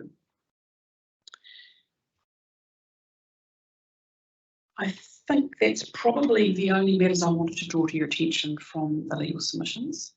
Thank you. We are imagining these two flowcharts, because some of us weren't in that hearing, Yes. are fairly self-explanatory and don't need us. Well, we think they are. We laboured over them, and we felt that this was a good visual illustration of the process that you need to go through when thinking about which type of assessment you need to do. Okay, thank you. Before we take a break for afternoon tea, any questions from Ms. Caldwell? Yes. In the expert evidence we got from Osborne about flood hazard modelling the other day in response to the KO submission, he made the comment that in reality they change the modelling is such that changes to the maps it happens very infrequently, and that if it did happen, it would be appropriate for it to go through a formal consultation process. Does that, and then he went on to say that Wellington Water's formal model updates process allows for that to happen. Like there is updated information, should you want to look at it, it's there anyway, outside of the plan. So does that change your view at all? As I understand it, the modelling changes are quite formal, and there's quite a process involved in putting those through. They're also quite expensive, and I think he makes a comment about that as well, whether there's budget, how regularly you might expect there to be budget allocated to a formal update of the modelling. But we are aware that in Auckland there have been, I think since the AUP was put in place, some 51,000 individual changes to the flood hazard GIS non-statutory mapping layer. So we're not talking just about formal modelling changes, we're talking about data from real-time events that has been put in to the maps. Yeah, there's a number of, there's access through that tool, the GIS tool, to a wide range of technical information. And obviously in a situation such as we've experienced in Auckland recently, it's going to be a while before the council can come up with a complete remodelled scenario for flood hazard in Auckland. But we know from those events that the existing model data is out of date. It's going to take time to update it. In the meantime, the GIS tool gives people access to more recent information. If it was updated and was sitting outside of the plan, what impact would it have on the ability for people to undertake activities with regards to its statutory weight, its ability to do anything other than provide context or advice? Could it be ignored? I think if you were pulling together a resource consent application for a development, obviously if you choose not to access the information, then it could be. My understanding is that the rules in the plan are very carefully tagged to the nature of the flooding event rather than the spatial location of the flooding event. So while there are floodplains mapped, the status of your activity, for example, isn't determined by anything that's outside the plan. And I think that's been quite carefully crafted. That's my point. Yes. If it's outside of the plan. Yeah. You have to write your rules carefully because you can't have your activity status or your rule application triggered by something that's outside the plan. That's accepted. Yeah. Yeah, thank you. So that really was going to be my question. If you have an overlay which sits out of the plan, how is somebody going to know whether a particular rule is going to get triggered? That is an issue. And you know, it's like a Clayton's thing. You know, you pull together a development application, be what it is for, and the thing is, you go through the planning maps and you go through the provisions to see what may or may not apply to your particular development scenario. And in the case of flood inundation, and we did have some discussion with Mr. Beavan and Mr. Searle about this the other day, that there was a process of going through categorisation, low, medium, high, in terms of the risk with the inundation area, which I think is your major focus. Yes, correct me if I'm wrong, just in terms of the sheer spatial extent of the inundation area. That it's not a no, don't build anything in these areas. It's a, you've really got to look at your floor heights and whether that is a problem. So I guess the question is, and I think Ms. Woodbridge covers this in their evidence as well, is what is the point of having an inundation overlay unless there's a trigger to actually require consideration through the district plan? So have you got any pearls of wisdom about how one might No, deal look, with I that acknowledge that is the tricky aspect of this, and you have to write your rules quite carefully so that you don't have to go and check against something that's not within the plan. And I think Ms. Woodbridge may have some ideas about that. She hasn't provided you with some drafted solutions, but she's had some thoughts about it. Well, I'd also like to know where else in the country this approach is being used. Now, you use the Auckland example, but my understanding, and I think it was Mr. Searle's evidence, referred to somebody else's evidence, saying that when the Auckland Unitary Plan went through its process, the flood hazard mapping was, how do I put it? It was unclear. Yes, I see that. He was referring. And I understood that there was some investigations made that the hearing panel for the Auckland Plan said, well, at the moment, the base information is so uncertain, so unclear, we really can't put those overlays in the plan. Urgently go away and do something and then come back with a variation. Now, you're from Auckland, you obviously are a lot more familiar with that process than I am. But is there some truth in that from your perspective? Do you know? I can't tell you. The reference I saw was to somebody giving some evidence in front of the Aotearoa panel, for example. I went through the unitary plan process. I wasn't involved in that work stream. All I know is that the data sits outside the plan and appropriate triggers have been written for inside the plan, and it's been working for 10 years. And at the moment, given the council's work program directly on the issue of flood hazards, there is as yet no suggestion that situation should change. Okay. What I'm really interested in, and you mentioned these triggers in the plan about how these things are going to be used. So if you've got a property in Miramar, for example, residential property, you're looking at an intensification project on there, you don't have a trigger in the plan through the overlays. What is the trigger to mean that you're going to have to look at your floor heights in that particular area? The whole, you know, and the beauty of having it mapped is it comes up on your search. You know, you're going to have to look at it and these rules are going to apply. So I'll be interested in the views about what the alternative is and how that might physically work. That's fine. I think probably Ms. Woodbridge has got a few thoughts about that. Okay, thank you. Just got a couple of questions before we break. The significance issue of hazard risks, and you've identified that its probability and its impact. And would you agree to a proposition that significance itself can have levels of significance based on probability and impact and the differences? The word in the relevant section 6 provision is managing significant risk from natural hazards. So if it was, if the wording was significance, I'd say yes, there could be levels, but when it's managing the risk, the significant risk from natural hazards, I believe that's already got something built into it. Okay, so it may be a terminology problem. Potentially. Okay. And the other question was, going back to the obstacle surface limitation issue, and this is a legal question, how disenabling is getting a section 176 approval from the airport? Well, we don't know when they might turn that down.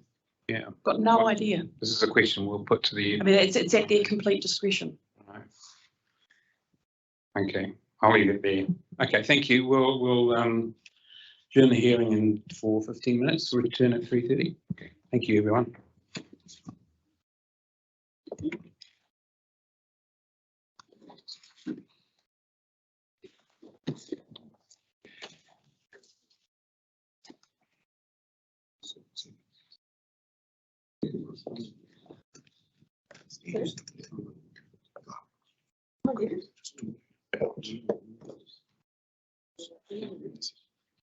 Rules that the chair shuts beers on for the hearing goes.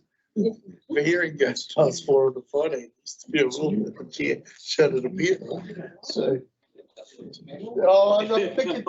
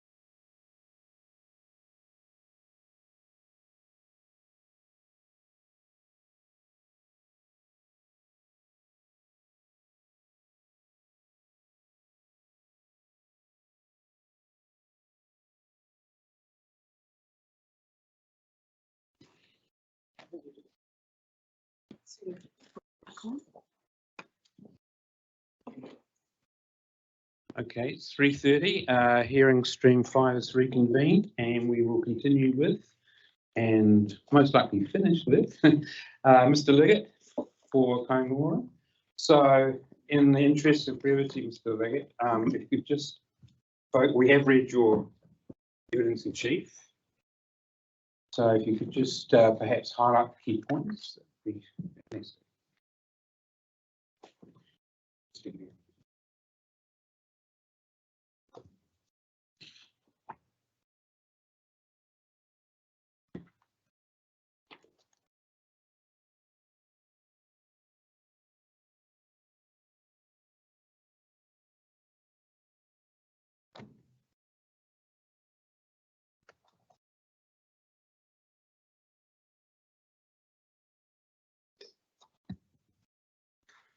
Good afternoon and thank you again. So yeah, I'll be very brief on what's in the written text and then try to elaborate on some of the questions that you've had at the start of this conversation. So just at 1.3, that the 4 bullet points there really summarise points that I've raised in the evidence. The first one, the interrelationship between the district-wide matters and then the wider application of intensification. And fundamentally, the way we've looked at the district-wide provisions is that many of those can be addressed either by discrete rules in and of themselves that apply universally to zones, or they're addressing matters that are spatially diverse, run across the city, can be contained within a spatial overlay. But then when we're dealing with the provisions that sit themselves within the overlay responding to the issue, that's all the provisions need to deal with. We don't need to start modifying zoning underneath that to also try and manage the presence of this other issue sitting on top. So it's just making sure we've got that relationship right. The zones will describe the intended urban form and the intended activities in any given geography. Other matters can come over the top and address very specific issues that relate to either a constraint or further opportunity, or particular things to be managed, and those can be done discreetly. I'll jump past point B for a second because I suspect that's where some of the questions is going to come from. I'll touch on point C, which is how we've addressed the approach to high coastal hazard, and it's fairly consistent in our view with the coastal policy statement, policy 25, where if we have, and this is the coastal policy statements eloquently given us a little bit of a risk management framework, and that it describes where things are a high risk, we should be seeking broadly to avoid further intensification or new activities entering into those high risk coastal hazard areas. But where we're dealing with moderate and low risk, we start to get into manage the risk. If it's moderate and at low risk, depending on the nature of it, we in some cases can proceed unabated by the presence of that risk. That's the kind of approach that we see needs to come into the hazards framework generally. The last part, point D, is around the non-notification clause, and I touched on that this morning, just making sure that when we're dealing with these discrete matters, that we don't go and trigger an earthworks consent, which is fundamentally there in terms of the scenario I'll describe to you, is there to manage the earthworks phase, make sure we're not spreading silt laden material beyond the site, so it's largely a construction management process, but we don't want to be triggering that type of rule and ending up having a notification question tarnish the entire project and the entire package of consents that you would be seeking. So the driver behind that conversation in the evidence and the reason behind our submissions is that we want to make sure that where we are going, in these issues, generally it's a restricted discretionary approach coupled with a non-notification clause, and use the notification requirements sparingly as opposed to the way things have been done historically, which is where there's a presumption that the rule will be notified. If you trigger the rule, you will be notified unless, so we're seeking that that be a little bit reversed for many of the matters that are covered by the district-wide rules.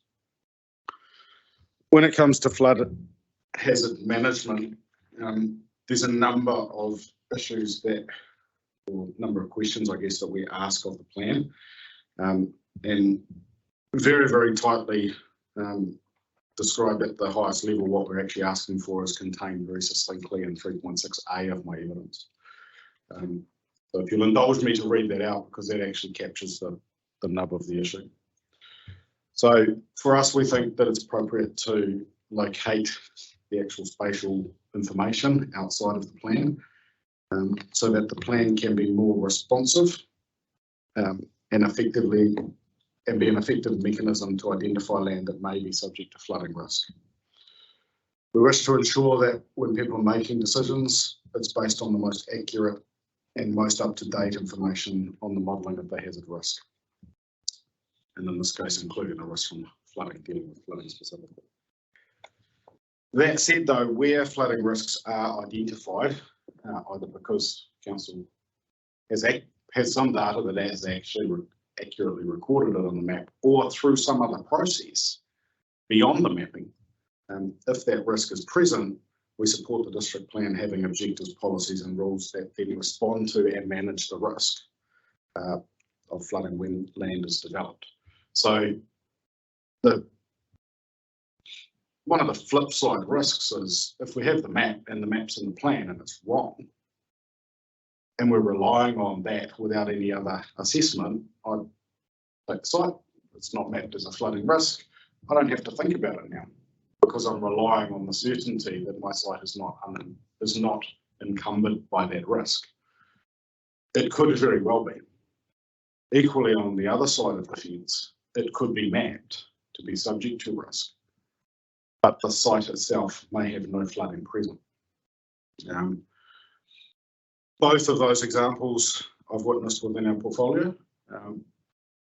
Most recently, the Auckland anniversary flooding. There was two very big significant pieces of work that our organisation has done in partnership with council over the last 5 years. Some work in Freeland Reserve in Mount Roskill, where we fundamentally modified an existing rear back boundary reserve, turned that into a wet pond or storage pond. That largely freed up all of the land south down the hill from the effect of flooding. We were able to retain back, quite impressive, I think it's filled right up during the flood. That held back all the water. Yes, there's still overspill, but at a very low rate, such that there was no risk to the properties downstream. The information on council's GIS data says that everything down the hill from that piece of infrastructure was subject to flooding. So you would have to undertake, if you would, what has been the plan provisions in the past, there's a flood on the map, you then have to put freeboard, you have to do certain things. But we are necessarily putting a whole lot of mitigation in, which is a cost and maybe an undesirable outcome. In the case of Northcote, same thing. Took the Green Slade Reserve, lowered it by 1.5 meters, put in sports fields on top of that. Again, that meant that big parts of the Northcote town centre did not flood. Now, was there water in the reserve? It was full. Did it breach? Yes, it was designed to. The surrounding roads flooded, but to a much lesser degree than what council's information showed. So it's allowing, having these, the information layer outside of the plan allows council to update that. Equally, if that information is wrong, it allows council to respond to it in both ways.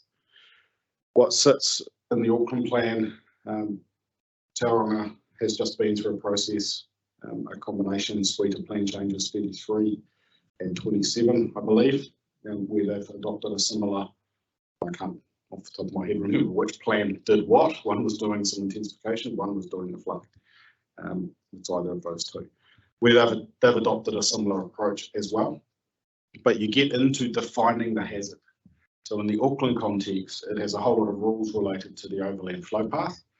The plan defines the overland flow path as a low point in terrain, excluding a permanent watercourse or intermittent river, stream, where the other rules are applying, where surface runoff will flow with an upstream contributing catchment of more than 4,000 square metres. So if we have a low point and a passage of water or potential path for water with a catchment upstream of more than 4,000 square metres, by definition, that is an overland flow path. If council hasn't mapped that, but we go to undertake a development on a site, somebody could ask the question around that definition, be it on council's GIS map or not. If we have that issue unmapped, the rules will require us to respond to the hazard. In our view, that is a better practice than completely not addressing it because it's unknown. And from a regulatory standpoint, and council officers may have a view on this themselves, the experience that we've seen, if it's not regulated and council asks, applicants will push back and say, you don't need this information. There's nothing in the plan that's triggering it. So the static map and the inability to update those live against definitions, all you're doing is showing council's latest assessment of what the definition is. But the definition is actually what's driving the management framework. From our perspective, it does work in Auckland. In some cases, however, information is still incomplete in properties that weren't expected to flood, including some of the new builds that we all saw in the media did flood. But the same issue still arises, that if that static information that people relied on was in the plan, we'd still be stuck with that as the basis for assessment. So from our perspective, bringing the actual mapping outside the plan, but constructing the objectives, policies and rules, including the definitions. And there was a lot of time that went into those definitions, don't underestimate it. There is a note which sits underneath many of the flood definitions in the plan that reads simply a note that council holds publicly available information showing its modelled overland flow paths in a viewer for specific properties. The overland flow path is indicative, map is indicative only. A party may provide the council with a site-specific report prepared by a suitably qualified person to establish the location, depth or flow characteristics of any overland flow path. It's important because all the rules hang off those attributes of the overland flow. And then the secondary note, council will continually update the map to reflect the best information available. So it means we're not stuck in one of the conversations we had earlier in the week with EQC was they have examples where they hold information on risk. They approach councils with it to say, this needs to be in your purview of information that's available to the public. When the existing plan has that construct and they need to think they need to add it in that way, EQC has been told 10 years to do it and council's not funded and doesn't have the resource to respond. So for an entire decade of change in that environment, that information is not known to anyone, aside from going to EQC. Now, is it better that we can go via the council, or is it better that we also go to EQC every time to see what they hold? So it's just giving the option to have the best available information at the time you make the decision, which in our view is best practice. Might let it there if there's any questions. Probably.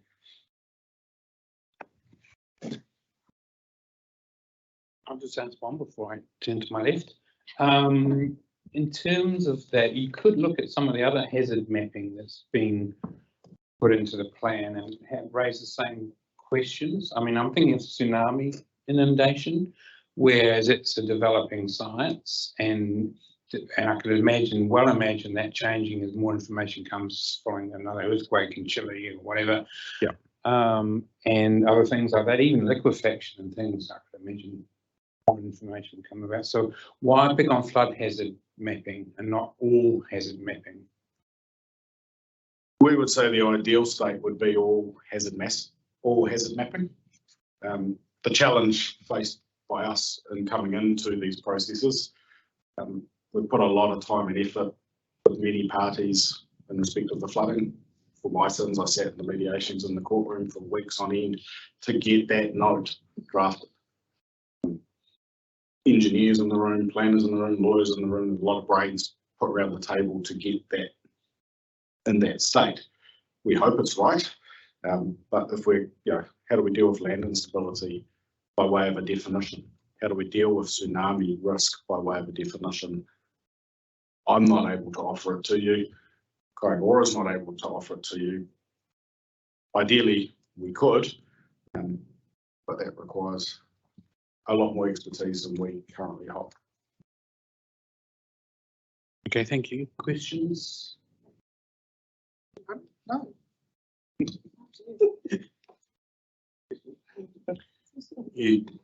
Just one, Mr. Liggett, and you talked a lot about your overland flow path example. From my reading of the Wellington hazard maps, it's in significantly degree smaller than the inundation areas. That there are very, very few overland flow paths identified, as well as the stream corridors. And the evidence that we received from Mr. Osborne the other day is that in terms of flood hazard mapping, everybody knows where the stream corridor is. It's pretty obvious where that is, so there's a large degree of certainty about where that is. And similarly with the overland flow paths, there's a much greater level of certainty. With the inundation areas, it is based on modelling, and there is a slightly less degree of certainty where that is, but it is identified as a low level of risk, whereas the other two are higher up. In terms of your example in Auckland and your notation and the wording around an overland flow path, it only seems to me to be dealing with a small part of the flooding issue that we have here in Wellington. Was there any corresponding analysis, discussions about words which could try and paint the scenario without actually putting an overlay on a particular piece of land, which is the problem which I've already signalled with the difficulty with not actually mapping these hazards and having it external. So have you got any insights that will be helpful in terms of us in Wellington? And you used overland flow paths, as I said, there's not many of them in Wellington. Yeah. Just, there is a similar, and I use the floodplain example because it's one of the shortest and most easiest to describe. There is definitions in, that were crafted in Auckland around floodplains and flood-prone land, and they're very long, they're very lengthy. Talks about depths, flow rates, volumes, and depending on where you sit will depend on what the rules do to you as a result of that, because that's putting the risk management framework over the top. But yes, Auckland has a flood plain which would encapsulate the inundation areas, and they are mapped as well in the GIS viewer as a different feature that you can look at specifically. Yeah, I'm sorry to labour the point, but if you have Jenny and Homes, Stonewood Homes, Kāinga, for example, you're looking at doing multi-unit residential development. And you go through the various plan provisions about what applies to your site. And so how do you actually know when you've just got this advisory information within a rule about whether or not you're going to be permitted for that particular aspect or not? And you know, I think the intent which you're trying to do is to provide flexibility, and you can provide updates as you get more modelling. You could get a better information about the level of hazard risk. Converse of that is you don't know which pieces of land that may or may not apply to. You would be able to access, in terms of the construct that we're describing, you would be able to access that information from the council in terms of the best information it held in a similar way that you access the online plan viewer that is just held on a separate viewer. So there is an education piece and a connection to be made for the user that yes, this is the district plan viewer, and there is another viewer. And you know, if you look around the country, there are many councils have an online viewer that will give you a wealth of information about the property unrelated to a district plan. You can get all your rates information, you can do all sorts of stuff on their alternate viewer because it's not the district plan. But that requires, there does need to be some public knowledge about that. Well, and also there needs to be a hook within the plan to refer you to that about whether or not you're going to be a permitted activity for that particular use in terms of hazards, or whether or not you're going to have to go through some form of consent process or deal with mitigation or deal with minimisation of that adverse effect. So it's that hook within the district plan which I think has got problems with the way the Wellington district plan is set up, and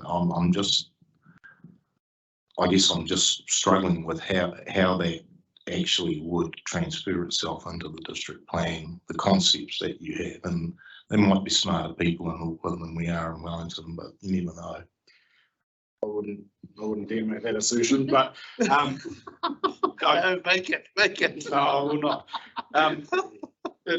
You know, in terms of the rule packages, and you know, I don't want to keep talking about Auckland because it's not the only place Tauranga has done it as well. But there's two things that go on.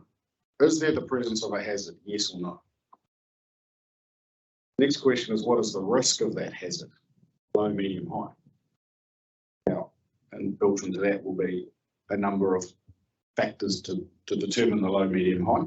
But then what is the management response? And there'll be permitted, restricted, discretionary, potentially not complying, maybe a discretionary issue if you're diverting it elsewhere, off each of those levels of risk. And you do end up with quite a fulsome framework. But the rules describing the hazard that you're managing will define the exposure, and then your activity is assessed against the risk to give you the activity. Could you, on advice from an engineer looking specifically at your site, take the rule and not even refer to the council mapping to determine compliance? I would suggest that's a possibility. You don't actually need the council information to determine compliance. It's there as the information is there as a first place to obtain your first fact.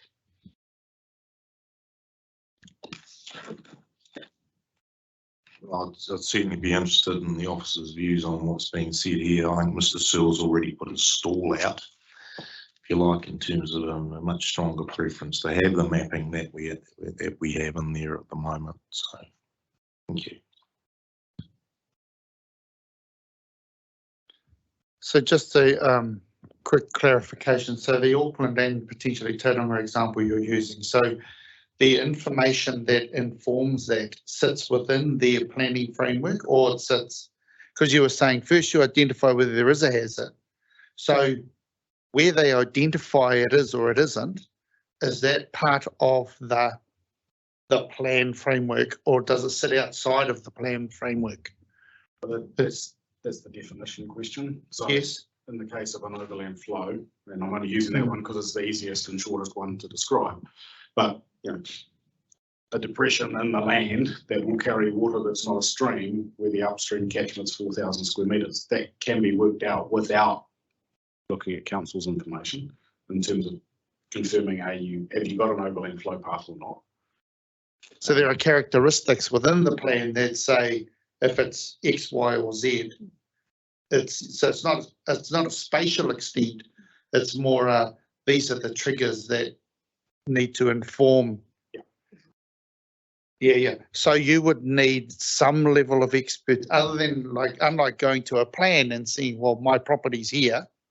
You would need some level of technical expertise in order to know whether you are exposed or not. Right? So if you didn't want to rely on the information that council was publicly provided. Outside of the plan. Right. So they've got information outside of the plan that's informed by those same things. So the characteristics that inform their plan are within the plan. Yeah. But the spatial extent of it's not. And inevitably, in terms of our own processes, the information that we can glean from council, if we identify that the site is subject to some degree of, in this case, flooding risk, first port of call is we have to get an engineer, we have to get specialist advice, because the information that council holds isn't actually sufficient for us to determine how we will manage that risk in terms of that model information. So following on from that, is my understanding of the relief you are seeking is just to take the maps and put them outside the plan. Is your relief to have something in the plan similar to what we've just talked about? To have a set of characteristics that indicate that you're a B or a C, a high, low or medium? You need to have the objectives, policies, rules, and definitions in place in order to take it out of the plan. And you've offered those as relief for us to consider if we were to take them out? Because I don't remember seeing them. That's all I remember seeing is take them out. Is that in someone's unit? No, we haven't. So it's just take them out of the plan. Well, we did acknowledge in my evidence definition. Didn't go. Evidence further amendment definitions was further defined.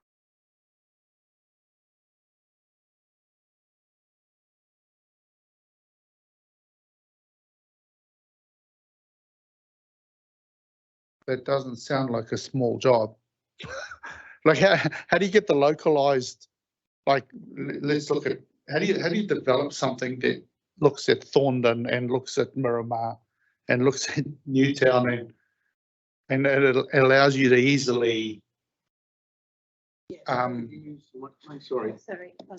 Yeah, because it's just because what I'm looking is if we were of a mind to agree, do we have those things in place in order to make sure that the issues that we're talking about, that you're not just taking them out of and leaving a golf? Yes. Yeah. And we don't have that yet, or at the moment. So I'm not an engineer, and planner, but my understanding is that council will have technical modelling data which would have informed those, that there must be a criteria for, they've got an overland flow layer in the plan which maps, and there is a modelling criteria which has informed that. And so the basis of that modelling criteria would form the basis of your definition in the same way that Auckland has, they've looked at the 4,000 square metre catchment. Oh, okay. So I haven't seen the technical data for Wellington, but based on my experience, I would imagine that there is a criteria that informed that modelling, and you would use that as a basis for putting together the definition. The definition would then link to the planning framework. Yeah, but you're right, it may not be a simple. And so from your plan, from a planning perspective, do you believe we have scope or adequate time to be able to do that in a way that meets the fairness and the things we have to? I haven't seen the technical information. I couldn't find the technical information, so I clear on the scope and scale of that technical information as to how big a job it would be to. I think your first point would be to craft those definitions. The rules in the plan they do already, there are rules that relate just to the inundation area and rules relate to the overland flow path. So if you had those definitions clearly defined, it may not be too big a job to align the rule framework, but there is an exercise, sort of integration exercise to go through there. But I'm not sure how big a task it would be to put those definitions together, because I'm not sure of the criteria for the modelling. If that makes sense. Yeah, no, it does. Because the concern I have is that the hole that we leave within the plan is such that there's no catch-all, or there's no hook, as we've talked about earlier, to make the outcome that we are seeking by having those maps in there achievable. Yeah. And so for me, I don't see enough in there now to kind of say if we agreed with this, that we're going to be satisfied there's enough in the plan to achieve the outcome that the hazard overlay, the flooding overlay at the moment is achieving. That's all. And so, yeah. Yeah, no, I agree. You couldn't just take the maps out. You've got to have something, and that would rely on the definitions and, in similar vein to Auckland, a note with an external GIS view, and there could be a link on the homepage of the e-maps or something to signal that as well, the plan users. But yes, you wouldn't want to leave a hole. I agree. And I don't, from our perspective, we're not asking to leave a hole. We certainly don't want to leave hazards unmanaged. You can't get past that with section 6, and it's not good practice from our side. The challenge we face is we need information out of council. If we were to do some drafting, we would need information out of council in order to start dropping those components into a framework.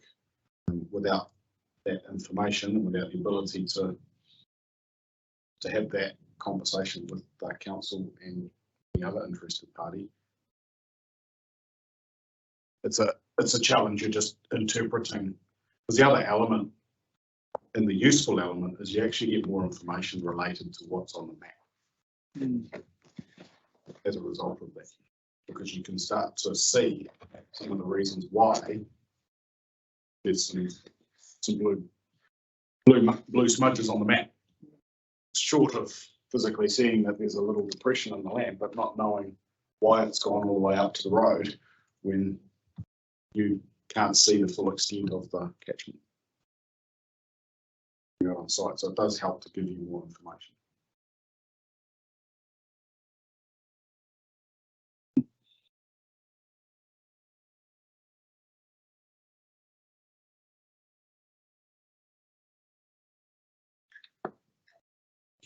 I have no further questions for you, Mr. Booth. Thank you very much. Yeah, Ms. Thorndon. Ms. Woodbridge, with her evidence now. Okay, I'll just put that in front of me.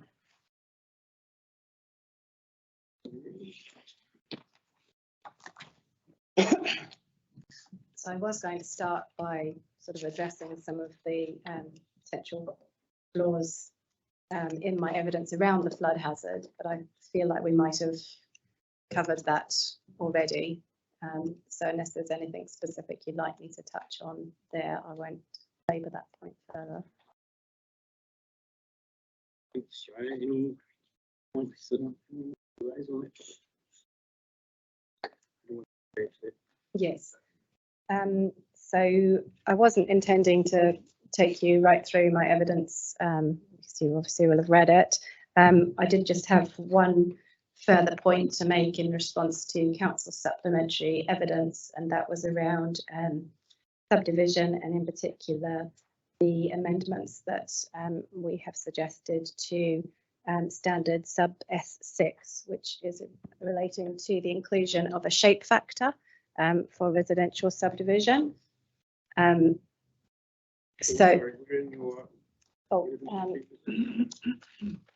is at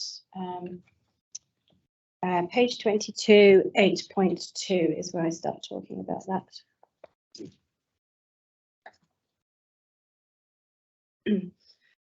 So at present, the PDP doesn't include any size or shape factor requirements for residential subdivision.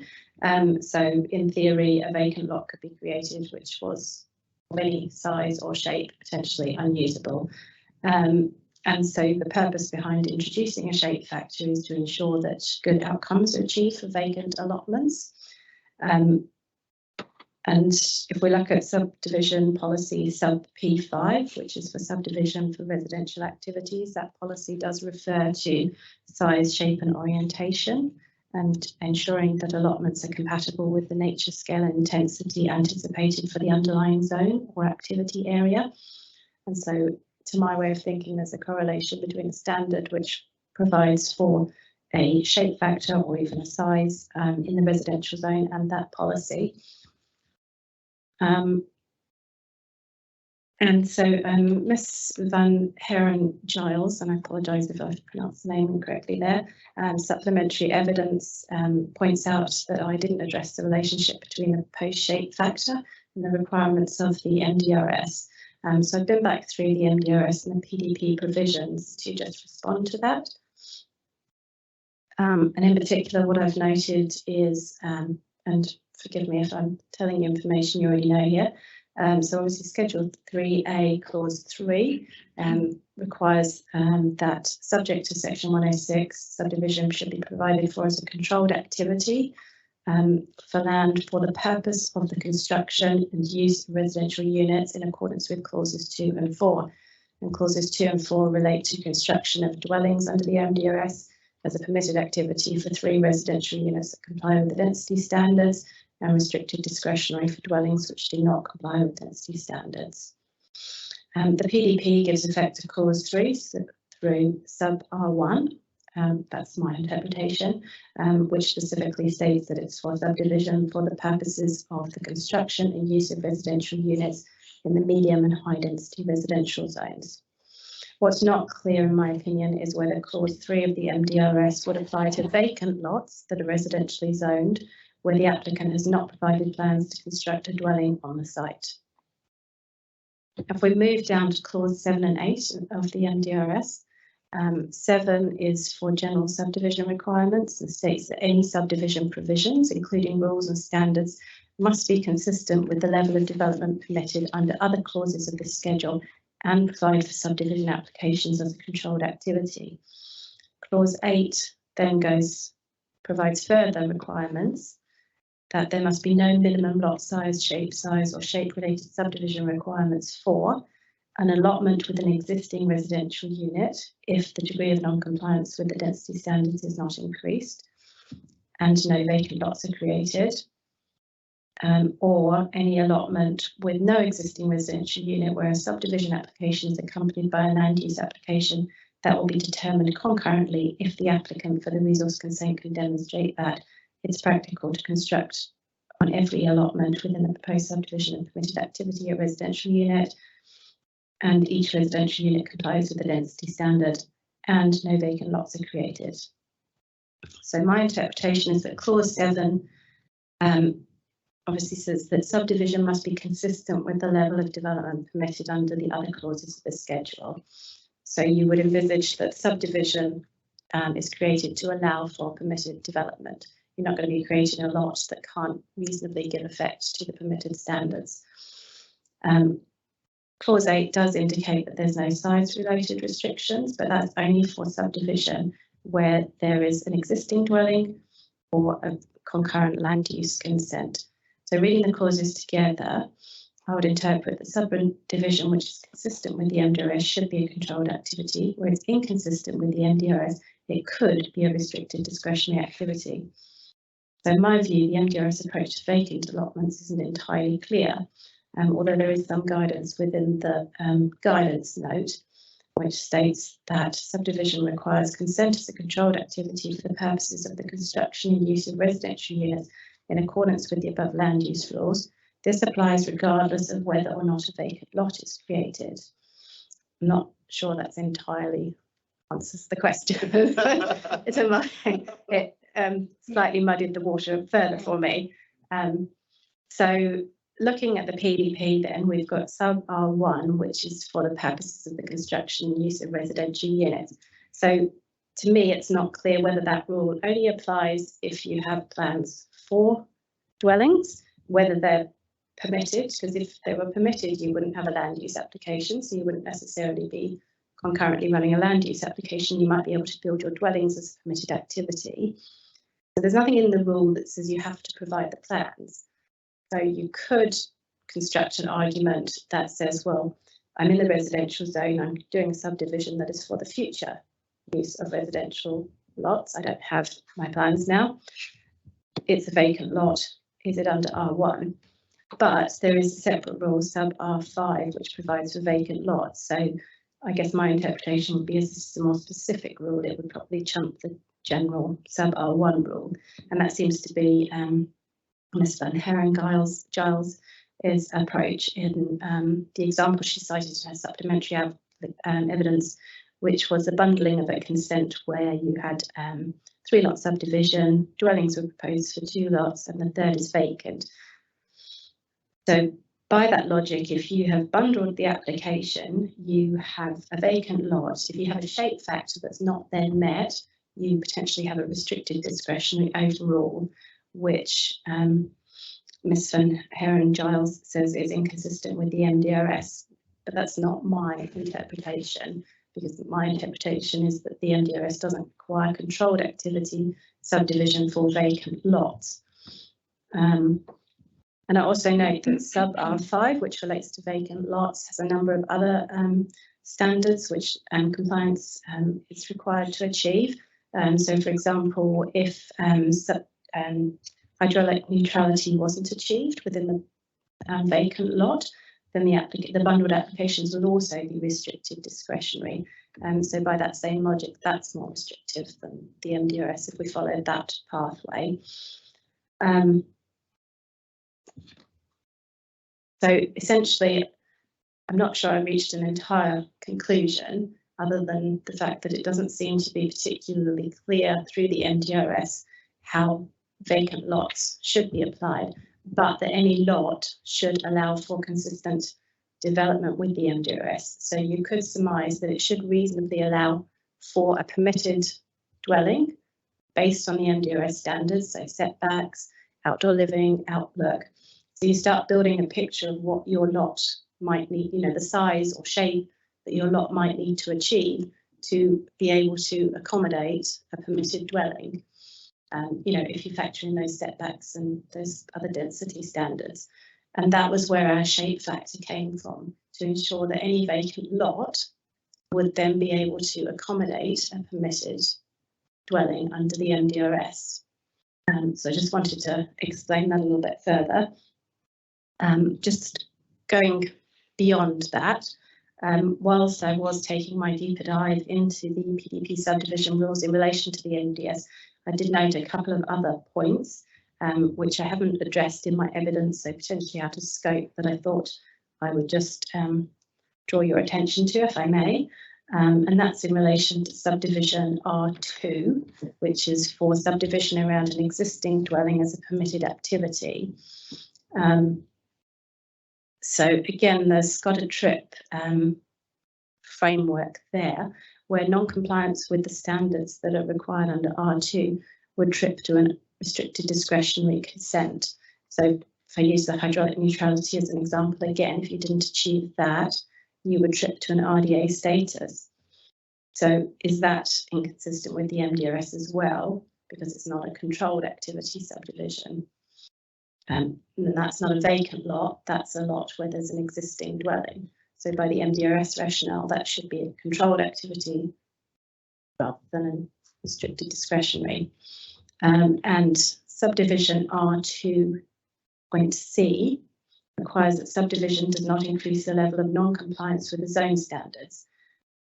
The rule framework trips this to a discretionary consent, which again would seem inconsistent with the MDRS.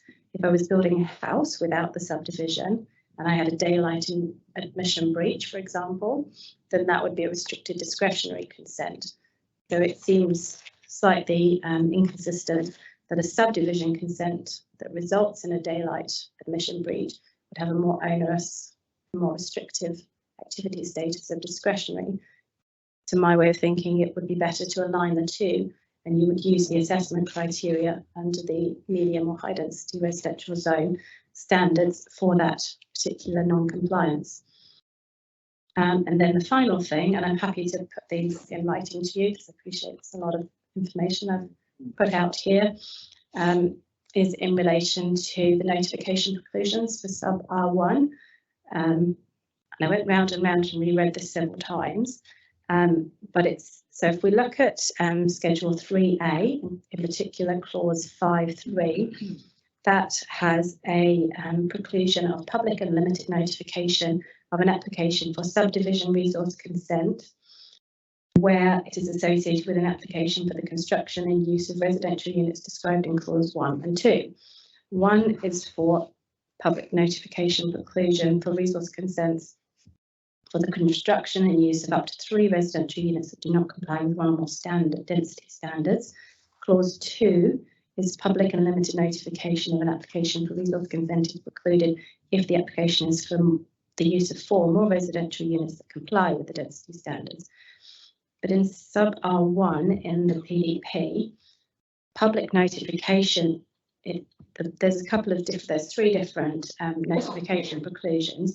The last one in the list says that public notification for applications for 1 to 3 residential units is precluded where they do not comply with the density standards, but it doesn't preclude limited notification as it should by Clause 5.3. And so that seems to me to be a discrepancy between what the MDRS, and I think probably the best thing is I'm happy to give you my speaking notes so that you can digest that. If that's easier, because I appreciate I've just bombarded you with a fair bit of evidence there referring to various clauses and rules and what have you. And so that was really all I wanted to touch on in relation to my evidence, but I'm quite happy to answer questions on any points of the evidence. Thank you for that, Ms. Woodbridge. I must admit, I've got it up in front of me and I had to get my head buried in the detail to understand it in terms of the Clause 5 and the Clause 8 around shape factors when they don't apply and things like that. So yes, yeah, it is. Yes, I did spend some time trying to work my way around that loop. Okay. Any questions? Just in relation to the shape factor, 2 things cross my mind. One is, isn't it in the applicant's interest to ensure that a lot will be able to contain a dwelling, if that's the intention? Yes. And 2, the design guide probably deals with that. They're not subject to this hearing, I haven't looked at them, but it seems to me to be a design guide issue. Yes, quite probably. I must admit I'm not overly familiar with the subdivision design guide as well, as it's not part of this hearing, but there's no, if you're in a controlled activity consent and you've got limited matters of consideration, the design guide is not one of those considerations. I'm not sure in relation to subdivision how it is triggered, because subdivisions are usually controlled. Yes, yeah, it's not a matter of control in sub R1 or sub R5 as far as I recall. I'd have to look at in front of me. I don't recall seeing it. I believe it may be in the policies, and so there may be a trigger there. I'd have to get the rules up to check that. But yes, you're right. There may be something in the design guide, and you are right. Most developers are not going to create an unusable lot, but then you could roll that argument about a lot of other things that the plan sort of controls. The market does dictate to a degree what people do, but the plan also controls that to ensure good outcomes. But this is specifically some sort of bottom line stuff, isn't it? They're having a lot that can hold a house. Yes. I think that would be a logical thing for them to do if they want to sell it.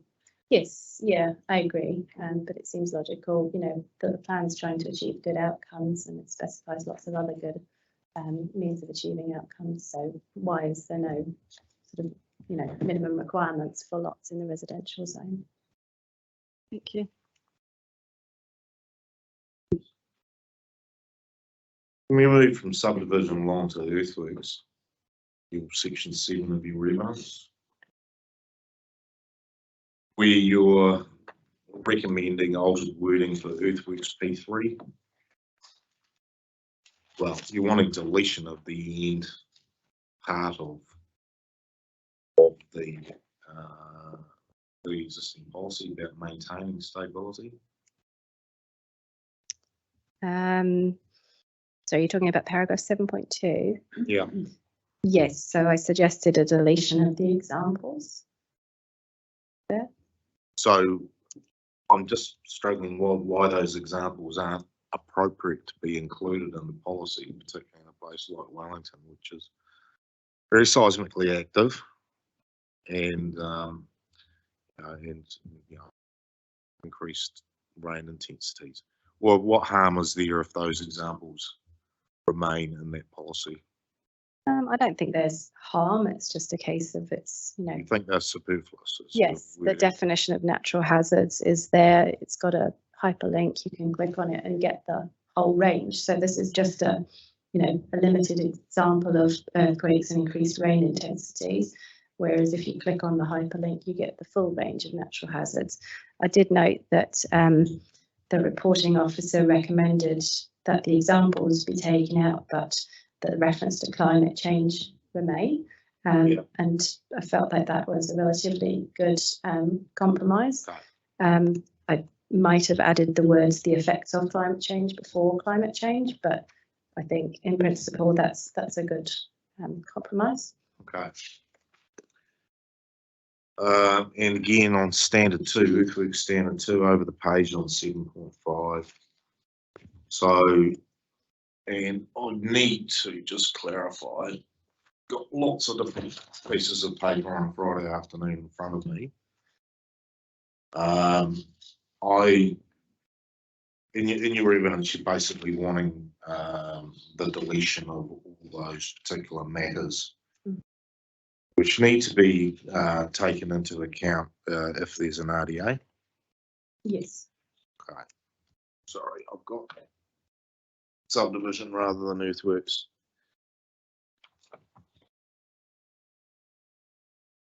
Are you looking for the supplementary evidence? Yeah, no, I'm looking for Ms. Van Haren Giles. I've got a copy here. Oh, I've got it. I've got it. Okay. I've just got to find these two. So there is no recommendation to remove all of those. But again, a similar sort of question: what is the harm with all of those things being listed if they don't apply to the site? I think as a matter of discretion. There seems to be some, reasonably valuable things from an earthworks perspective in there, like avoiding unnatural scar faces is important. I don't disagree, and they sort of read to me like a bit of a design guide criteria. But I think that the primary issue was that they may not always relate to the scale and type of earthworks. So if you've got a relatively straightforward application on a relatively flat site, then, you know, how rigorous would council officers be at requiring a comprehensive assessment? It does say includes these matters. Yes, yes, So, I agree. so somebody assessing the application will actually go through that list and saying, well, you got a flat site, they're only scraping off the top. And so, you know, the unnatural scar faces example you used before wouldn't necessarily apply. Yes. I see, and I can't recall exactly what the officer's response to that was in terms of the rebuttal. She has yes, also. Yeah, but it certainly on the face of it is, you know, there's a good bunch of matters to be considered there rather than leaving to something which is very generic, which is what you're left with. So I just wanted your views on, you know, how much of a die in the ditch on this are you? Yeah. So I think that the rewording that I see it's Miss Van Haren Giles, and I apologise, I'm not sure if I'm pronouncing her name right there. She has changed the sort of policy, the standard chapeau there, and I think that does actually assist because it makes it a little bit clearer that you know, she's got rid of the need for, and she's changed measures to options as well. And we've got the word potentially included in there, which I think goes some way to highlighting that actually not every application is going to need to be accompanied by an assessment that addresses all these points, but it may potentially include these points and that these are options. So I think that those changes do go a decent way to addressing some of the concerns we have. I do take the point that they can provide useful guidance for both applicants and assessing officers.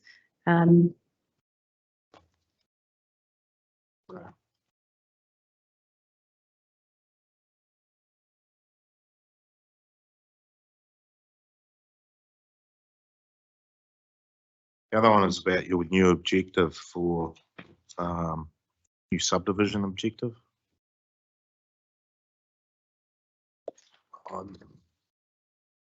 When I was reading this, I just again wondered the utility when the matters which are included identified historical values, 8.6, paragraph 8.6. Natural, environmental and coastal values, where subdivision can have an adverse effects, whether that was actually necessary. The subdivision is a demarcation of the land. It's a land titling process as opposed to potentially looking at something which is land use focused, like on adverse effects on identified historical values. So it is only the shape of the land or the land which is created, which is going to apply in this particular circumstance. It's just a little bit unsure about what utility an additional objective would provide. Yeah, so you've got, in each of the sort of historic heritage and the SASM chapters and those other chapters, you have got a primary objective which seeks to protect those values from inappropriate subdivision use and development. And then in the subdivision chapter, you've equally got a number of policies that relate to subdivision on sites with those values or historical heritage items and so on and so forth. So I suppose it was sort of the purpose of the objective is to put that link between the objective that's in the specific chapter and the policy that's then in the subdivision chapter. So it's, I think it's maybe a nice to have rather than an essential, because you have got that objective in the specific chapter, but it does just highlight that connection for plan users, I think. Yeah, well, it's only currently the chapter only has two objectives. Yes. One in relation to efficient patterns of development, and the other when esplanade reserves may or may not apply. So, when I was reading through this, I just wondered, well, is this really that important at subdivision level when there's potentially other drivers in the plan which do the same thing? Yes, so as I said, I think it provides, that it is important to consider as, the objectives in those chapters has a protect focus. So the intention of the objective was to have a nod back to those objectives and provide that link in the subdivision chapter between the policies and those other objectives. So as I said, it's, it's maybe a nice to have for plan usability. It probably doesn't add a whole lot more, but I think as a plan user, it might just assist with that link. Okay. My other questions, I think we've pretty much traversed on our relatively long discussion on natural hazards. So thank you for that, and thank you for your evidence. Thank you. Just to finish off on a qualifying matter issue. So, if something is identified in the plan as having a low hazard risk, in your opinion, can it meet the 6H test of significance if it's a low risk in the plan? Yeah, when I was looking at that, what I went to, and if you excuse me a second, so in the section 32 report for natural and coastal hazards, there was a matrix that the officers had put together which looked at the hazard ranking and then the sensitivities of activities, and that then correlated with the activity status. So I can turn my screen around and you can sort of see it. Yeah. So Yes. It's not necessarily just that it's low, but looking at, so, you know, if we've got, for example, here, if we look at the matrix, we've got a low hazard ranking and a potentially hazard sensitive activity. We've got a controlled activity status. And then significant to me is a fairly high threshold. You know, in section 106, we've got the council can refuse subdivision where there's significant risk. You know, significant often relates to an avoid sort of direction. And so I was struggling to make the correlation then between when you look at this matrix and you've got a low hazard ranking and a potentially hazard sensitive activity, for example, as a controlled activity, and even a hazard sensitive activity is only restricted discretionary. How does that then correlate to a significant risk under section 6? So I'm not saying it shouldn't be a qualifying matter. I'm just saying there didn't seem to be a sort of process gone through in the 32 to assess that, whether it does or whether it should be assessed under 77L. And I think even inundation areas, what was potentially not addressed in the section 32 qualifying matter, I think it was addressed through the property economics development capacity. So there was that assessment, but it didn't seem to have been picked up as part of that. It just sort of seemed to be chucked in. So it was just about going through that process to just properly understand where that sits and just do that robust assessment. And, you know, it's entirely possible that the outcomes are exactly the same. It's just about the process you go through to justify where you've landed. So even though it's identified as low hazard risk, it can still meet the test of significance under 6H.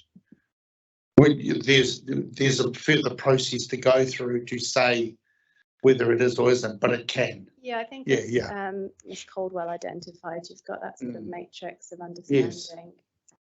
So it is possible. Yeah, I think the NZCPS has a definition of risk in there. And there are sort of risk matrix that you can go through, but it was just that there didn't seem to be any understanding of that. And so as a simplistic sort of reading, when you look at this matrix, it's hard to correlate that with a significant risk. And I think even might have been Mr. Searle in his supplementary evidence, and forgive me if it wasn't, he's broken down the 3 components of the flood hazard overlay.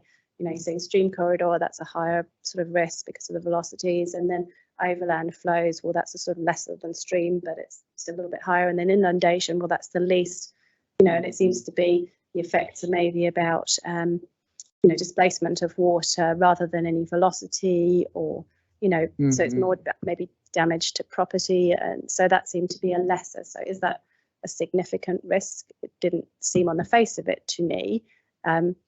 But yeah, it may be possible to justify it as that if you've gone through that more robust process. Yeah. That answer the question? Yeah, no, it does, because I mean that's a key step, right, in the determination of the qualifying matter is because as you've identified in your appendix, you've said it's unclear whether the low risk is significant or not. Now, some would say just by the nature of it being low, it doesn't. Yeah. But what I hear you saying is it still can be significant, and so therefore can warrant consideration as a I think you just got to go through that process, really. And I haven't gone through that process. I looked at it at a fairly simplistic level, and I didn't see that council had either. So it was just a sort of prod to say, actually, there's extra steps that really should have gone through here. And whilst you might reach the same end goal, it's important to be certain in that and have gone through that process. Thank you. Just a couple of short questions. Sorry. Okay. Just going back to your proposed new subdivision objective. As we heard earlier during this hearing, I can't remember who, where sites and areas of significance to Māori should also be picked up in subdivision somewhere, and I'm just, because you haven't included that as one of those identified values in that list. Yes, you're right, it probably should be in there in terms of cultural values, because there is a specific policy that does relate to that. So yes, that would be the intention, that it should be captured by this objective. And the only other thing there is again semantics, is that the objective needs to be clear what the outcome is it's trying to achieve. And so it talks about subdivision is managed in areas where It doesn't actually describe the outcome you're trying to achieve. It's sort of inferred in there because of the manage and protect bit at the end of it. But yes, you know, it's a draft it should thing. describe the outcome we're Yes. trying to achieve rather Yeah. than you're managing something in these areas. Yeah, kind no, of I thing. understand. I mean, protect would align with the wording used in the objectives in those specific chapters. So that may be a more appropriate sort of outcome to describe, and I think in which case you probably just need to redraft the objective to reframe it so it made more sense. But I think a protect direction aligns certainly with the chapter objectives. And I think each of the policies has got to provide for direction, and then I think from memory there's maybe a restricted discretionary activity status for subdivision, so it's just That line line of sight. And the only other thing is, I may have Friday fug, but you talk about the inundation rule. It's a restricted discretionary. To be fair, you say this makes the MDRS standards less enabling, but doesn't the MPSUD capture restricted discretionary activities as plan enabled? A plan enabled thing. So is it that less enabling that it falls out contrary to the MPSUD? I think it's in relation to the MDRS. So the MPSUD would be in relation to policy 3. 3.4. Your heights and densities. But then the MDRS obviously is permitted to construct 3 dwellings on a site. So, but you wouldn't be permitted if you were in an inundation. No. So it's less enabling. So yes, whilst it might be plan enabled under the MPSUD in relation to the MDRS, I would say it's less enabling in that context. Thank you. I have no further questions. Any other questions? No, thank you very much, Ms. Thorndon and your team. With that, don't think there's any other outstanding matters for today, but so we are resuming at 9 o'clock on Monday, are we not? In this room? Yep. And that's our last full day of hearing for this topic. So thank you everybody who's attended and given evidence and information to us. There's been a lot of food for thought for us to digest. So thank you very much. The hearing is adjourned till Monday 9 o'clock in the morning.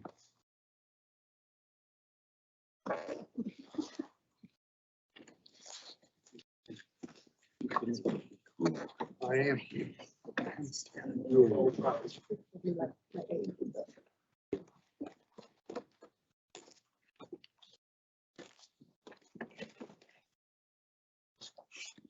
Oh,